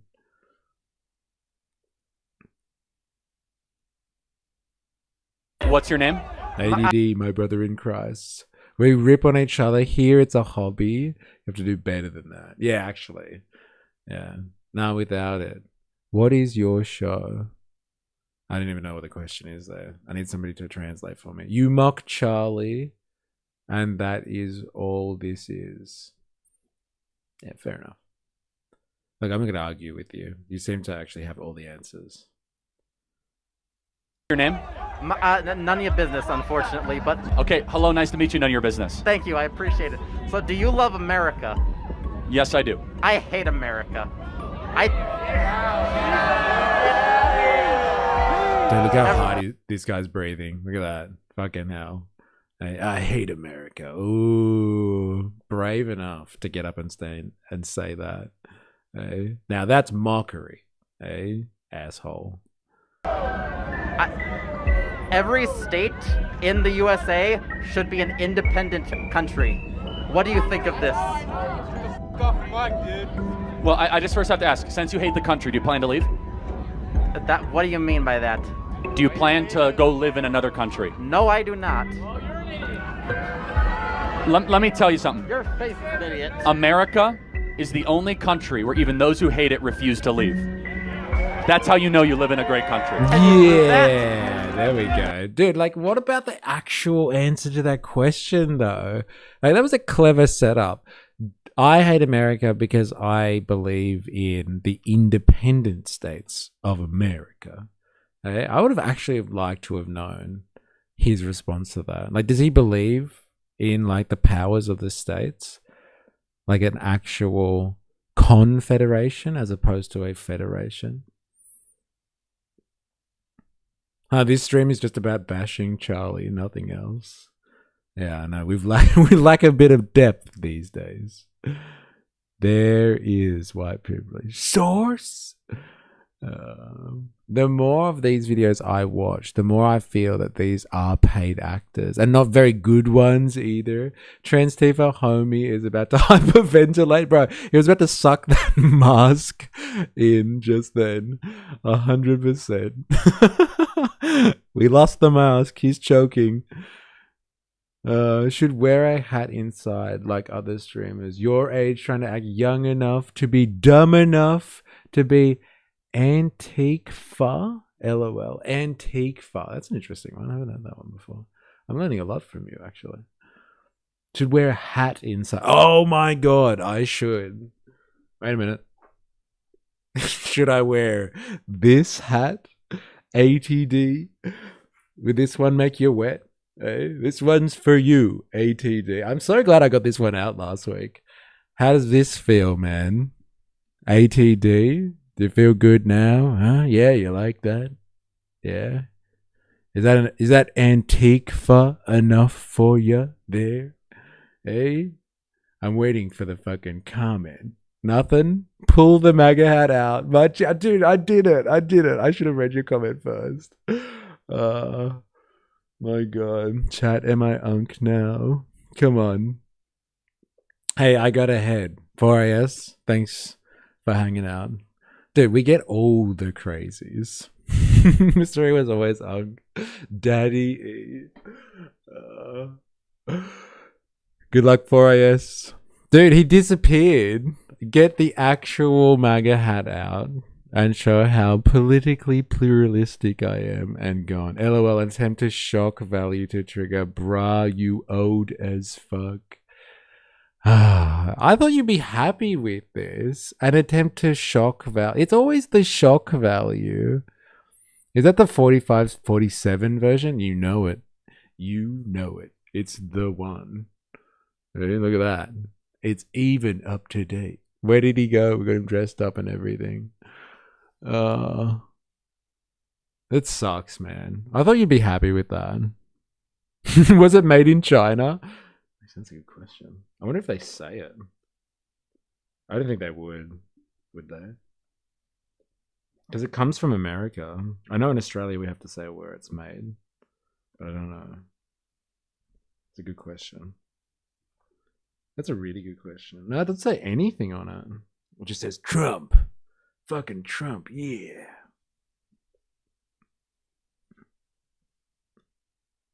No, man. No, sorry. Nope.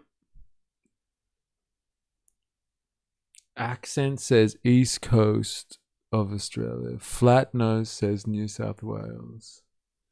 Dude, this is getting dark. Far out. I think his Grindr hookup just arrived and he had to leave the stream. He had G pull off all the tags before G in a warehouse somewhere, pulling off the tags one by one. Only dark if correct. Right. Oh, really? So it's incorrect. Why would you come into a stream and say incorrect things? That's not nice. That's not nice at all. All right, let's do this. What policy do you support to make it easier for young people to buy homes? Get rid of BlackRock purchasing a bunch of homes and renting them back to us. Okay, so like seize their assets? Not seize their assets. Make it illegal that asset managers over $500 billion can't buy single-family homes. Okay, I really agree with that. That's actually that's great. Thank you. Yeah. It's a super simple policy fix. If you have assets under management over $500 billion or $100 billion, you should not be in the single-family home business. Period. Okay. And that's artificially boosting housing prices across the country. I believe homeownership is a moral good for all humans. Are men allowed to have opinions on? First of all, it's a Western Sydney accent. Fully, bro. 7 out of 10 chance of getting East Coast right. Not impressed. Not Victorian enough to say is in Victoria. Secondly, I didn't know New South Wales people had a flat nose. Yeah, I'm not hearing. I'm not sure about that one. But like, damn. Bro, my immediate visceral reaction to get rid of black. Mountie County would fuck this dude up. So West Sydney would be Kingsley, huh? Man, I don't even know what's going on here. Someone might have to translate for me. For Unk. He had me in the first half. All right, let's do this. Are men allowed to have opinions on moral topics? Yeah, you are, of course, allowed to have opinions, but it's a really controversial opinion to tell a woman what to do with their body. You are a man, and it's not your field-based, I would say. So if it's not your DNA, why is it your choice? Of course, it's my body. It happens to be temporarily in your body, but is it your being? Yeah, 100%. It is? Didn't the woman make a choice to have sex and then she should carry the responsibility that comes with it? I think there are two people who should carry the responsibility, not only the woman. Okay, wait, hold on. So then shouldn't a man be able He got her. He got her. He laid the trap. She walked straight into it. Oh, no. Hey? No, it's everybody's responsibility. I got her. I got her. He's trying to analyze Google Maps to come up with more snarky comments. But I don't even know what it means, though. Sorry, I don't speak E-movement. Kings Langley, a suburb in the western suburbs. So if unawares, not from the western suburbs. I go Auburn. Like you go to Auburn? Like Auburn is a place. Interesting. Well, Charlie should carry the responsibility of the thing that wasn't his DNA, that was temporary in his body. I don't know. Alabama? That would explain a lot. Bro, it's Western Sydney. Coming up with snarky comments is not a flex. It's shooting fish in a barrel. I'd say you are from Auburn, given you know that one. Yes, I know Auburn. Yeah, I do know Auburn. And you think I'm from Auburn because I know Auburn. Okay. Fair enough. Pretty close, though. Fucking hell. I can't believe you're listing Auburn. Definitely on Google Maps right now. Interesting. All right. Like, what's your point, though? I don't get it. Probably Muslim, too. Trying to appear Aussie. Oh, this is the best. Okay, we finally get into it now. Here it is. Villawood Detention Center, bro. He is Muslim now. Dude, we get it all. We get it all here. Over the months. Many a accusation. So good. Like, where are we going with this? Probably Muslim trying to appear Aussie. Dude, I'm fucking with y'all. Aboriginal gay Muslim with bitch biscuit. Is trans too. This 80 guy about to start doing phrenology. Wait, I have a question for you, ADD. How much of my genetic makeup do you think I share with a banana? Like, as a percentage. Imagine if he gets it right. That would be the scariest thing as well. Oh boy, here we go. I've been waiting for this. Yeah, we finally come out. I knew he was a Muslim. I knew it. None! Oh, man.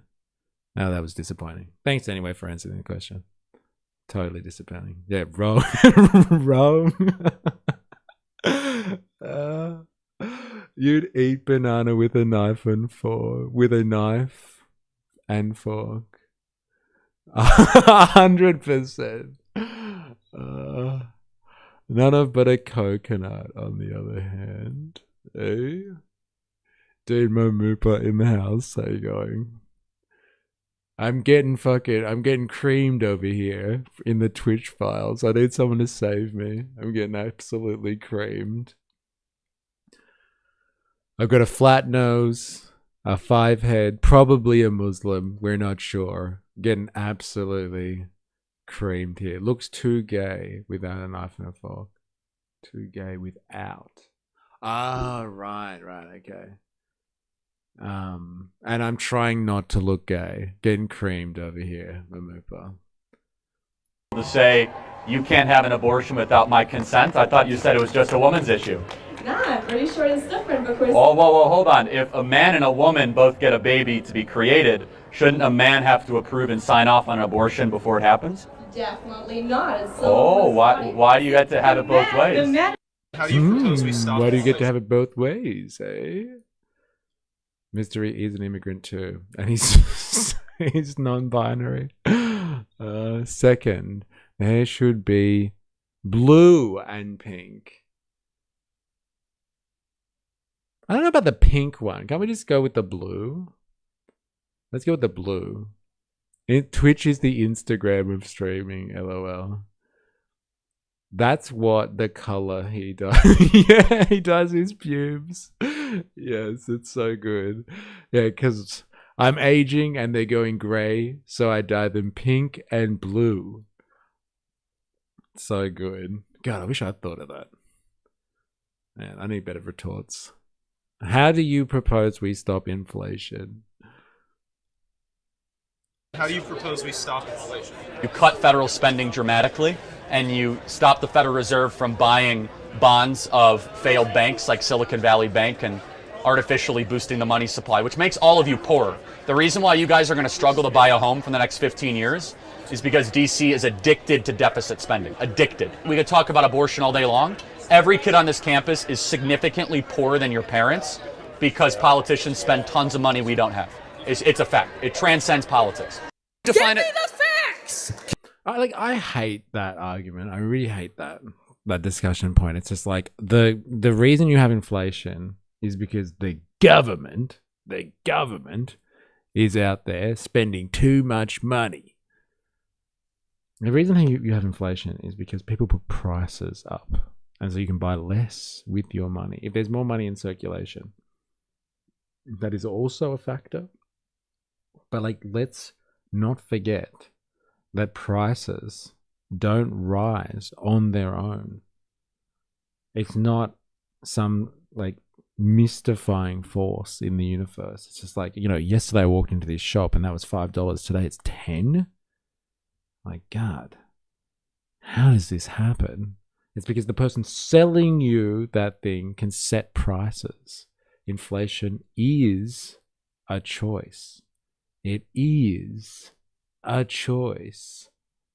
Remember that. All crazy Antifa, when they get old, dye their head poops pink and blue. Okay. What about the other poops? Can I dye them pink and blue too? Please. Mystery is also a union cuck. Damn right. Multiple parties have jurisdiction over abortions. Obviously, two parents are involved, and there should be a conversation. But that's because they should be partners if they're going to be parents. Who said that? Is that you, Charlie Kirk? Is that you? History lesson for y'all. Blacktown is one of the first suburbs of Western Sydney, named exactly why you think. Right, because it was full of blacks? Is that why? Come on, man. You gotta be more creative than this. I have been on the internet for too long. Every time I hear inflation, I think of the fetish.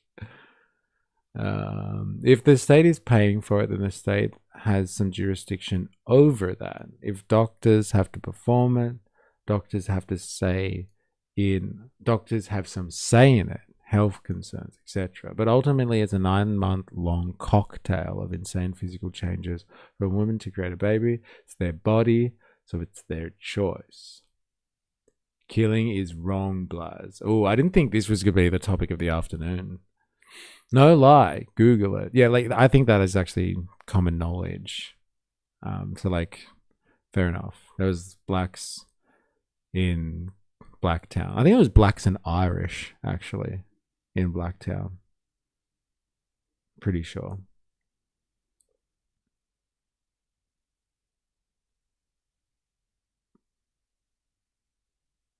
Not my fault, y'all unawares Blacktown is black. Yeah, I don't know if that's as shocking as you think it is. Actually, I'm actually struggling to understand what you're talking about now, or what the point is. I own it. Oh, man. It's a bit boring now. That's unfortunate. So much potential. Kids. Do Muslim lives matter, Charlie? Give me the facts. Kids. Do Muslim lives matter, Charlie? Of course they do. Do they matter? Yes, every So life. why do you support sending $3 billion in aid to Israel to fund this? Well, I actually support more than that, but Well, I mean, yes, exactly. You support this whole project. Isn't this interesting? I wonder how old this one is, because he went against the grain towards the end, didn't he? And started saying that he didn't want to fund Israel anymore. He wanted to make America great again. It's a part of the Christian Zionist project because you believe in Christian supremacy. I really don't, actually. I want all people to come to Christ. You want all people to come to Christ. Yes. Even my Jewish family members. You want us to come to Christ. Yes, I hope you accept Yeshua as the Lord and Savior, because Christ is King.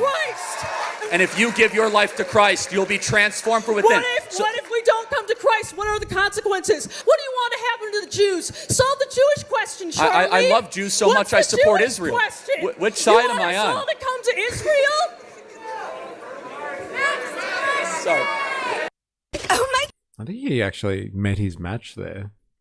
Someone that talks over the top of him incessantly. When Charlie Kirk was killed, I believe it brought the left and the right together, because all these lefties went around saying that they didn't care Charlie Kirk was killed.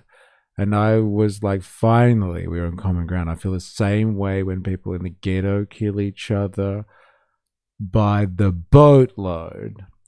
Han, you're not allowed to say that. You might want to talk to ATD over there. You might be upset about that. This chick would kick my ass. Yeah, she's hardcore, man. Hardcore.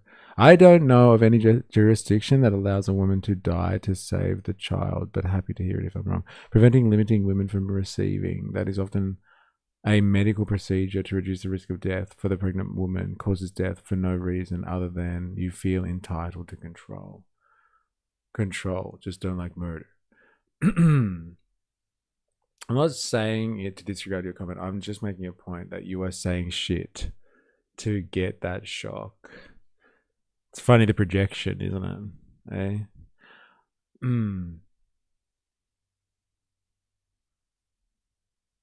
It used to be criminal in Queensland. Link in Discord. 12-year-old forced to wait 12 weeks for Australian court to approve one. Yeah, you got boring, bro. You started strong. Yeah, I know. Like, so much potential. It's boring now. It sucks. I thought it was still illegal in New South Wales as well, and everyone just disregards the law. It's like there's laws that, like, in pubs, you have to have somewhere for someone to tie up their horse and give them water, but, like, no one follows that rule anymore. I wonder if my date felt like Kirk did in that moment when I debate broed him. All right. I want to find out. I thought it was actually still illegal in New South Wales as well. And like everyone just ignores it. Ignores the law.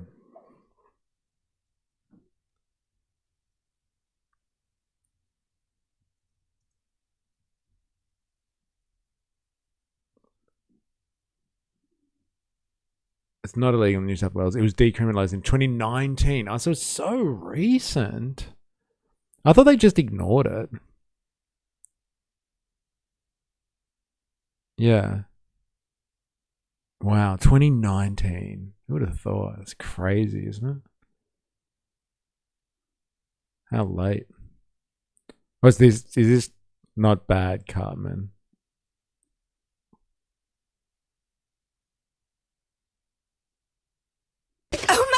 What makes you think you have the right to say what I do with my body? Let me ask you something. If a pregnant woman is killed and the baby dies too, why is the killer charged with a double homicide? Well, because people have different beliefs. It's not about belief. It's about truth. Science confirms life begins at conception. I think Hondurans, Mexicans, He's sitting on the toilet when he's doing it. Nicaraguans, El Salvadorians, Panamanians, Venezuelans, Chileans, they should all go home. Oh, really? If they're here illegally, yes. But like I said before, these people have been devastated by in the past. These countries are poor. I don't care. Go fix your own country. Don't come to our country. Because we fucked that up in the first place. Hold on a second. How did we screw up El Salvador? No, tell me. How did we screw up El Salvador? Can anyone tell me? The drug war. Oh, the drug war is our fault? No, the drug war was the cartels the of CIA. native-born gangs that transform themselves into violent groups in El Salvador in the western part of Mexico, and somehow that's America's fault? So, I mean, the CIA did facilitate. Hold on. It's the cartel that is the ones that are trafficking the people into this country. And they're working right now at the southern border, 15,000 people a day. I'm not going to all of a sudden be like, you know what? I feel so sorry for the person that from Venezuela that came all the way here, broke the law, illegally domiciled themselves. Like, no, go back to Caracas and make Caracas great again. What is the #1 cause? Make Caracas great again. He's not wrong here. But like, yeah, he's also like that person that was butting in is not wrong either. Like a lot of the destabilization in that part of the world has come on the back of intervention because of America. Or even predating that, like European powers. So like, you know, there's been a lot of destabilization and a lot of intentional underdevelopment. Like it's just like, yeah, just go home and make your country great again. Like you could just make, like you just, you know, just go home and like rebuild your country or build your country up. Get to the heights of American power. It's so easy. America, I trust me, bro. From now on, America won't interfere in anyone's affairs in the Western Hemisphere. You guys just go home, build yourselves up again. It'll be fine. Caracas is in El Salvador. Yeah,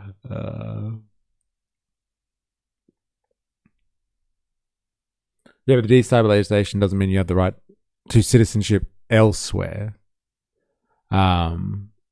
Elsewhere.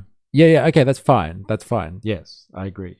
But like there is such thing as people that migrate because they're looking for new opportunities or asylum, refuge, all of that sort of stuff. Like, so yeah, that does happen. People do decide to go to another country, and whether or not it's legal for them to do so, if they think they've got an opportunity elsewhere, like you can't blame them for that. Exactly. What you're arguing is just whether it's technically correct or not. And yes, if it's illegal, then it's technically not correct. You can't just go into somebody else's country. Yeah, fair enough. It's technically it's not right. They shouldn't do it. Like Pauline saying aborting babies a day before their birthday. Just troll the baby or what? I passed through 13 countries to get to the one with the best welfare because I was seeking asylum. Yes, very good, very good. I think they're classed separately though, right? Asylum seekers and refugees. Illegal migration specifically. Yeah, I know. I got it. I said it. Yes, they are technically not supposed to do that because it is considered illegal. Technically. I know we love our technicalities. Alright, let's do this one. This is the moment he knew he messed up. Who, Charlie? Surely not. What is the #1 cause of black death in Chicago? Are you serious? Other blacks killing blacks. Are y'all saying other blacks? Yes. Other blacks? It's FBI statistics. It's FBI well known. Statistics? Where can you show me that at? No, show me right now. Right there, by race. Right there. Let's read it. 70% of offenders were African American. Black people are only 13% of the Dude, did someone give him grok? Is that what happened just then? Would have been so good. He loves this one. Like, what do you think is the ultimate, like, point of Charlie Kirk's rage against, like, black on black violence? It's funny, 80 was mad about shock value, but that's literally all this is. Yeah, I know, right? There is a lot of that going on here. How dare you? You build your little empire on shock value. Hey, you could build a big empire on shock value. Eh? A huge empire. Oh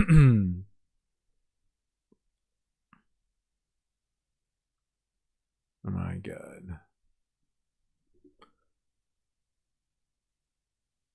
Are only 13% of the population, yet they commit 55% of the murders. Why?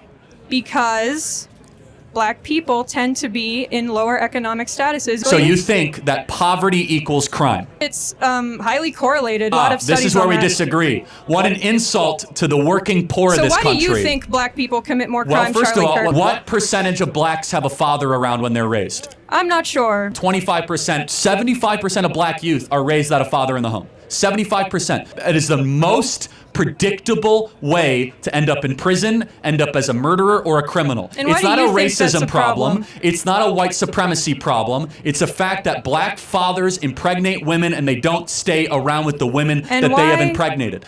I've been researching black. Did anyone watch Rupert Lowe on Joe Rogan? No. Dilemmas has. You can talk to Dilemmas about it if you... Did you like it? Did you actually watch it? Technically legal or whatever aside, I just mean overall, if you've destabilized due to another country's actions, does that mean that even legally, if it were the case, you should be given citizenship? Well, like here it is. Like if it was made legal, like what Spain has done recently, then it's completely socially acceptable. If it's legal to move into a country because you think that you can get a better opportunity there. Let's not even talk about destabilization. Let's just say you decided that country X over there was a better place for you because it had better opportunity and you moved there and it was legal. Then like, what's the problem? Honestly, what's the fucking problem?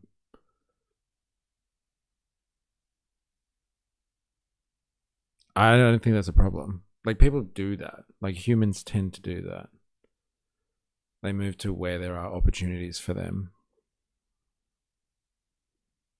I don't know. I don't see that as a problem particularly. To be fair. What the problem is like most of the argumentation on this subject is just like, but they're here illegally. And so like what, if you change the law, you'd be happy with it? You'd make a case for why that's acceptable. If you had changed the law and it was now illegal, no, you'd still hate it anyway. I mean, the only problem is overpopulation of areas. Otherwise, I'm with you. Okay, so now it's about overpopulation. But like if the country X was investing properly in infrastructure and services, then overpopulation wouldn't really be a problem, I guess. It really is like, I think people deliberately mistake morality with legality on this issue, and they can hide behind, oh, but they're illegal, so they shouldn't be here in the first place. Do they still have midday naps in Spain? So good. If so, I'm in. Well, Rogan is an idiot, so it was an okay interview, but I did enjoy the part where they laughed at lefties for being pro-Muslim, why they would kill gays and force women to be covered head to toe. They mocked him real good. Dude, do you have a clip of that? It's so appropriate for Far Right Fridays. You normally clip stuff. Tell me, Han. Tell me. Well, Tokyo in Japan is a good example of that. High population, high density. And like, as in like they have good infrastructure and services to support a high density population. Small city, but infrastructure handled well. Maybe it could work. Like, it could work. I think it could. I think humans have a fair level of ingenuity and innovation to make these situations work. But like, this isn't about like this isn't really about the logistics of moving people around. This is just like culture war stuff. People don't like it. And so they hide behind the legality of it as a moral compass or as a moral justification. They're like, oh, but it's illegal, so we shouldn't let it happen. So yeah, if you change the law, it'd be okay. All right, let's get back to this one. Get off the plantation, bro. White liberals are the modern day slave master. White liberals, modern day slave master. Savage. I've been researching Black Lives Matter, and I've been understanding the politics and how they're funded by white liberals. They're white liberals in blackface. Because they're white liberals in blackface. When I say that, it's because the white liberals is all about feminism, LGBT. White liberals don't really care about black people. That's I correct. realize white liberals don't really care about me, bro. That's correct. I'm off the plantation, bro. I'm off the plantation, bro. They want to keep me dependent. But I'm realizing this. They put LGBT, women, non-binary, white feminism, all that Hillary Clinton stuff, put it in blackface. Black Lives Matter, it started by 3 lesbian women.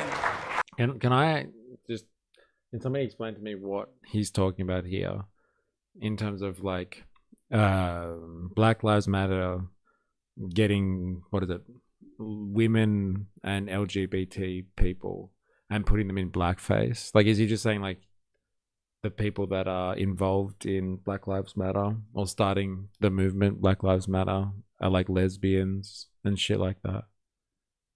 And so that's blackface? Woke lefty ID politics. Fair enough. It's pretty fair criticism. Eh? He's upset with lefty identity politics. Yeah, identity politics suck. I don't understand what he's complaining about though. Like he's like the movement has been co-opted. Like they don't care about black people, they just care about their identity politics or something like that. I guess that's what he's complaining about. This isn't about black people at all. This is just another woke movement and they're co-opting the movement for their own aims. It started by 3 lesbian women. It's not really supporting black families. First off, Hello. He's not allowed to say that. Alright, what's this? Is this a short clip about it? God, I hope this is not a joke. It's an actual clip. Like somebody singing about having no more fucks to give. Let's do this. If you are watching this and you are on YouTube and you haven't already, make sure you activate the like button. He has a microphone. He has to complain. All right, let's do this. Have a listen to this. Have a listen to this. Dearborn, Michigan just had a gigantic Islamic parade where you just see tens of thousands of people holding flags and walking on the street, and it's kind of crazy. It's crazy that, and they've also. Sorry, what did he just say then? Iran made it. Have a listen to this. Dearborn, Michigan just had a gigantic Islamic parade where you just see tens of thousands of people holding flags and walking on the street, and it's kind of crazy. It's crazy that, and they've also one of the things that's funny about Dearborn is all the progressives. It's a very liberal place. They're like, welcome, everyone's welcome for all cultures. And as soon as they got into power, they banned the pride flag. That was the first thing they did. Well, I'm afraid they have quite strong views on that sort of thing. Oh yeah, that's why Queers for Palestine is always hilarious. Like that's why it is the best. Queers for Palestine is the biggest joke. Dude, shut up. We're trying to listen to these two. Come on. This is so good. Like right-wing people love this one. It's like Queers for Palestine. I think it was Dilemmas that was making jokes the other week when we were watching that video about that travel blogger in Iran, and they were like staying high up in the apartment building, and they were like, oh, I wonder how many people they've thrown off that balcony. Like, you can't have an opinion and express yourself and say Queers for Palestine, even though that may be detrimental to you if you were really in Palestine. Like, you can't support, that's not the right word. You can't be against genocide and associate that with your identity somehow, because no, that doesn't make sense. They wouldn't support you, so you can't support them. No showing support for people that won't support you. But like, have people not heard about rising above something? Eh? I thought these like Christian nationalist types would be like, understand the concept of turning the other cheek and like having principles and standing by those principles despite the fact that someone might not show you the same courtesy. But like, I guess it's not funny when you think of it like that. It's more funny when you say, hey, Queers for Palestine. That doesn't make sense. Because as soon as they get any power, what do? They stop the gay people or worse. Have a listen to this. Dearborn, Michigan just had a... So that's it, hon? That's the whole thing? Yeah, fair enough. Okay. Yeah. Yeah, you can't support Muslims because they'd never support you. Yeah. Yeah, I feel good about that. All right. Hello, how are you? Good. My name is Nick. I'm an aerospace engineering student here. Got a couple... Oh, sorry, I missed that before. Yeah, they just co-opted the movement and lumped it with all their BS. Yeah. Those Christian nationals are definitely interested in some kind of cheek. Remember my advice from before. How dare they not like gays? That makes genocide fine now. That's pretty much the argumentation. It's like, what, they don't like queers? Oh, okay, well then, is not real? Continue with your genocide then. You go for it. Turn the other cheek doesn't work when people who are hitting you put zero value in your humanity. Either you fight back or you die. Okay. As in, like, it's a zero-sum game. They would kill you, so you can't show any humanity because they would kill you. Yeah, that's pretty much the logic right there, hon. Right there. Like, I get why it's funny. Like, it's a contradiction. But, like, you can't see how people can rise above the contradiction. It's just entertainment value. It's not trendy, progressive, or educated enough to be gay. Something wanting you dead is pretty hectic. Giving them support for whatever reason is pretty fucking wild. But hey, you do you, queen. But like, it's dumb in the sense, like, I think like most Palestinians, right, would like hate everyone from Is Not Real, right? Right, Spandog? And like, you know how you're not a big fan of lumping hatred on an entire population for the actions of like a few people or something like that. So, but there are people inside Is Not Real that like don't want to carry out a genocide in Gaza. And so like, should those people in Is Not Real, who know that the vast majority of Palestinians probably want them dead, not fight against the genocide? No, of course not. Of course, those people in Israel who resist and try to fight against their government for carrying out a genocide, of course they should continue to fight against that, even if they went out into Gaza or into the West Bank and a Palestinian had the opportunity, they'd probably kill them knowing they were from Is Not Real. They should still continue because it's the principle of it. So like, yes, if there were queers out there that knew that they might get killed if they went out in the streets of Palestine somewhere, should they continue to fight against the genocide because like that's a principled action? Yes, they should continue to do that, of course. Like, come on, man, seriously. Apparently, turn the other cheek meant something different 2,000 years ago. If all the Jews sat down in the middle of the street to protest in Germany in 1939, do you think Hitler would have not committed the Holocaust? Like all the Jews? Like maybe, yeah. Maybe overwhelmingly the German population wouldn't have put up with seeing that atrocity right in front of their faces in the street right then and there, if that's the question. Maybe. You never know.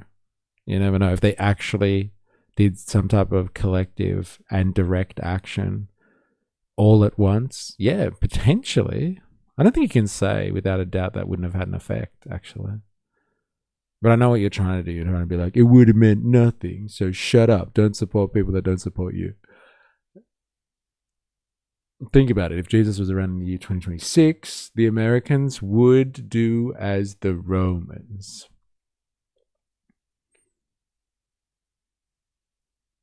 I have Palestinian friends who are gay. I have Muslim friends that are gay. Like, come on. Yeah.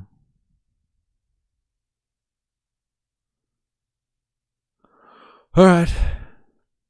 Let's do this. Let's do this. Oh my God, we're almost at the end of the list, Valtito. This is the last one.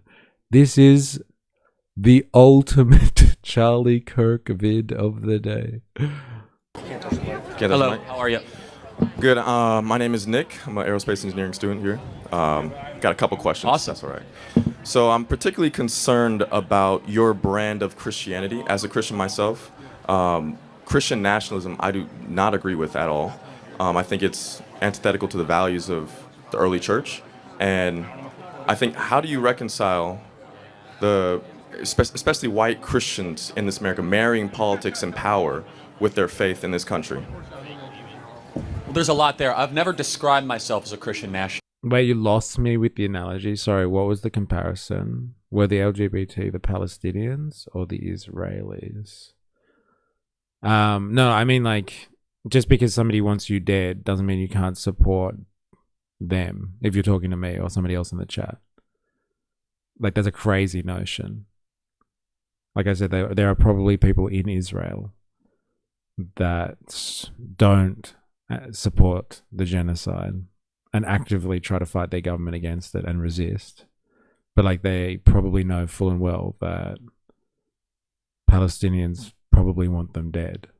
So like, the same thing with Queers for Palestine.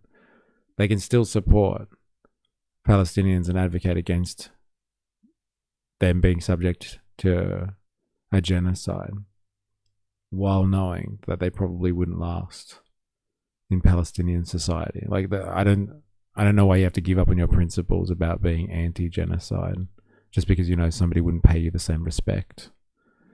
If you're speaking to me and not speaking to someone else in the chat.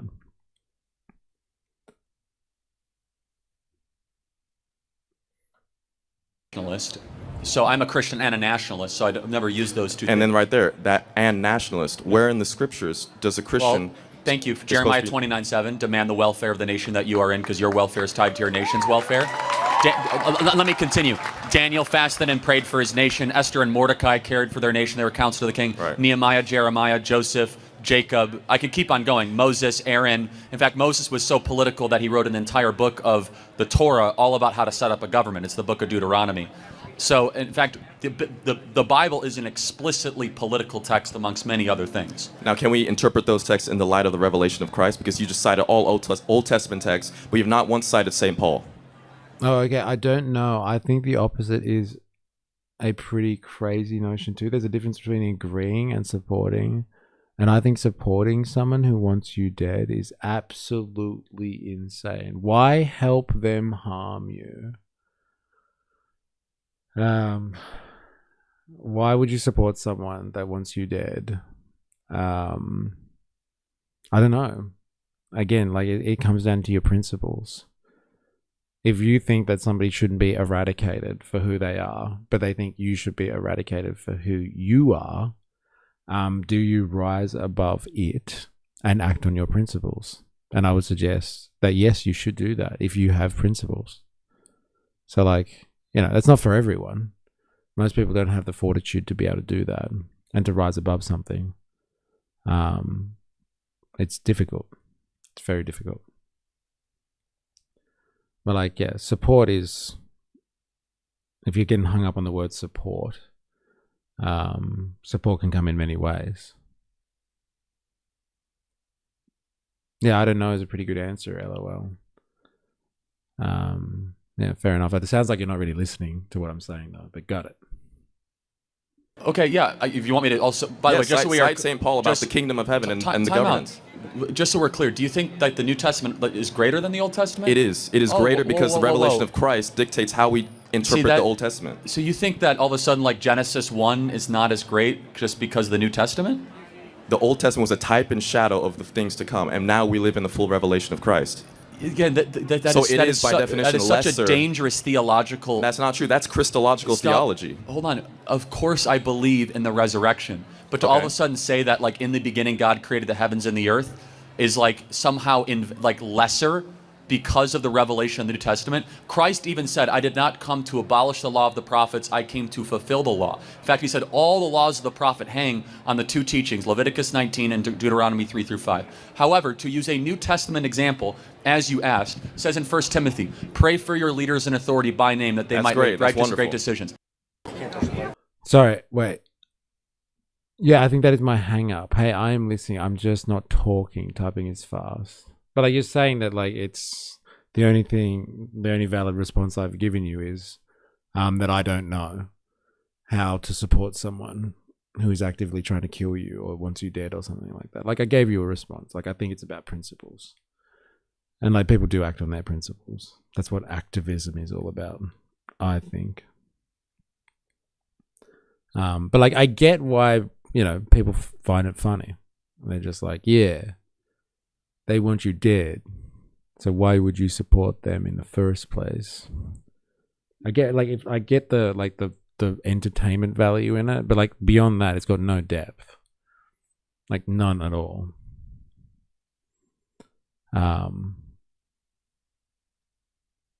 No, I just hadn't replied yet. Sorry, not ignoring you. No, okay, good. Cool.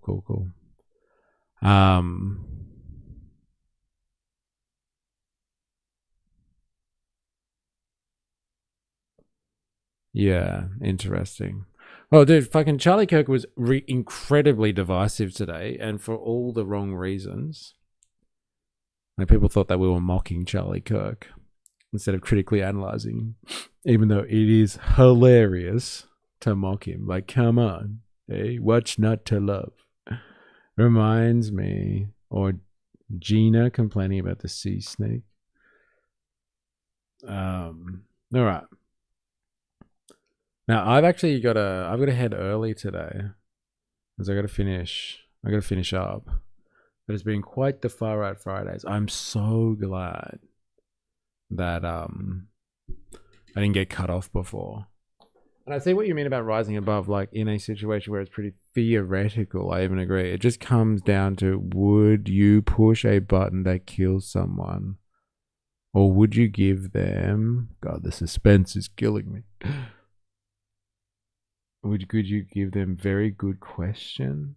Would you... Oh, did you get fucking censored? Damn it. I gotta see. I want to see.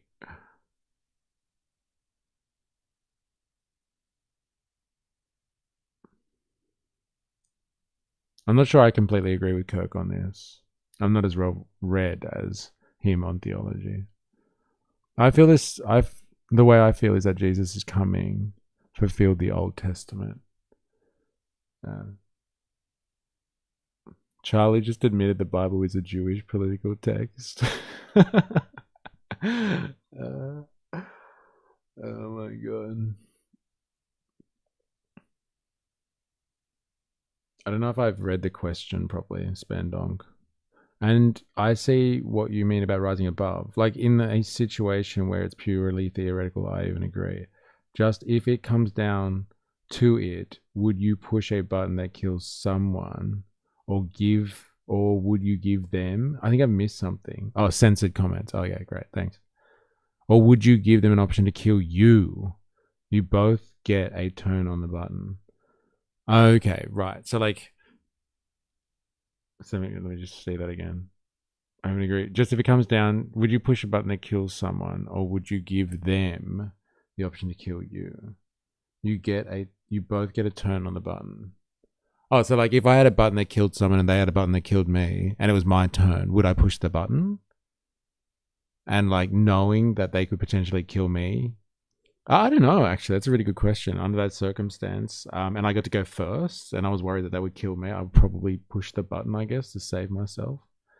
But like, you know, they do those social experiments when they like try to get like two criminals, like two people that have committed a crime, right, kind of thing, and like they sit them in separate rooms and they interrogate them. And they offer them like a bargain, and they say, if you testify against the other person, we will like drop all charges on you.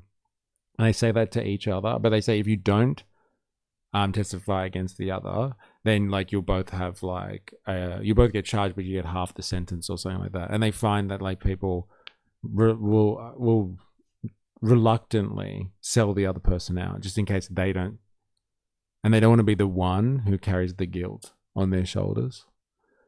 So like, you know, if push comes to shove, like I'm sure I would say that I'd be all rational and wouldn't want to kill somebody else, but like, hey, who the fuck knows? If I was under that pressure, I might actually push the button.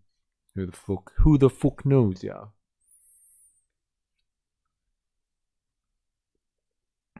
Yeah, you would kill them knowing their intent is to kill you. If I knew their intent was to kill me, then yes, I guess so. But like if you didn't really know, you were just told by other people they wanted to kill you. Like this is all premised on the fact that we know for sure that every single Palestinian person that you come across would choose to throw a queer person off a balcony.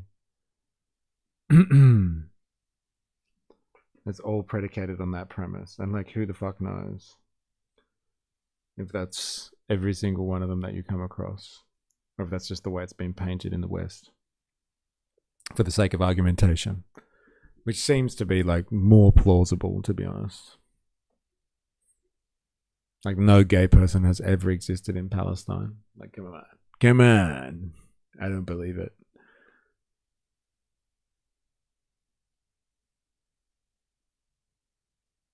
Collective guilt. Oh, fuck. All right, one more. And like, I don't promote this, to be honest, but like, she's very popular, and this one's from Spendonk, I'm pretty sure. I think it's such low-hanging fruit. It's such low-hanging fruit. No, it's not this one. It's that Auntie Lisa chick. Where is she? Yeah, I think you put this in the stream chat. And you were just like, no, not the stream chat. Maybe recommendations. And you were like, Auntie Lisa, she's back. I think this is such low-hanging fruit. Like, it's cheap. It's not clever humor, if you know what I mean. Like, it's just like, oh, these used to be things that people laughed about, then they became racist, and now they're taboo. I'm just going to make fun of them and like get attention from it. Oh, lordy. Yeah, it really is. Yeah, Auntie Lisa. This is truth-telling. Now, who knows what women as property might look like? Yes, the black fella could sell off or prostitute his own wife, daughter or sister. That's one example, correct? Some say it's just cherry-picking information to push a certain agenda. Now, who's heard of cannibalism? Anyone? But for my people, truth-telling is an important step to healing. Application for government grants. Truth-telling. Required $1 million. So many tropes. So many tropes in there. She's got a fucking little jerry can. She's making fun of like people singing and dancing. And now it's just like, hey, overwhelmingly and unjustified government assistance. Damn, the triple threat. She's got it. Okay.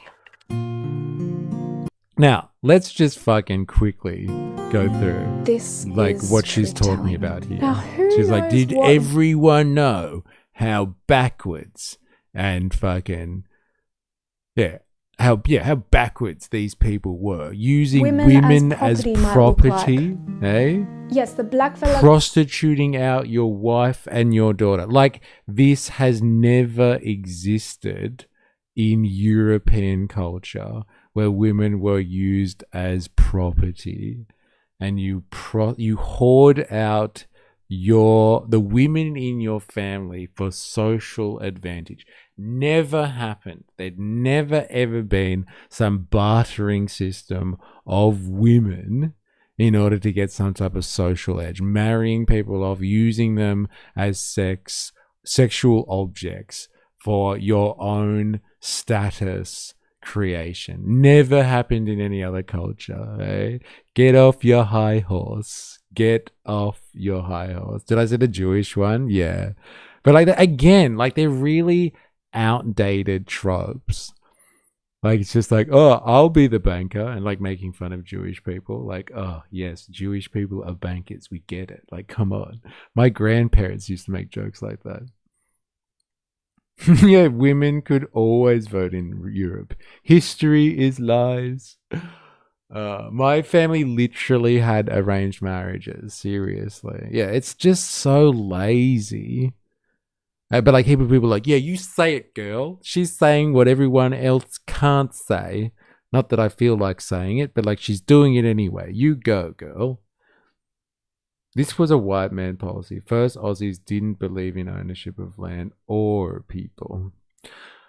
Anyway, she seems to be very popular. So like, you know, it's always good to comment on people that are apparently making waves. Eh? It's not an orange wave though, so I'm not interested. Give me the orange wave. That's what I want. More orange wave in my life. All right, I got to bounce early today, so I got to leave it there.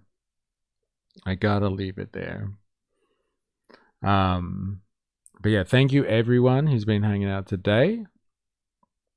Really appreciate it. It's been a roller coaster today. Oh my god. I know Far Right Friday seems to feel like this. I'm like, god damn, what a roller coaster. My god.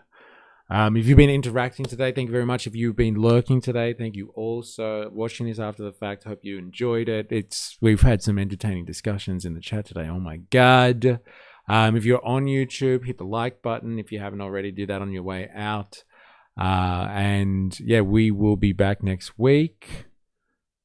Spandunk, Han the Fixer, Heidi the Sausage, Blaz, Hobo Joe. Who else we got here? Rogue been hanging out. Bandsaw Band have been hanging out. 4B2's back in. Interesting. Good to have you. Soft Boiled Frog. Keeping us entertained today. Momupa in the house. You guys have been having a fucking big conversation on the side. I did not bite with the whole abortion conversation today. I hope you guys sorted it all out and everyone's kissing and hugging at the end. Ninja Nurse, thank you for your Nostradamus skills. Han, the Enabler, the Fixer. Who else we got here? Jag, of course. 4IS, gift subbing today, I'm pretty sure. 4IS, thank you very much. If I've missed you, I'm sorry. I can't go all the way back. Tagard, you was in the house. I'm sorry I missed you. Who else we got here? I can't go all the way back. Damn. Oh, ADD. Oh my god. ADD. Very interesting. ADD. Love Jeff. The bread is stale. Oh man, that feels like so long ago, doesn't it? Listening to our friend, the Down Under Viking. The bread is stale and the wine is expensive. Was that it? I can't remember. Wow, the ride has some great points. Thanks, E. Have a good weekend, everyone. And we'll be back next week. We're not going to be on Monday. I've got something on and I can't stream, but we'll be back Tuesday. So strap yourself in for a long, long weekend. And enjoy your time away from the clutches of capital. If you can get away from the clutches of capital somehow, great. If you have to work, I hope you get some compensation somehow, maybe some overtime, penalty rates, maybe some time in lieu. I hope you get compensated if you are working this weekend. And yeah, enjoy your freedom. We'll be back next week on Tuesday. Until then, please remember, as always, I am, you are, we